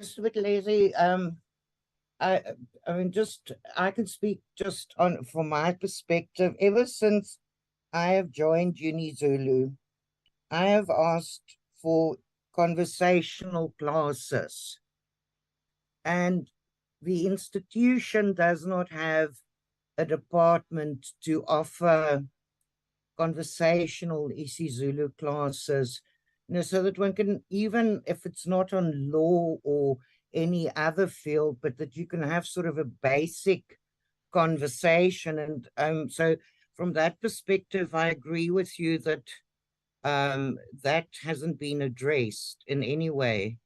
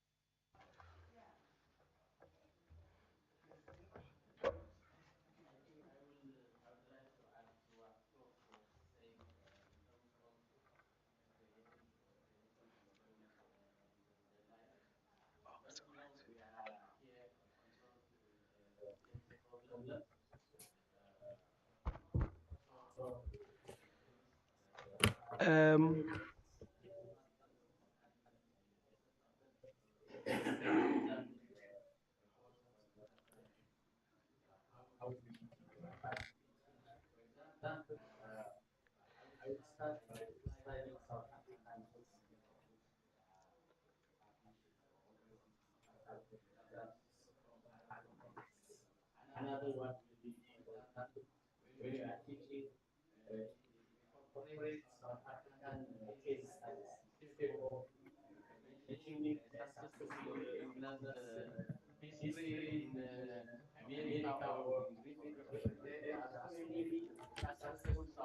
really weird. Speaker. Thank you.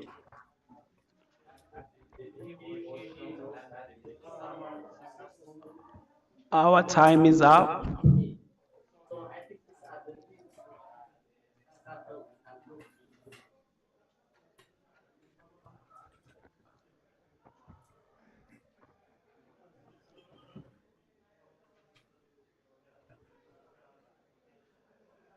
Our time is up. We are regrouping. We are now regrouping.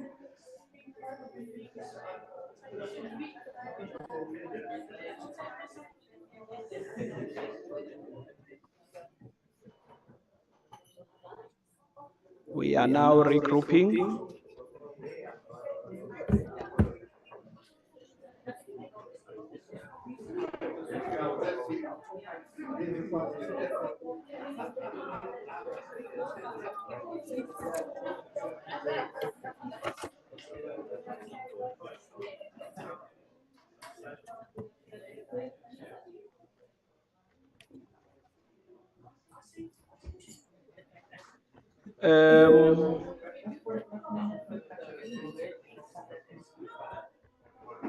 We've been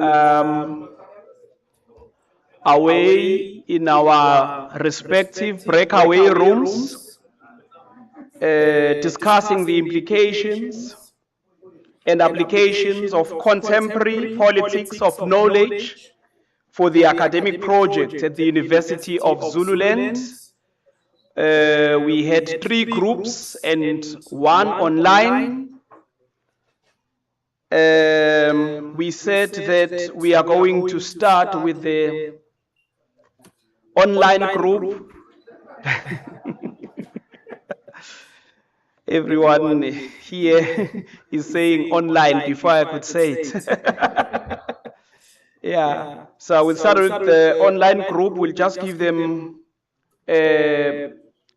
5 minutes, at most 5 minutes, and or every other group will also get at most 5 minutes. So we'll start off with the online group on the topic at hand, and then the group that will proceed, the second group is the group that was on the other room, was in the other room, and the last group will be the one that was here in our main hall. So can we have the presenter for the first group? Who's the presenter for the first group?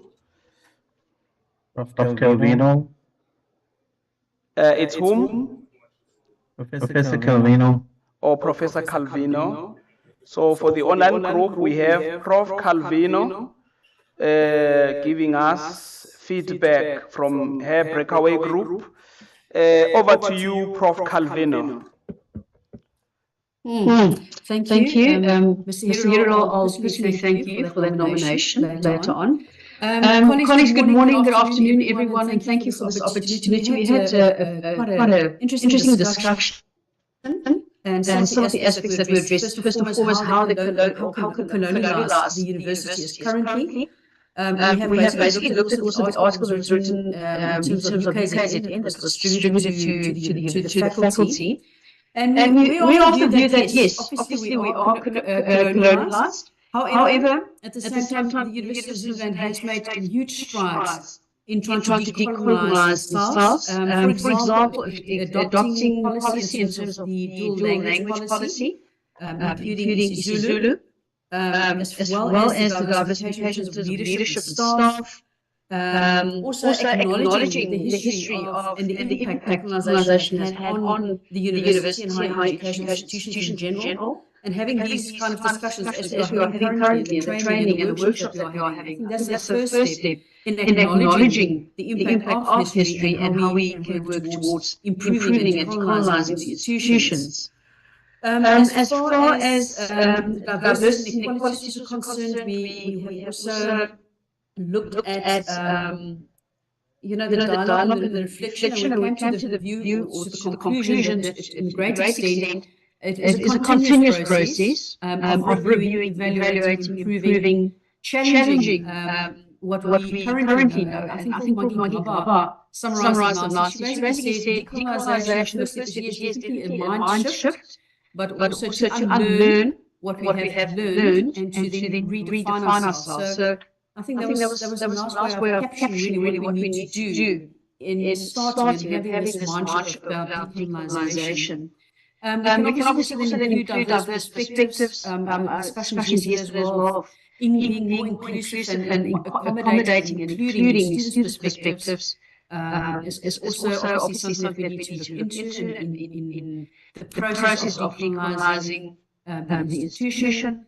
Also, most importantly, paradigm shift, like I said, perspectives, critical analysis of it, as well as our teaching pedagogies. So colleagues, unless there's anything else that I left out from the online group, that was basically our contribution. Thank you very much for the opportunity. A round of applause to Prof. Calvino from the online group. They've touched on a lot of things that we never realized that we've started the journey of decolonization. She has made mention of the fact that we adopted isiZulu, which is part of decolonization, and also she says that we have to unlearn some of the things and also redefine ourselves as an African university. Okay. So can we have the second group that will present? I'm not sure whom they've chosen to come and present the group that was on the other, that was in the other venue. Who is presenting?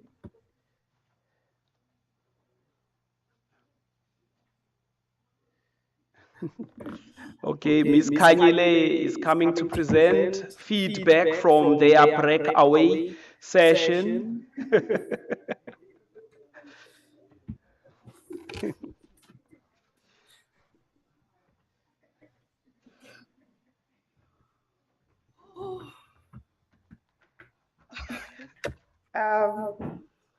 Good day, colleagues. Okay, just a disclaimer, colleagues. When I left the group session, I was more confused, but I had more questions than answers. But with that being said, I'm just going to share with you what I was able to pick up from the discussion. In answering the topic, it was suggested that there's a couple of key areas that we should be focusing on. For an example, teaching and learning, we should be focusing on research, community engagement, international collaborations. So out of those three topics, then what are the implications of this training, or rather the node of African thought? So basically, under teaching and learning, it was suggested that rather the teaching and learning center has to be the one that's going to have to basically carry us in the back and giving us more training, more staff training with regards to infusing this node of African thought into the curriculum. So with that being said, there's going to be financial implications in that regard. And furthermore, we also focused on the fact that there has to be knowledge production, and then it came evident from yesterday that more specifically in commerce, that most of their books that they're currently using are international books. So rather, we suggest that maybe we move away from using Eurocentric books and start maybe using African books written by African authors that can actually relate to everyday issues that South Africans are facing. And another thing under teaching and learning as well, we said that one of the first things that needs to be done is basically to change the mind of a researcher. And then by changing the mind of a researcher, then the researcher then doesn't necessarily have to always focus on publishing on Eurocentric issues, or even ourselves when we're doing our comparative analysis, we always have to take lessons from America, London, Australia. Rather, maybe we do comparative analysis using Nigeria, Zimbabwe, Congo, and so forth. And again, we also looked at the fact that with this new, with the node of African thought, there has to be, UniZulu needs to also put policies in place so that it becomes sort of like enforced to us that we need to infuse the node of African thought in the curriculum. So basically, under curriculum, it's gonna take a lot for us to actually infuse it, because it has to start from all the way to the module outcomes of the module itself. What are the learning outcomes, and also just change all of those outcomes to improve, and then after improve the LLB curriculum, or even or business management curriculum. After you've changed the outcomes, then it's going to have to change to the module outcomes. So it starts at the top, slowly up until you then infuse it at the classroom level. All right.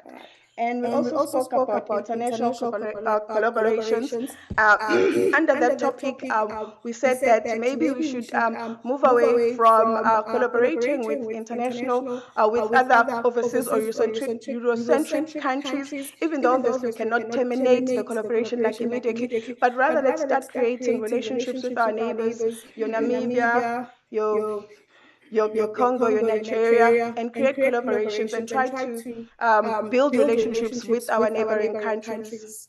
What else did we speak about? Okay, I think that's all I can remember. Thank you, ladies and gentlemen.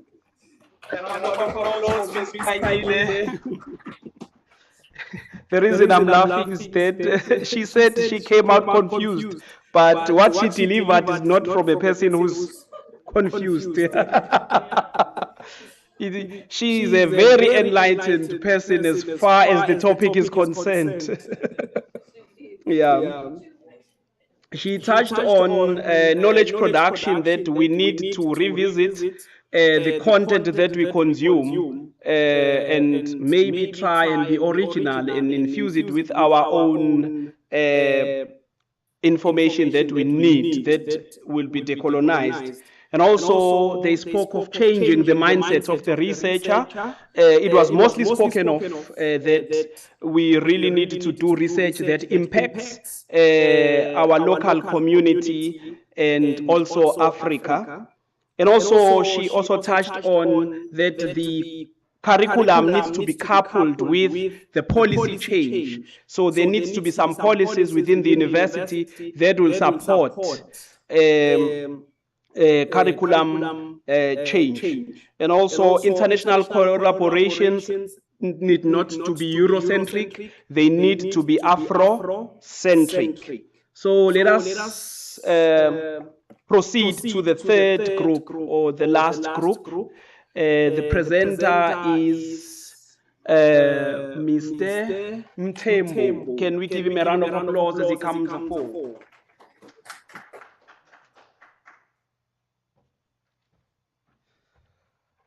Thank you very much.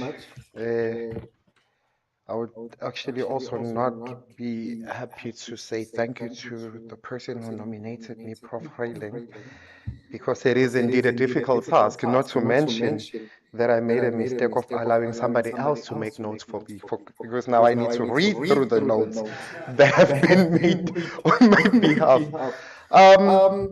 We have made some deliberations on the topic that was given to us as a group, and to point out the four most important themes that we actually would like, that we actually engaged on. Firstly was the interdisciplinary approach, the critical pedagogies, the research ethics and positionings, as well as the digital knowledge production, which I think seems to be coming out a lot in this case.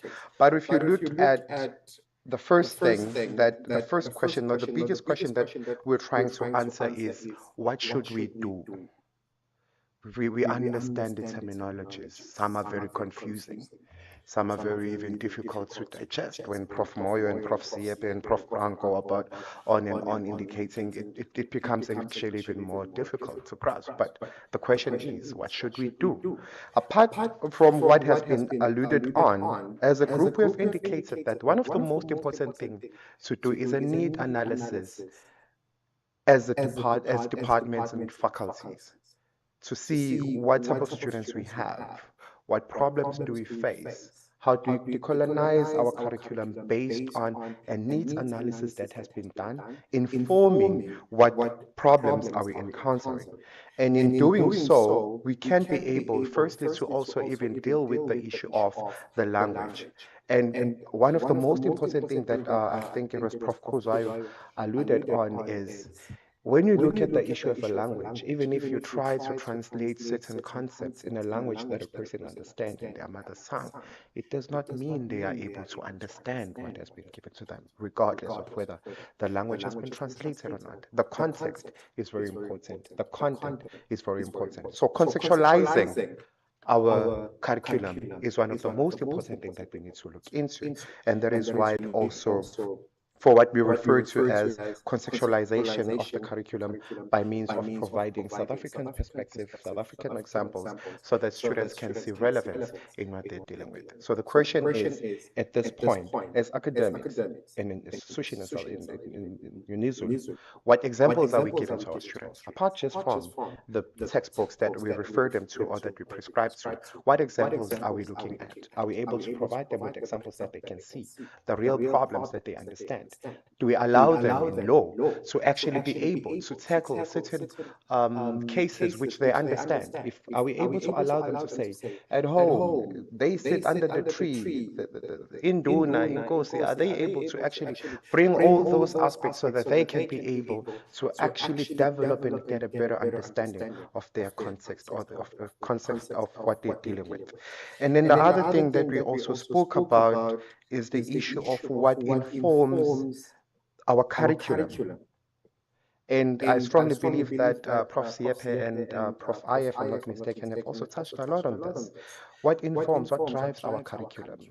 If there is a need for a change, do we change? Is there a need for a change for our curriculum? But have we also focused on the drivers of our curriculum? Our graduate attribute, whom are we producing our students to go to work for? Are they ready for that change? How do we prepare that environment as well for our students to be able to be acceptable for that? Thank you.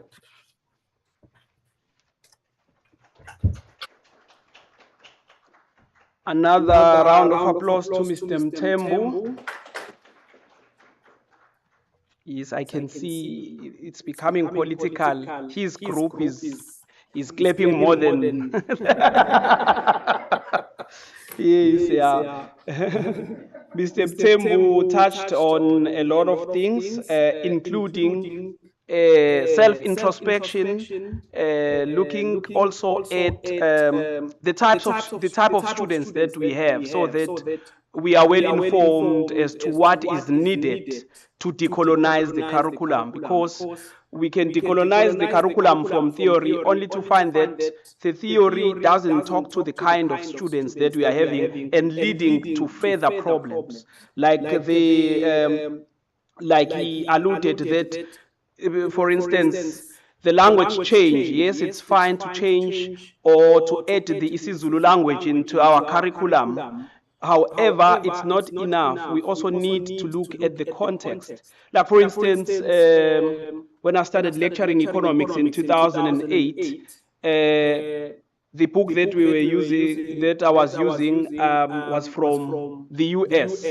And the examples that were made there, they would say, for an example, you buy a smoothie. And students will ask, what is a smoothie? I still have to first explain a smoothie. They will be getting it, but it's something that they've never seen. So if you translate that book into isiZulu, what do you call a smoothie? Yes, you can have a name for a smoothie, but do they understand what a smoothie is?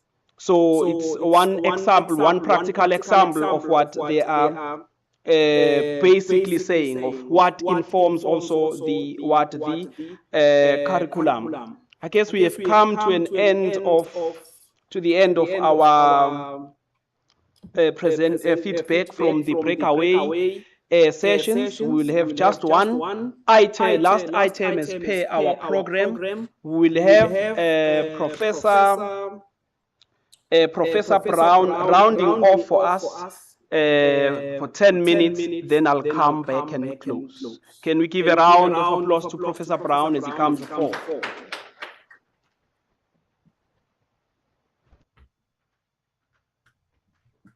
Thank you very much, Master of Ceremony. And I was looking at the time and I'm like, today is running very fast because they're just now past 2, going towards half past 2, and we almost asking ourselves to leave the building. So this is quite unusual. I'm comparing it with the other faculty. We were almost getting into the night. But that being said, it has been, I must say, a very exciting day, a day which I would characterize as very enriching. The discussion has been quite fruitful and quite a number of suggestions, Professor Sepe, around actions. And I'll be touching on a couple of those as I round up. Today's deliberation have confirmed, or should I say affirm, that the task of decolonization is indeed in our hands. Knowledge is colonized because we have allowed it to be so. We have allowed it to be so through our actions, or should I say our inactions. Knowledge begins by building concepts, and I think I made that point earlier and I wanted to pick up from there. Building our own concepts through our research, but our own work reveals that we have not been spending a lot of time building new concepts, unleashing new concepts onto the world. This is an area that we must pay attention to, as I mentioned. Not ourselves only, but our M&D students, the future researchers, who have been given to us to guide and to support. We need to get them to that point of being able to develop new concepts. We must challenge our existing concepts, continue to challenge them. And I made reference earlier on to Professor Ayer's postgraduate students talking about reasonability or reasonable person. But as I mentioned, I didn't hear the new concept that was produced after challenging the existing concept. We need alternative concepts. And that is how we can begin to make contribution to knowledge. Our inactivity in knowledge production, on the other hand, has produced or resulted in Africa's only contributing to less than 1% of global knowledge production. We are reduced to mere consumers of knowledge that has been produced elsewhere. We must make a concerted effort to reverse this particular trend, and I think there's motivation for this, just listening to the discussion that has gone on today. A key part of today's engagement was devoted to the call, as Professor Moyo said, to understand and to act.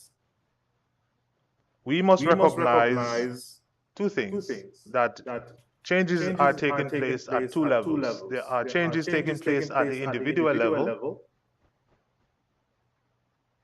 and there's also change taking place at the institutional level.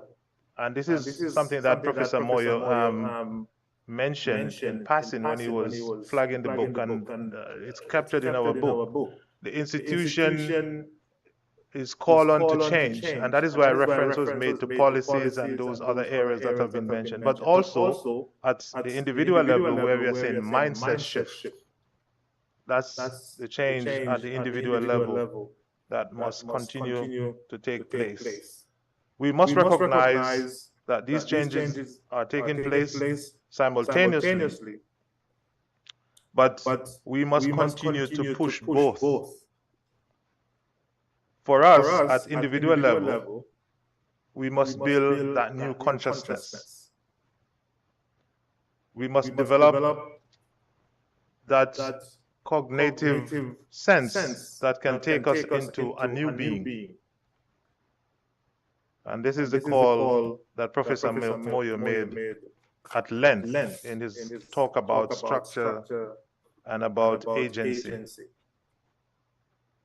The reference to how knowledge is colonized is a call to action. We should not continue to think of education in the same way we did before we came to this workshop.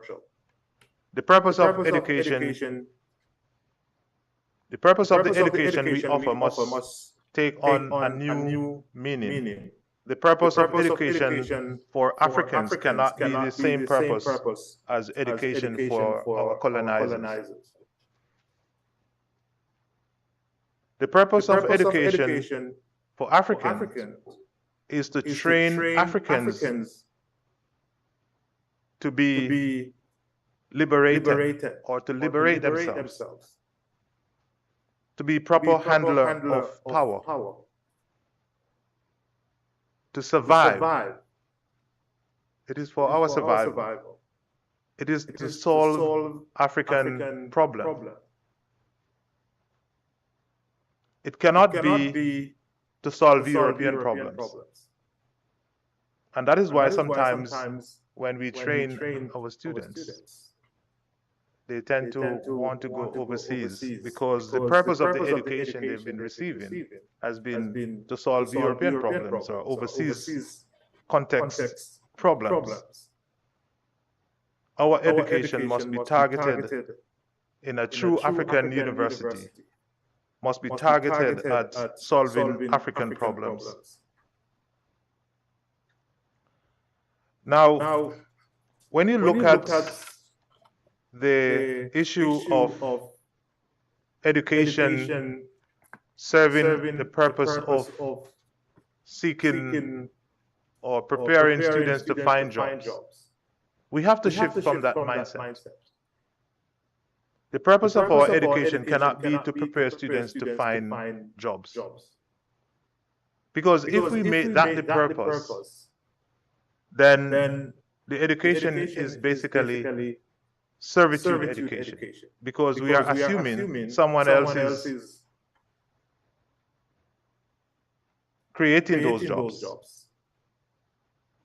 So we need to recognize this as we move away from today. And I think the deliberation have pointed to that very clearly, that we need to relook at the purpose of education. And here, just to narrow it down a bit, the purpose we're talking about is the stated purpose in the program. Each program has a stated purpose.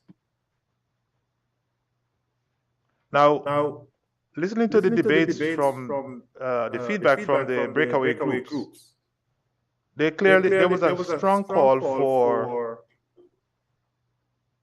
a relook at the design of the curriculum.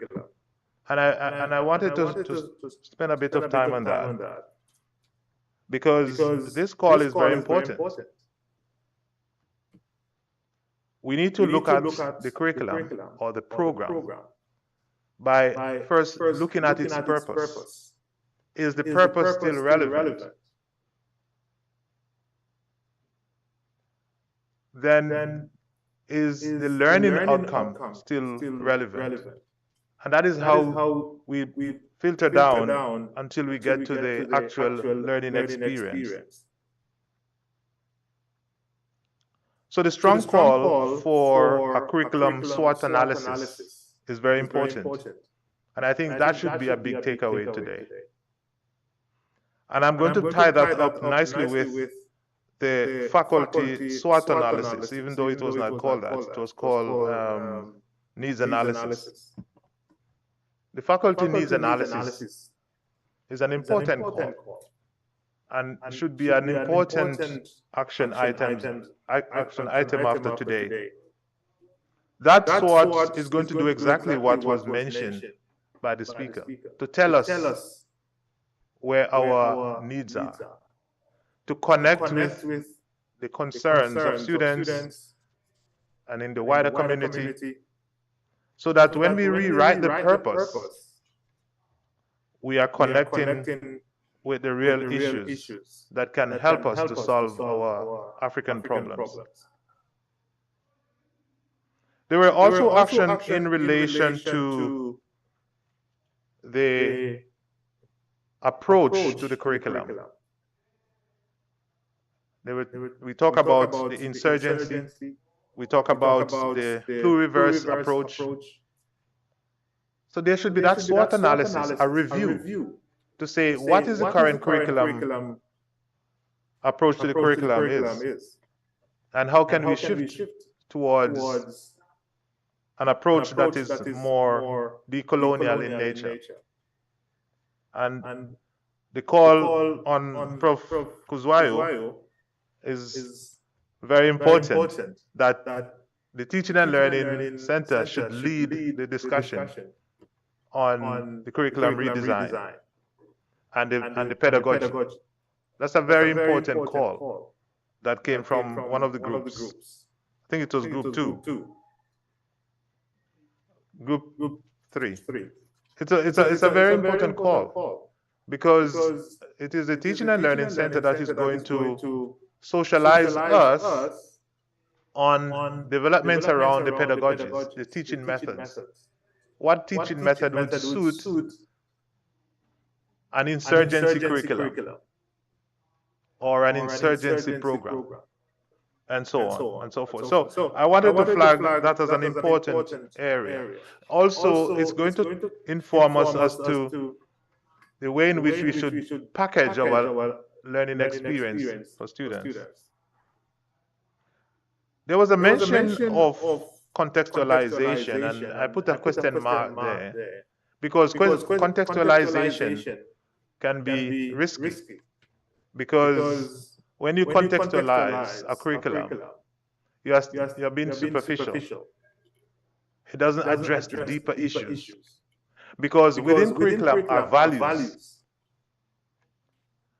embedded, hidden values, and those things must be looked at, and those cannot be addressed if we just take a contextualization approach to doing the curriculum.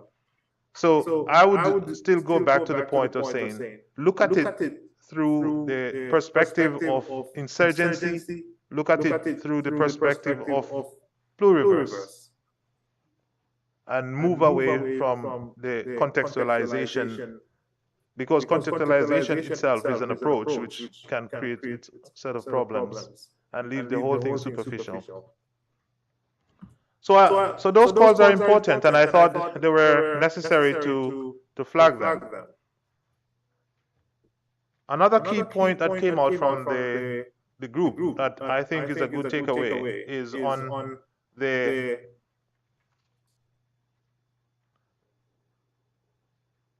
impact in relation to research. And this now points to how we write.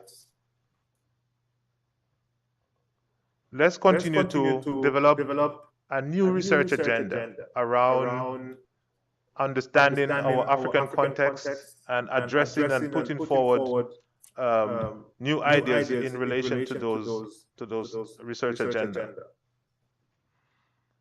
I pick up another key point from one of the group on language, the language policy that the university has already put in place, that is recognized, but we need to push beyond just having the policy, but also having instruction in the language. Contextualizing and having translation, abstracts, full thesis translated, but also carrying out the entire research in that particular language. Because decolonialization is about a breakaway from the existing model, Eurocentric model that we have come to know. The last point in winding up is on the interdisciplinary approach that have been mentioned. This is an important call, and I think really if we can build on it, you know, build strong network in the African context. There are scholars across the continent that have been on the same march that we have been on. Let's join up with them. Let's see where they are currently on this journey of decolonization. Let's see how we can be strengthened and inspired by what they are doing. Let's invite them more often to speak. Let's have seminars with them at faculty level. Let's engage with them in terms of how they have managed to decolonize their programs.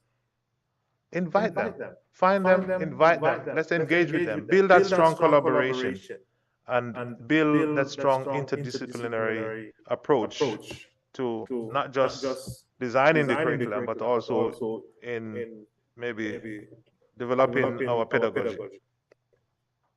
So, Mr. Chairman, Master of Ceremony, these are the major areas of reflection that I want to bring out in this rounding up session.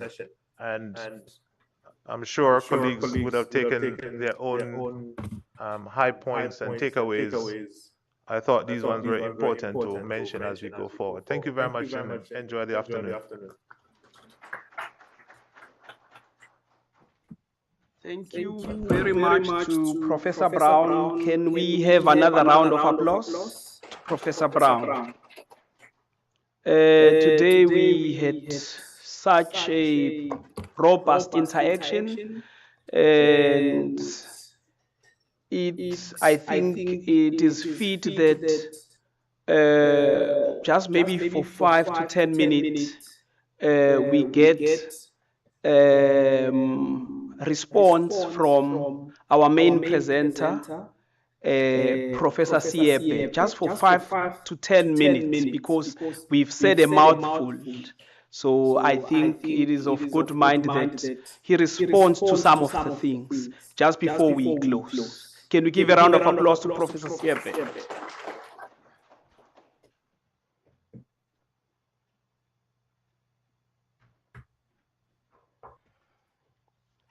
President Director, thank you very much for that. Just a few reflections and observations. Starts with Professor Moyo.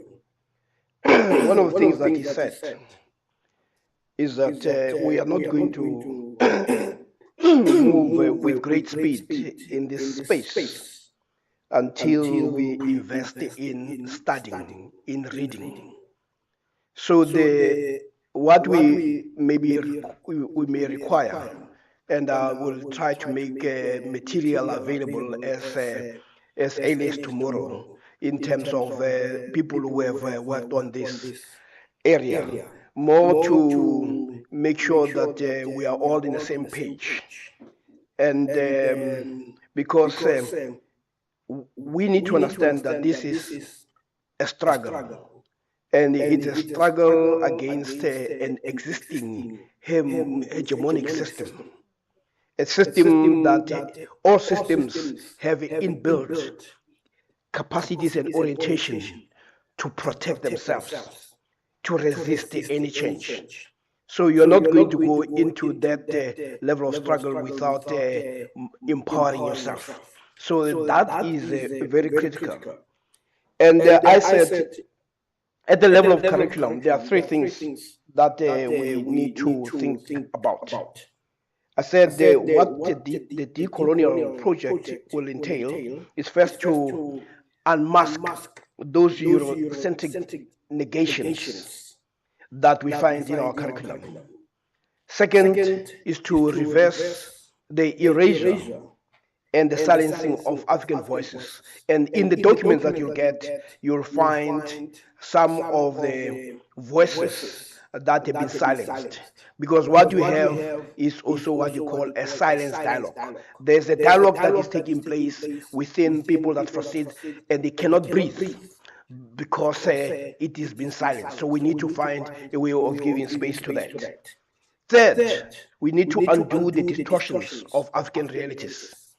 Because of our strategic location, we should be experts in what affects our communities. And often than not, we find that other people speak on behalf of our communities and ourselves. And in the process, they distort the realities. So it is also about doing those distortions. And of course, this will require serious scholastic investment so that you can deal with what we call cultural imperialism. And what Professor Brown was also mentioning, which is critical, is the notion of the hidden values. And yesterday I talked about how even if you have black people and the white people taking the same course, graduating the same course, when they emerge as two different people because of the hidden curriculum. This was explained to people like us by Nelson Mandela. He says when they got into parliament the first time, where he says we had people, black people with master's degrees, with PhDs.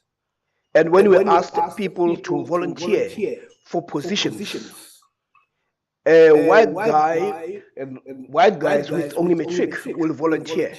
A black guy with a PhD and a master's will not.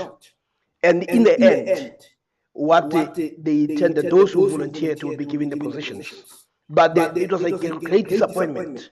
But what he didn't realize is that with all the education that the black person gets, it is more certification.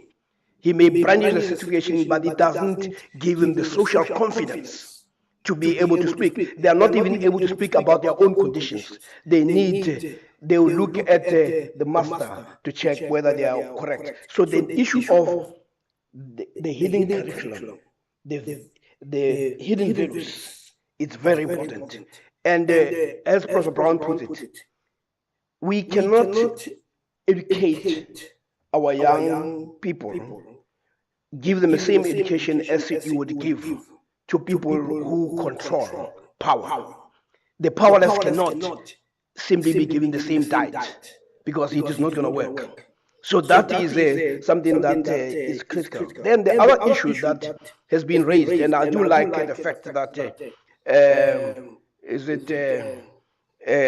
one of the presenters indicated that they are more confused. I think what we need is also that level of confusion because it allows us to be problem posing, to be asking questions, because it is only when you are in that state that you begin to ask the most penetrating questions.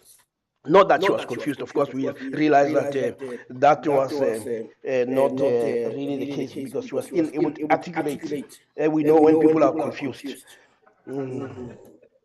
Then we can find comfort in the fact that the university has embarked on this route, as Professor Calvino was saying, that the beauty is that you have a commitment by the university. But what we need to do is also to make sure that that commitment is also, Professor Jack, that it is expressed also in resources. If you are not going to put your money where the mouth is, that will not happen. So we need to start making sure that this commitment finds expression in terms of the budgets that people are going to be given. Then the two other things is the notion of which was raised by Professor Pume. It's about critique and elaboration of new perspectives. It's important in as much as you critique the current curriculum, but you must have the courage for elaborating of new ideas. Remember what I said, what Biko said, that until you get into a realm of ideas, until you participate in idea formation, and of course what it comes down to, Professor Moyo, is that we need to start talking about what does it take to be theory building. So the capability to theorize. When people are used to simply absorbing, they lose the ability to theorize. And what has happened in Africa is that in the same way that in the economy there's been an industrial vacuum, there's also a theoretical vacuum. We are not very keen to say this is how we're going to see things. And yes, we must also try to put pressure. I hope the deans will do that, to make sure that the issue of an enabling environment becomes possible, and by engaging the powers that be. The issue of language is obvious, but I do like the fact that even when we are talking about the issue of language, there is a bit of sophistication, that the translation is not a change of epistemology. You can simply take the same, as Professor Kuzwa said, you take the same thing and put it in this. But if you don't understand that there are epistemic issues, you'll be simply facilitating the translation of an ideology that suppresses you, but to make sure that it is in your language. I mean, I know of a person who said, no, it is a white farmer who spoke Zulu, Sotho quite well. And when somebody was very impressed with his Sotho, he said, no, I had to learn to speak Sotho very well so that when I insult these black people, I insult them in such a way that you understand what I'm saying. You know, so it didn't change the fact that you could speak Sotho, didn't change his appreciation of a different culture. So translation on its own is not sufficient. Lastly, you need to grapple with the language of power. The reason why we use foreign languages, why we learn English, etc., is because those of us who are the people who are powerful, they speak the language of power. And that language of power, they've made it English. And when people want to train and educate their children, they want their children to access power. And you can only access that power through language. So what you need to do is to make sure that the powerful people in this country understand that they are also participating in the continuous subjugation and cultural oppression of their own people. If you go, I mean, the president of China can speak English fluently. The same applies to the president of France. But when they take a podium, they speak their language because it's about a statement about who they are. But our people are not able to do that. So we need to liberate themselves from their own self-imposed oppression so that we can then free our children. Because the damage that we do to the children who start grade 1 to grade 12, that half of them, about 500,000, get lost. We need to make sure that it's a loss of human potential. And what you do, if you end up with that, you end up with the situation that we have. A lot of young people who are unemployed and unemployable. And when they are unemployed and unemployable, in the past we used to think it was their problem. Now it is our problem. Because the level of crime, violence that we meet is because they've got nothing to do. So it is no longer an issue of no abafundanga, you know. We are in trouble. And the last on curriculum, we need to think carefully about the outcomes and the type of, we must ask what type of economy are we educating our children? Because right now, the young people will be graduating, but the majority of them will be graduating to unemployment. And if we produce young people who graduate to unemployment, then it means we're not doing our job properly. So we need to be educating and thinking about the curriculum that empowers, that makes those kids that when they celebrate, they'll be so happy and not worry that they're going to join the ranks of the unemployed. Thank you. Thank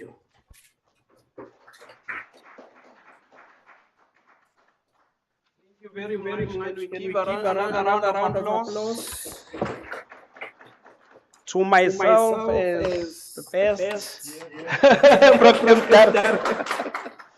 I'm kidding. We've come to the end of our today's program, and thank you very much for attending today.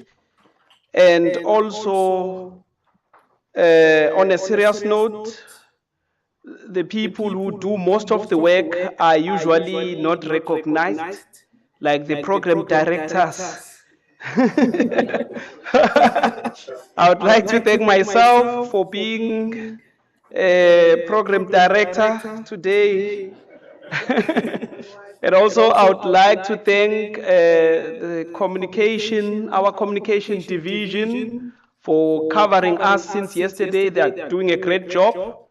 And also, we would like to thank our ICT department also for also doing a phenomenal job of ensuring that the workshop does not only reach our university community only, but it also reaches the world because it is posted on YouTube. It means that anyone, anywhere is able to listen to us, what we have to say. So, without any further waste of time, thank you. And can you grab tea and some scones and sandwiches as you go out? There's tea prepared for us. In African culture, decolonized culture, when you are given food, even if you are full, you are bound to accept it. It is not allowed to say no to food. Unfortunately, for our online participants, we don't have tea, but they can make tea at home. Okay, thank you very much. See you tomorrow.